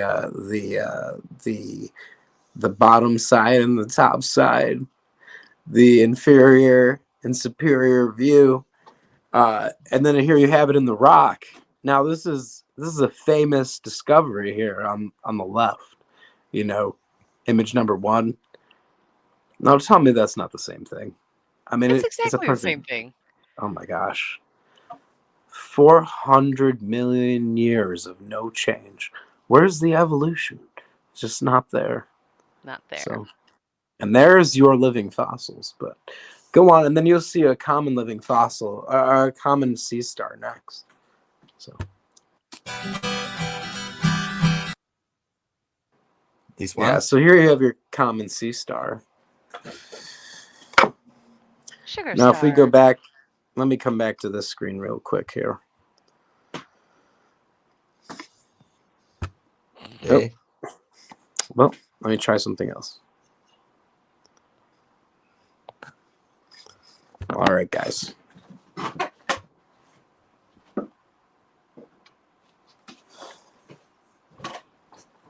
So here you have a common sea star.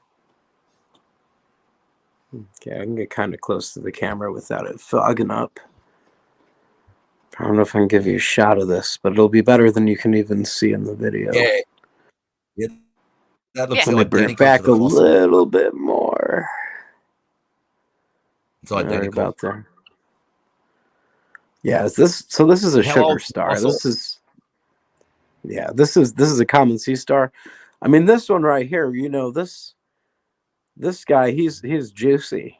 This is right from the ocean. They dried him out, threw him in the sun, dried him right out. It's a fossil too. I mean, it's not a mineralized fossil, but it's a fossil all the same. You dig? Now these little, you can even see the tiny legs. These they have a system. They don't have blood, like red blood, like most animals, but like they have a hydrovascular system. And this hydrovascular system, basically it brings in sea salt or seawater and it pumps it through the system just like you pump your blood through your heart. And it has little there's little places where the seawater is drawn in, and then the legs of this thing are underneath us, and I can't get it close enough, but that's probably about the. Yeah, I can see it. Okay. We can see them. The tiny little So legs the dark there, orange, the ones that move. yeah, the dark orange here. Those are the little. They look like little legs. teeth. Sure, Yeah, they do. it's pretty wild, but I just want to Yeah, show you that. hundreds of So legs. like. That's the idea here. And so that's a common sugar star that we have in this rock. And that's what would be a living fossil. So the one on the left is exactly the one I was holding up. You have the darker orange. But yeah. I mean it's pretty evident. And 95% of the fossils that we have in the fossil record are marine animals. Yep. So yeah, I mean we have them all basically. And they all look the same. Yeah, they do. Like, Yeah. where's the evolution? So, Yeah. but yeah, play on. You'll see some of these guys in their juicy form right in the bottom of the seabed. And this is one of our guys from the Sea Lab that are playing guitar. They think they can play guitar. I. But yeah. Sounds good.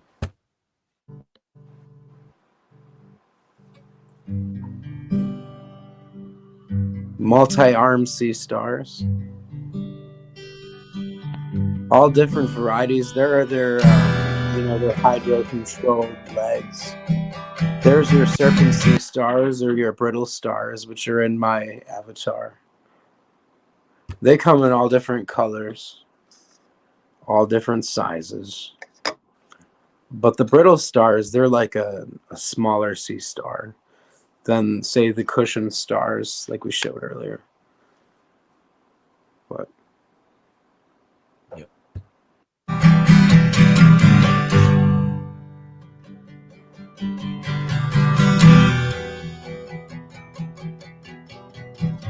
and there's your cushion stars hanging out on the reef. That's another kind of cushion star, but it doesn't have the arms. Yep.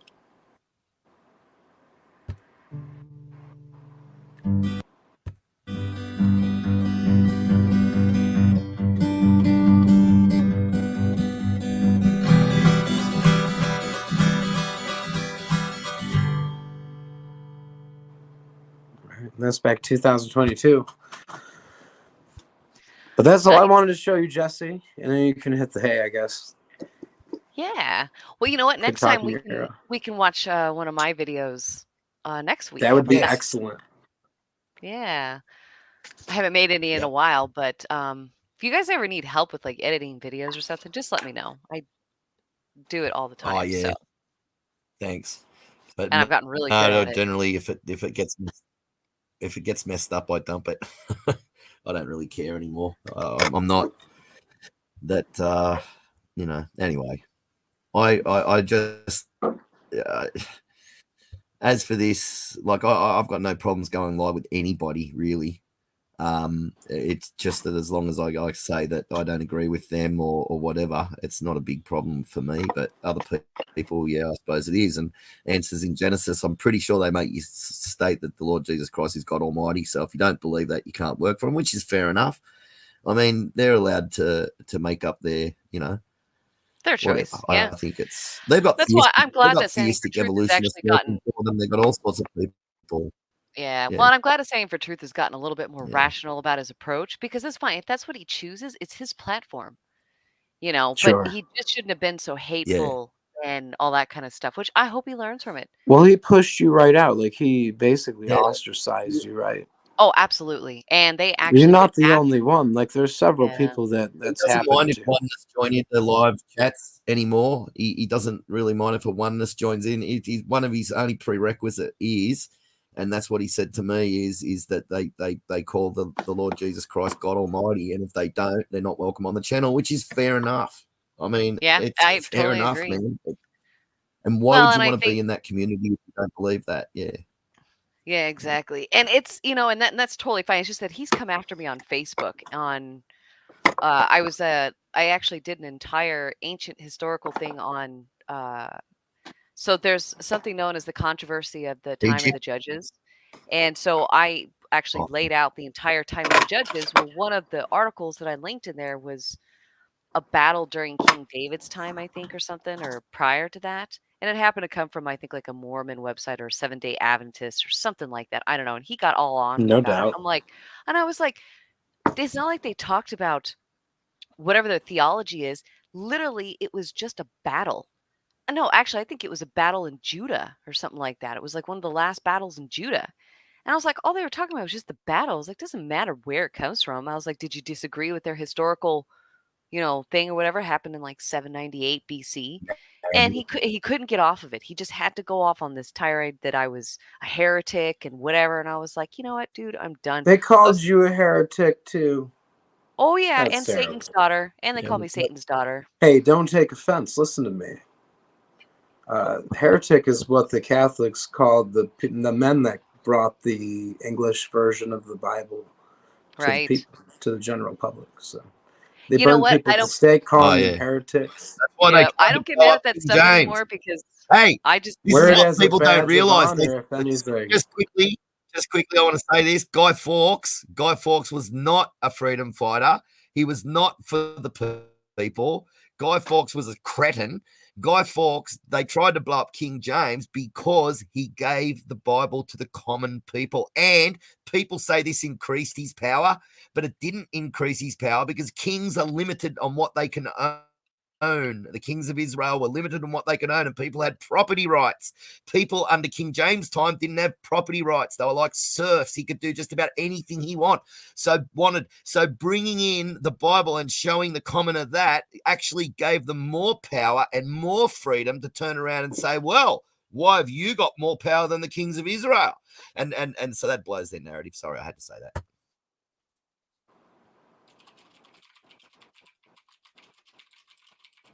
Yeah. Additionally, there is an article in the private chat as well. There's a document, Google Doc, and I think that they were going into radiometric dating earlier. And there's basically the AIG article from Mount St. Helens, or Yeah. But But yeah, so that's I just think that people are really ignorant for saying that. At first it really bothered me until I realized that they're just, well, we're all sinful in our flesh.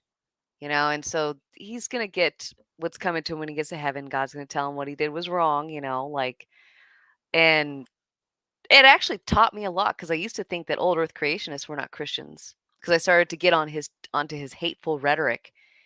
And when it turned around and started getting put on me for something so stupid, to me, I thought it was kind of stupid because this is not to start an argument or anything, but 3 implies paganism because it's polytheistic. And I'm not calling them pagans for Yeah. believing that. That's not what I'm saying. I'm just saying that even just the idea of it is technically Yeah. pagan. And so when it got turned around on me, I thought, you know what? I need to stop doing that. So I've no longer started calling old Earth creationists But heretics the or not pagan gods were believers. different from each other. Yeah, and it's, it actually was They a weren't very, co-equal, very co-eternal, interesting lesson. co-powerful. They messed it. Yeah. But The anyways, pagan guys, gods were completely different and at war with each other constantly.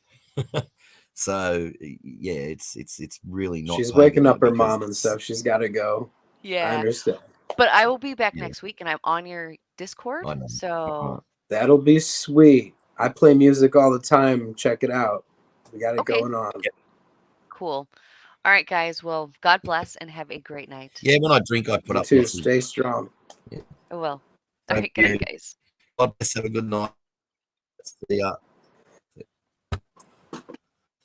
Oh man, I just didn't need that anger before. I'm sorry. I just couldn't. All I wanted to do was I was kept trying to get across to him. I kept trying to get across, mate. All I wanted to say was that first. I kept trying to tell him that's it. If I had been able to say that, I wouldn't have cut him off so much. I wouldn't have jumped To in Peter. so much. He just To Peter. yeah. To Peter. To You Peter. mean, right? Yeah. Sure. Yes, I just wanted him to. I just wanted to get out that part where that guy had worked all these years furiously trying to debunk that 100 mutations. His own paper. He wants to debunk it. He wants it gone because that is a big problem for him in evolution. So he furiously has worked at it, and now he's written another book about it in 2017. So obviously, to answer the critics, I suppose, because you see what he said in his book in 2017, man, he's really taken a full swipe at evolution, and he's an evolutionist. And anyway, that's all I wanted to say basically before he started talking that he'd done that. And if I had said that, he could have talked to his heart's content. But then he just kept going on and on and on about, like I'm doing this and I'm rude and I'm thinking, well, you're rude in the sense that you didn't let me get out that when I tried to say it, like well before you patronizing each other. Like you were both patronizing right. each other. You were both calling each other idiots. Yeah, I know. It was on both sides. So, I mean, I don't Freedom think of you have speech, anything mate. to apologize for before he. Hey, does. I really don't like the fact that I put him in backstage. I don't like that. I don't normally like to do that, and I shouldn't have really done that. But You really shouldn't. Have freedom done of speech, that, man. You're right, because you are Yeah. against. You are against. Silence. Well, I wasn't trying to censor him. I was just trying to get him shut up long enough so I could explain what I meant. So, you know what I mean? Like, I suppose I could have listened for 5 minutes, but then I might have forgotten to say it, and that's what I was worried about. Sometimes I forget these things, and he's going on different tangents all the time, getting off on different tangents. I guarantee you by the time he had finished what he was saying, he would have got off on some other different tangent. Well, that's what I reckon, and I would have got lost, and that would have got lost in the ether. So well, to he speak. was getting slightly defensive. I mean, you were defensive as well. Yeah. But he was Only starting because to I just wanted to deflect. say that one thing. Like we were far off. We were far off of the biosemiotic entropy article by the time the know. argument started. You dig what I mean? Yeah, I know, because he. And that's Yeah. what we were really like. That was the topic to discuss tonight. And like, I want to hit that up one more time. I'm gonna give him the C Science Stampede one more time. Like Peter came here, I wrote it all down. He used the puddle analogy to explain the contents of the universe. Well, you can't really apply the puddle analogy to what is String. interject anytime because like this is it. 2D. It's a 2D string, right? He's one of those 2D string people. Well, a 2D string is still a string and has it's 3D by default. So that sort of thing. And this puddle analogy where they've got this dip in the universe where this string's going on, you got this dip or something. It's really weird. It's. Can you explain that a bit more? This weird puddle analogy. Do you know about it like fully? Well, yeah. I mean, they believe that the environment basically creates the contents. So, but when you try to apply that same analogy to the formation of the physical constants of the universe, which is what we were talking about earlier, it doesn't really apply because there's no puddle for the universe to form in. Like when you try to apply And if this there was- analogy to the planet, and to life itself, life on Well, this they say that planet may fit this system. But when you're talking about the formation of the universe from no system prior, yeah. it's a bad analogy. Well, you got particles Secondly, popping in and he out of tried to existence, claim. right? They can. What is Yeah. it? You got particles ahead. popping in and out of existence. They say, well, that's evidence that a particle can pop in and out of existence, but the particles are popping in and out of existence in this universe. So we don't know if there was literally nothing, like they say, there was literally nothing, no time, no space, no matter, absolutely and completely nothing. I've seen it explained on National Geographic and so many times, those sort of things in papers, and if you've got nothing, can only ever produce nothing, and that's what drives me nuts. And they talk about there's this straight line, saying then there's this dip in the universe, and this dip allowed the quantum fluctuation to come in, or it's just really weird. And then they try to say that the universe has got no energy, all the energy in the universe equals nothing. And that's because the more energy there is with one of these particles that pop into existence, the less time that they infinitesimally small, like they'll pop in and out straight away. So they literally have to have this particle have zero energy when it comes into existence and expands with zero energy, which is just mind-blowingly Yeah, they have to have basically 1 equals 0, which is not true. Like their whole model is built off of guesswork, conjecture, assumptions pulled out of their. What? Yeah. Here's a good one for you. You know how they say they smashed the God particle? They smashed particles into each other and they created gold for a split second. Well, I believe they created gold. What's the other name for the God particle, though? There's another name for it. I don't know. The boson, the boson, or what is it? The boson, Higgs boson. Sure, yeah. The boson. The boson particle, sure. Well, they the smashed the particle in the accelerator, and they said they created gold from these two particles, that they got gold flecks that ultra microscopic, tiny little, and it just disappeared as fast as it appeared. But the fact is that they created it, and they say, well, we created that out of nothing. Well, no, you didn't, because all of the atoms in gold and all the atoms in everything are made up of energy. There's no evidence that there's any tangible matter in atoms at all. So all they're doing is smashing energy into each other, two different parts of energy, and creating another form of energy, which is gold. Matter is energy. So they literally didn't create anything out of nothing. So they just lie through their teeth, and then people believe it. Oh, look, they created gold out of nothing. No, they didn't. Yeah, and that's what you see coming out of people like Krauss, who say there's 3 different kinds of nothing. Oh no. Like they just fail to understand where science ends and their belief system begins. That's how I see it. Like they fail to differentiate between science and the theories, the beliefs, the opinions that surround it. Okay? All the atheists. It's become the state religion.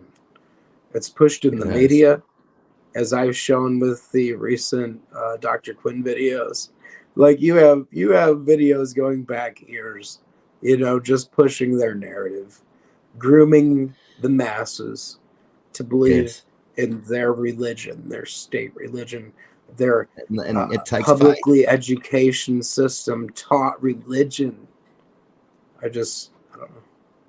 Yeah, they go from one religion to another. It literally takes faith to believe that the universe started with no intelligent input whatsoever from a quantum fluctuation, then expanded at 10 to the 58th, which is 10 octazillion kilometers per second, inflated. The inflationary epoch is what they call it, right, Jason? Yeah.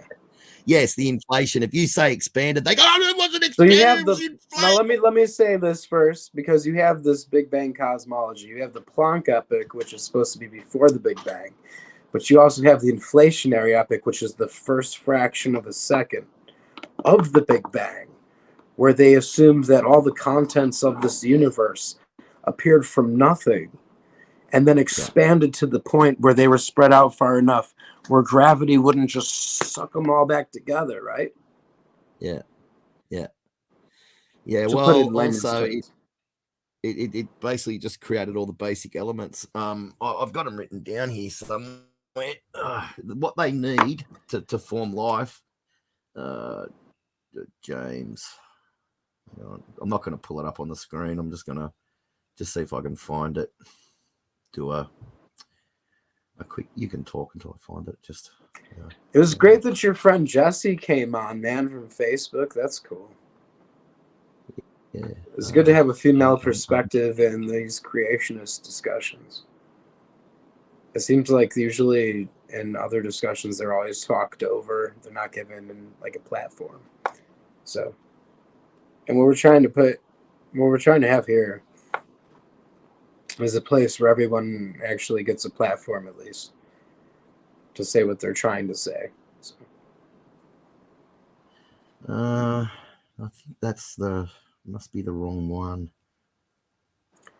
Do you want to watch another video before we end this thing, or? Yeah, I'm trying to find All this. right. Yeah, well, so we're going to put it go up. with this. And this kind of ties into what Peter was talking about earlier. All right. So you have Peter claiming this puddle analogy. Well, he also seemed to claim, and I don't want to say this because I don't want to put words in the man's mouth, and he can always come back next week and correct me. But it seemed like he was trying to say that the I get this book. The anthropic cosmological principle, okay, is actually a hypothesis, but is a scientific principle and not a hypothesis. See, here's the book. And it's not a small book. This isn't just some peer-reviewed paper, man. This is a peer-reviewed book. Boom. You want to find out about how much evidence there is for God? Well, you can open up your Bible. You don't have to read this. Well, it says here, this is what they need. Using only simple organic and inorganic compounds such as NH3, ammonia, CH4, methane, O2, molecular oxygen, CO2, carbon dioxide, H2S, hydrogen sulfide, water, formaldehyde, carbonate, formate, cyanide, and possibly hydroxide, etc. So that's all they've got to work with. They've got to form all of these molecules from that under a rock, right? And not always protected from ultraviolet light, but sometimes it needs to be protected. And a lot of these molecules that form only have a very short life. Like they'll break down straight away in water because water's the universal solvent, so they dissolve really quickly. And it's so to get all these things, all the parts of the cell in one place and then put them together is impossible, because what James Tour says, he said, okay, I'll get all the best scientific minds on earth, all the best equipment that we've got today, the best labs, all the millions and millions, tens of millions of dollars worth of equipment, and he'll give them all of the parts, the molecules from a cell, selected, like extracted out by these companies that do that. He'll give them all the different molecules, homochiral, natural, straight from nature, and then see if they can put them together in a lab with intelligence and a mind. And if you make one mistake in that process, right, just to make one simple molecule would take probably hundreds of pages of notes. And if you make a mistake, then you can just go back to your notes and refer back to your notes and start off from there. Whereas if nature makes a mistake, it has to start off from zero again. And if they can't do this in a lab with intelligence, how are they going to do it anywhere else? And like, how's nature going to do it with no intelligent input in a pond or in a cave? Impossible. But anyway, so they can't even put a cell trying to artificially create life in a lab. And they can't even come close.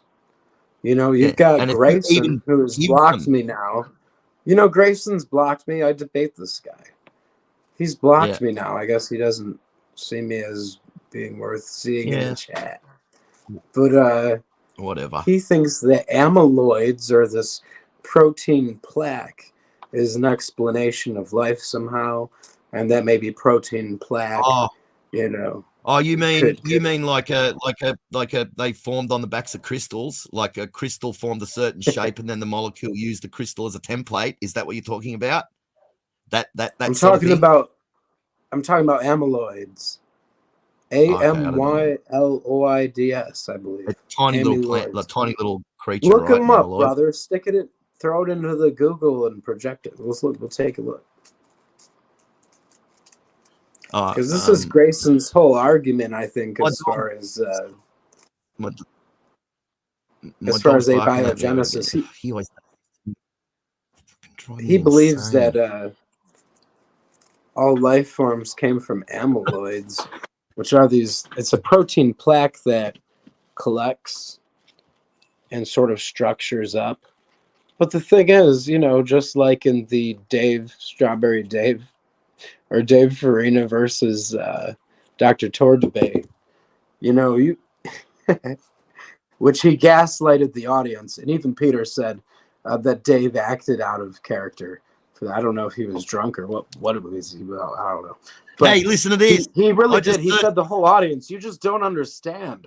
To a whole audience filled full of biology students and genetic engineers. He's like, you just don't understand biology. Is amyloid AMYLOID? Okay, Yes, have a guess what Bing says. Have a guess when I search this on Bing. There are no results for amyloid. It's AMYLOID. Yep. And it says, it literally, I could take a, I'll share it out and show you. I'll share it out what Bing says. All right, share it out. Look how hopeless Bing is. Oh, I removed you. That's all right. That's not good. I'll let you do it. I'll let you do it. Okay. I'm getting there. Here we go. And if anybody in the chat wants to join, feel free to come on up here. We'll talk about. Here we go. Look at that. Bing says there are no results for amyloid. You've got to be kidding me, right, Bing? See, that's your Google for you. No, because amyloids are definitely a thing, That's or Bing. this protein plaque. Microsoft. But you have and Grayson. It keeps coming up saying that there's no such thing as amyloids on Microsoft. Amyloid protein, amyloid plaque. You want an amyloid plaque? I literally clicked on it from down here, and it came up telling me that there's no.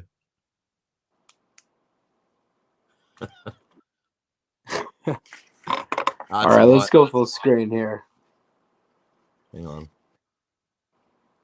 Amyloid plaques, Wikipedia.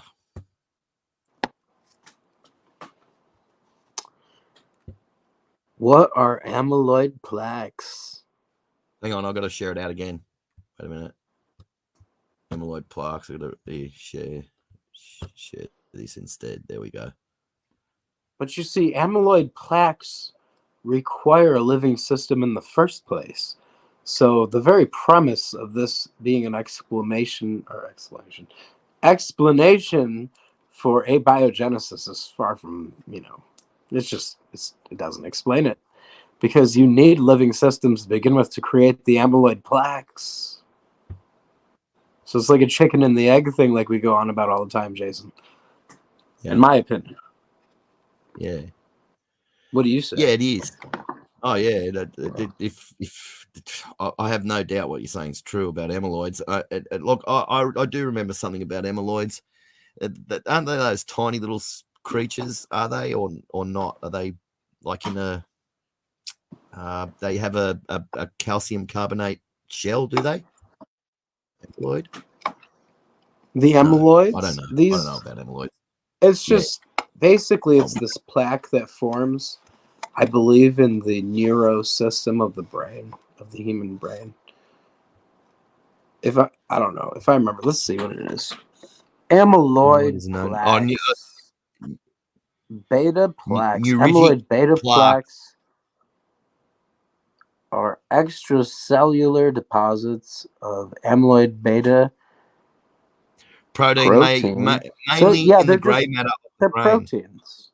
They're buildups of proteins, And here you have Grayson saying, look, when they build up, they have structure. And it's just like saying, hey, you know, if we started dropping sand into a pile, then it has structure.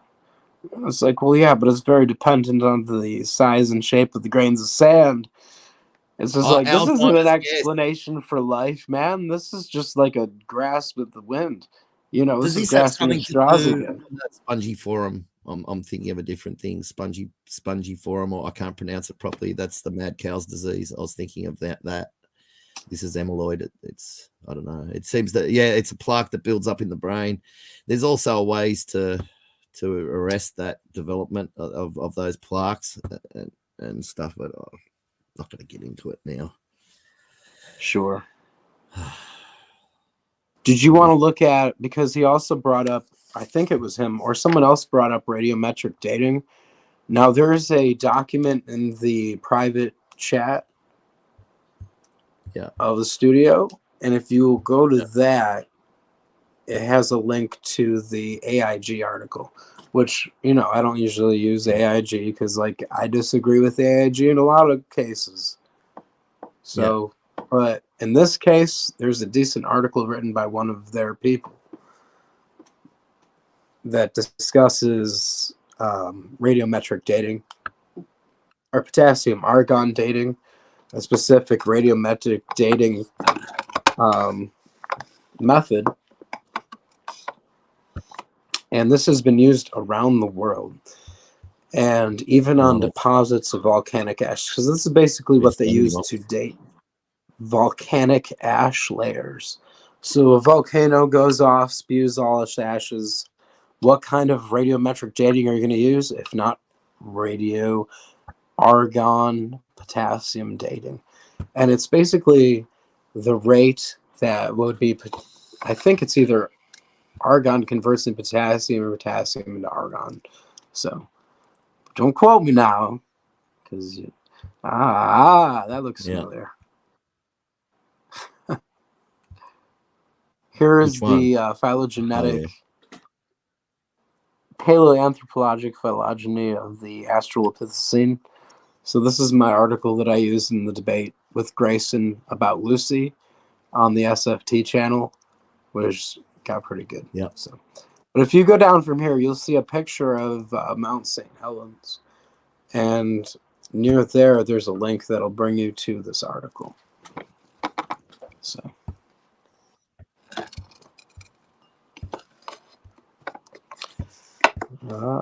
Right here. See here you have the side, right, go back up a little bit. Right there you have the side of Mount St. Helens above Lucy. Yeah? Is that showing on your thing? Yeah, I see it. I see Lucy right now. No. But if you go back up, you'll see the side of Mount St. Helens. I believe it's showing for the people in the chat as well. It's being projected, so. I can't remember which one. Do you see it on your end? This one. Do you see it on your end, Jason? Hang on, I'll just keep going down until we see Mount St. Helens, no. basically. Go back up, because the mountain's up above. It's up above Lucy. Oh, okay. I don't know if I'm still coming through clearly. Yeah, go on way on above there. Oh, there it is. Right there. Sorry. Right there, you have the side of the mountainside. So this is a photo of Mount St. Helens.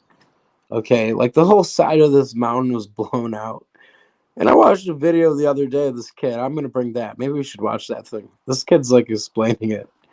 And I don't know who his writers are, but they had it down. You know, so you're looking at the side of this mountain and it looks like there's a piece missing. Well, that's true. You know, the entire side of this volcanic mountain was blown out in, I think, the 80s. So yeah, 1980s. When 1 or 80. Yeah, I remember it. Yeah, so when this happened, you know, there were these plumes of what's called dacite, which is volcanic rock that's erupted from the earth and even made like mushroom plumes and different geological structures like that. So this dacite, now they've taken samples of this, and I believe it was 1986. I could be wrong. But they know when this dacite came out of the earth on Mount St. Helens. Now, if you look at this Mount St. Helens photo, there's a link at the bottom that says Geology and History of Summary of Mount St. Helens. Yep. If you click there, it'll take us Also, to another. just let me say something about Mount St. Helens. There's this one Sure. area. I've got a photo of this, and there's literally like however many 100 meters high or whatever it is. It just formed in a few days, but it's made up of it's thousands of little thin layers, or hundreds and hundreds, if not thousands of tiny thin layers. Now, when we've seen that type of thing in the geologic column, they say that each layer took a year to form. So they would say that was thousands of years, and yet these layers, and you can see it crystal clear because you just got this wall with these fine little layers, just hundreds and hundreds of them formed in just a few days. Anyway, okay, we'll click on this thing, and I've got to go get my. He always does this every time. Hey, if you got to take your dog out, go ahead. I just want to ask you, like, if you see that 100% on the top left, we might be able to magnify this to 200% or so for our viewers in the chat, so we can see the mountain. I gotta go. Hang on. I gotta All go. right, yeah, take care of the dogs, man. I can go into something I wanted to talk about earlier. Okay. All right. I'm gonna go. It's not on full screen, is it? No, you're good. No, go take your dogs out, man. Oh man, I'm starving. All right, so we were discussing this article about biosemic entropy of the genome, mutations and epigenetic imbalances resulting in cancer. As I said before, like, these are some big words. I don't want to make you go cross-eyed or whatever, but every term is defined within the paper, even within the abstract. What's biosemiotic entropy? Well, it involves the deterioration of biological sign systems. The genome is a coded sign system that is connected to phenotypic outputs through the interpretive functions of the tRNA ribosome machinery. So there's machinery within your genome. Just let that sink in a little bit and realize the complexity of life and how evident it is that it's intentional. This symbolic sign system, semiosis. So they even define semiosis as a symbolic sign system, a sign system that uses symbols. Semiosis. All right. Moving on and learning. At the core of biology, so this idea, this concept, this principle is at the core of biology now, and has been termed biosemiosis. Layers of biosemiosis and cellular information management are analogous in varying degrees to the semiotics of computer programming, spoken and written human languages. So they're really saying in this article, this peer-reviewed article, that it's comparable to computer programming. They found computer programming in human DNA, in the human genome. That's a wild thing. So we'll move on. Yeah, I get excited. All right, biosemiotic entropy. Okay, so this is explaining the disorder of the system. So it'd be comparable to, like, say, if you made a copy of a CD 100 times, you're going to lose some information along the way.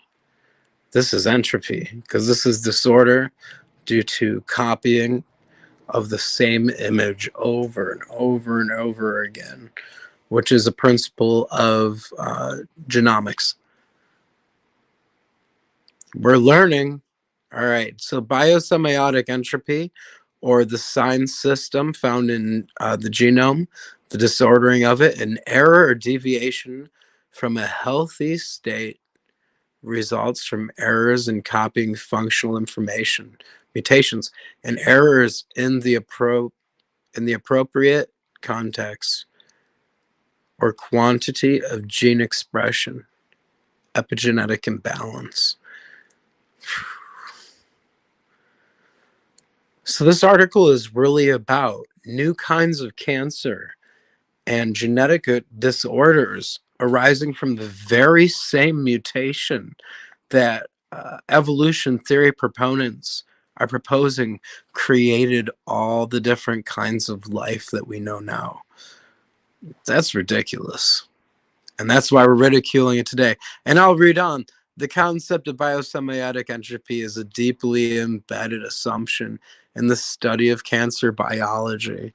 You know, this is a principle. It's not science.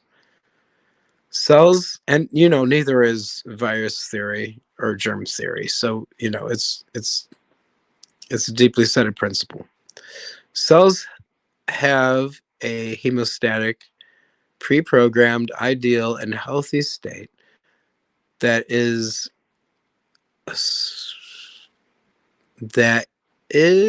rooted in genomics, strictly orchestrated by epigenetic regulation and maintained by DNA repair mechanisms. So again, you have these mechanisms, these machines, and they talk about these micro machines that run along these microtubules in the DNA that carry information and repairing these sections of basically errors in the DNA and even self-correcting. So your genome is a self-repairing system, which it must be, because if we're still here even after 6,000 years and 10,000 years and some creationists, the fact that we're still here is amazing. So there's got to be something that's correcting these mutations that occur, or else they would build up to a point where everything is going extinct. And that's what we see. We see a lot of animals going extinct. So it's reaching a point or a breaking point, some place where the levee breaks, where too much mutation is occurring and we're starting to lose animal forms to this mutation. And they'll challenge me to show an example where mutation has actually led to extinction. But I tell you, just consider all the reproductive issues that humans have had that are simply because of genetic disorders, the immune system disorders. All of this is because of the same reason: biosemiotic entropy, this disordering of the sign system within the human genome. And now you understand genomics and this brand new facet of science, this very promising facet of science where we're going to gain exabytes is what they call them, which is beyond terabytes by, I believe, like 1,000 times a terabyte or something. I forget, but I have it in some literature I wrote. And it's just like, over the next 10 years, we're going to gain so much genomic data from this field of research. And we're going to really understand the image, which is our genome, our humankind. And we're going to decipher and interpret this. And we're going to put it in computers. And it can be deciphered and put into computer format and displayed on screens. And it can be searched through. And it can be analyzed.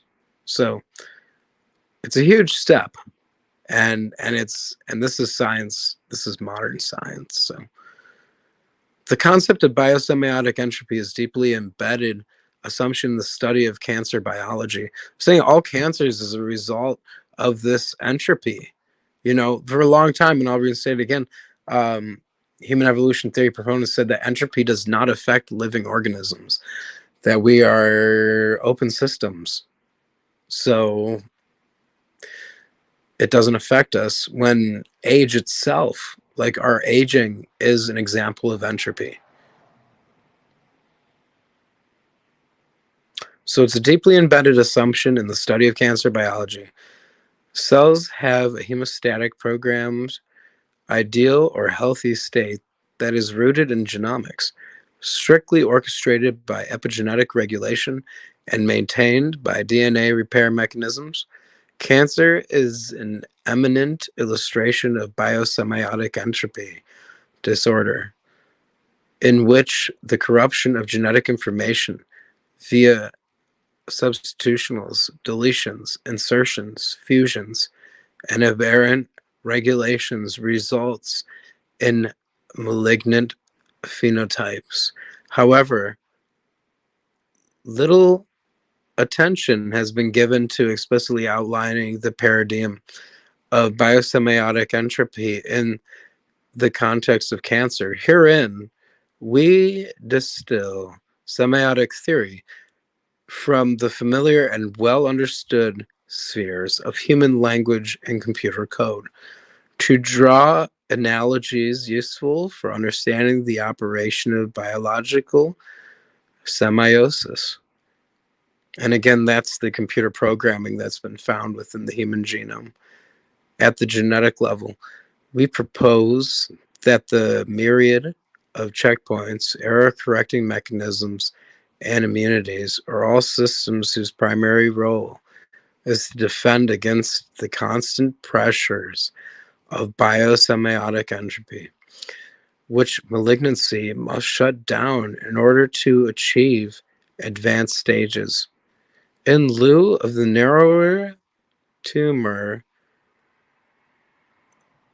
suppressor oncogene model, characterization of the oncogenesis, or the beginning of something, into the biosemiotic framework of sign, index, or object entropy may allow for more effective explanatory hypothesis and cancer diagnosis, with consequence in improving profiling and better therapeutic outcomes.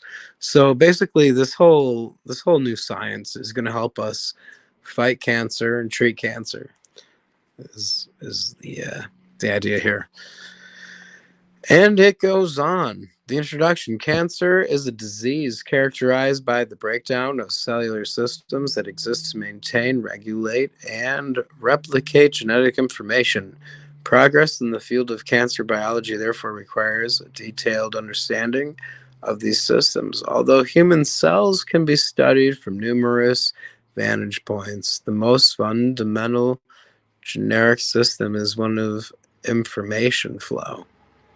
Communication using signs, codes, and signals, biological semiosis, or biosemiosis, another name for it. Hence, it is instructive to construct a working framework for accurately viewing the nature of biological information, its symbiotic communication, and the errors which occur in its processing.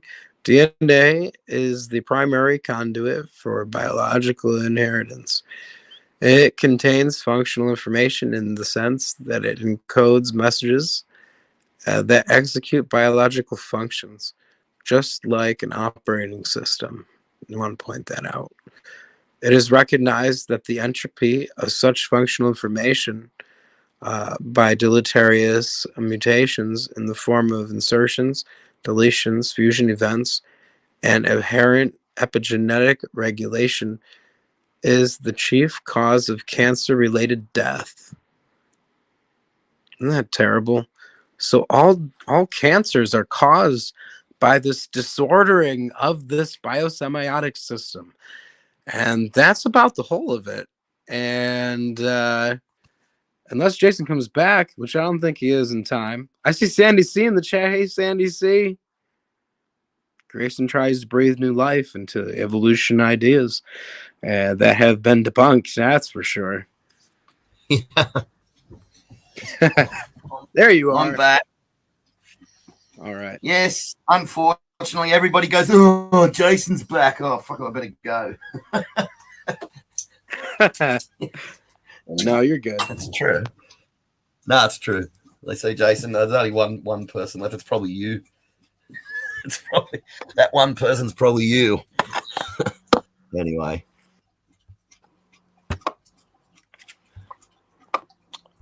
I think tonight went pretty well, honestly. We had some decent guess. I mean, maybe Peter will come back next week. We'll talk about it. You know, Maybe. But beyond that, I think. Well, yeah, I reckon. What do you think? Yeah. I'm not coming back here telling me, you bastard, I fucking hate you that. And then we're and then I'm back. So yeah, I don't really care. It doesn't bother me. Yeah. Anyway, Sure. I always go back myself, so I'm a hypocrite if I say no.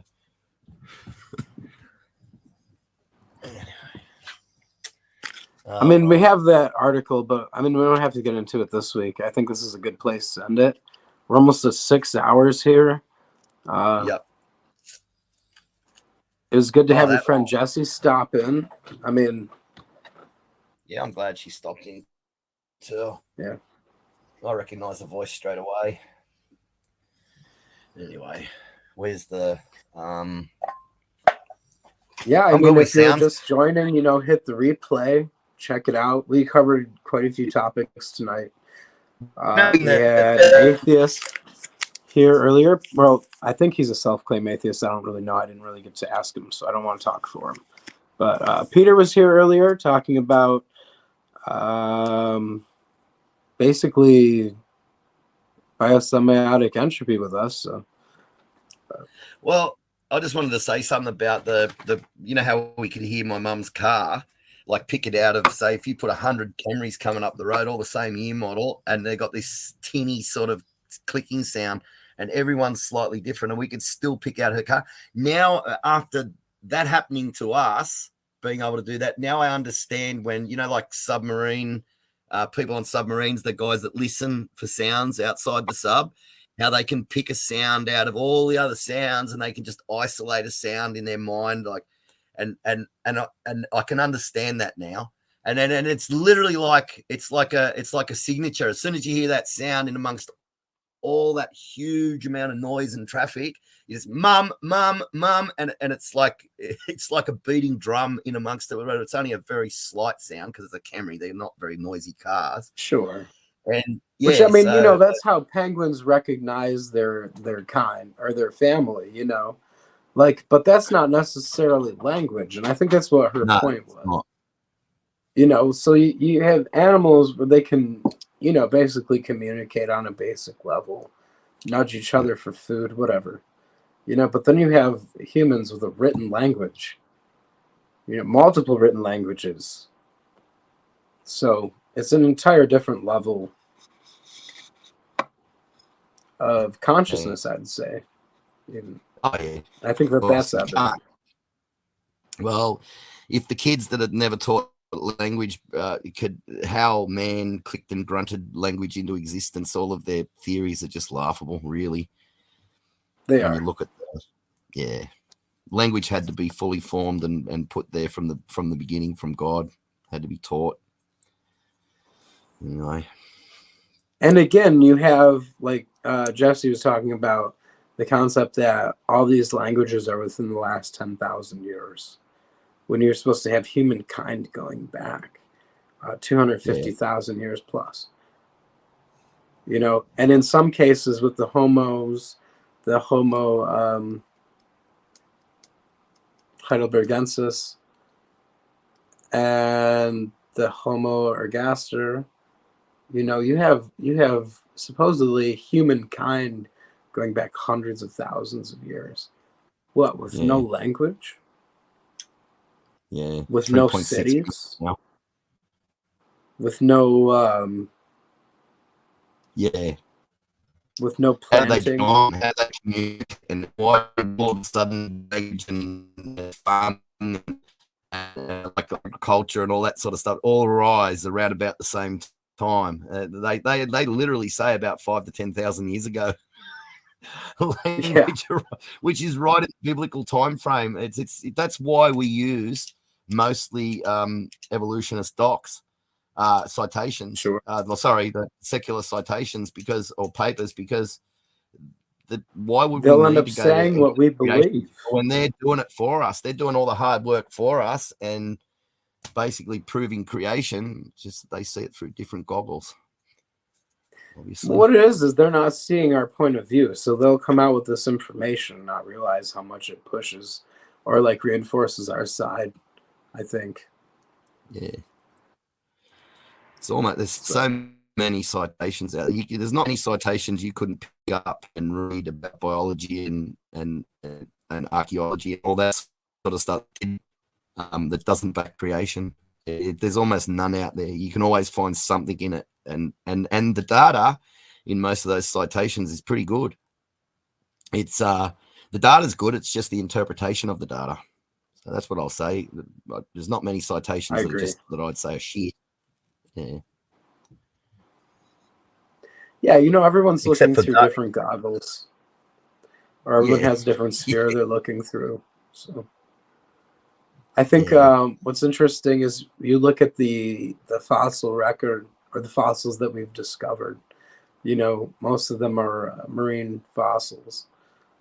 I think that these fossils fit the creation model better than the evolution model. I really do. So, but with that, I think we should end it. What do you think, Jason? Okay, I think so. And if Peter comes back, I promise, no matter how hard it is, if I have to chain my mouth shut, I'll be quiet and let him talk. All right. Hey, stay strong. God bless. God bless, man. See you later.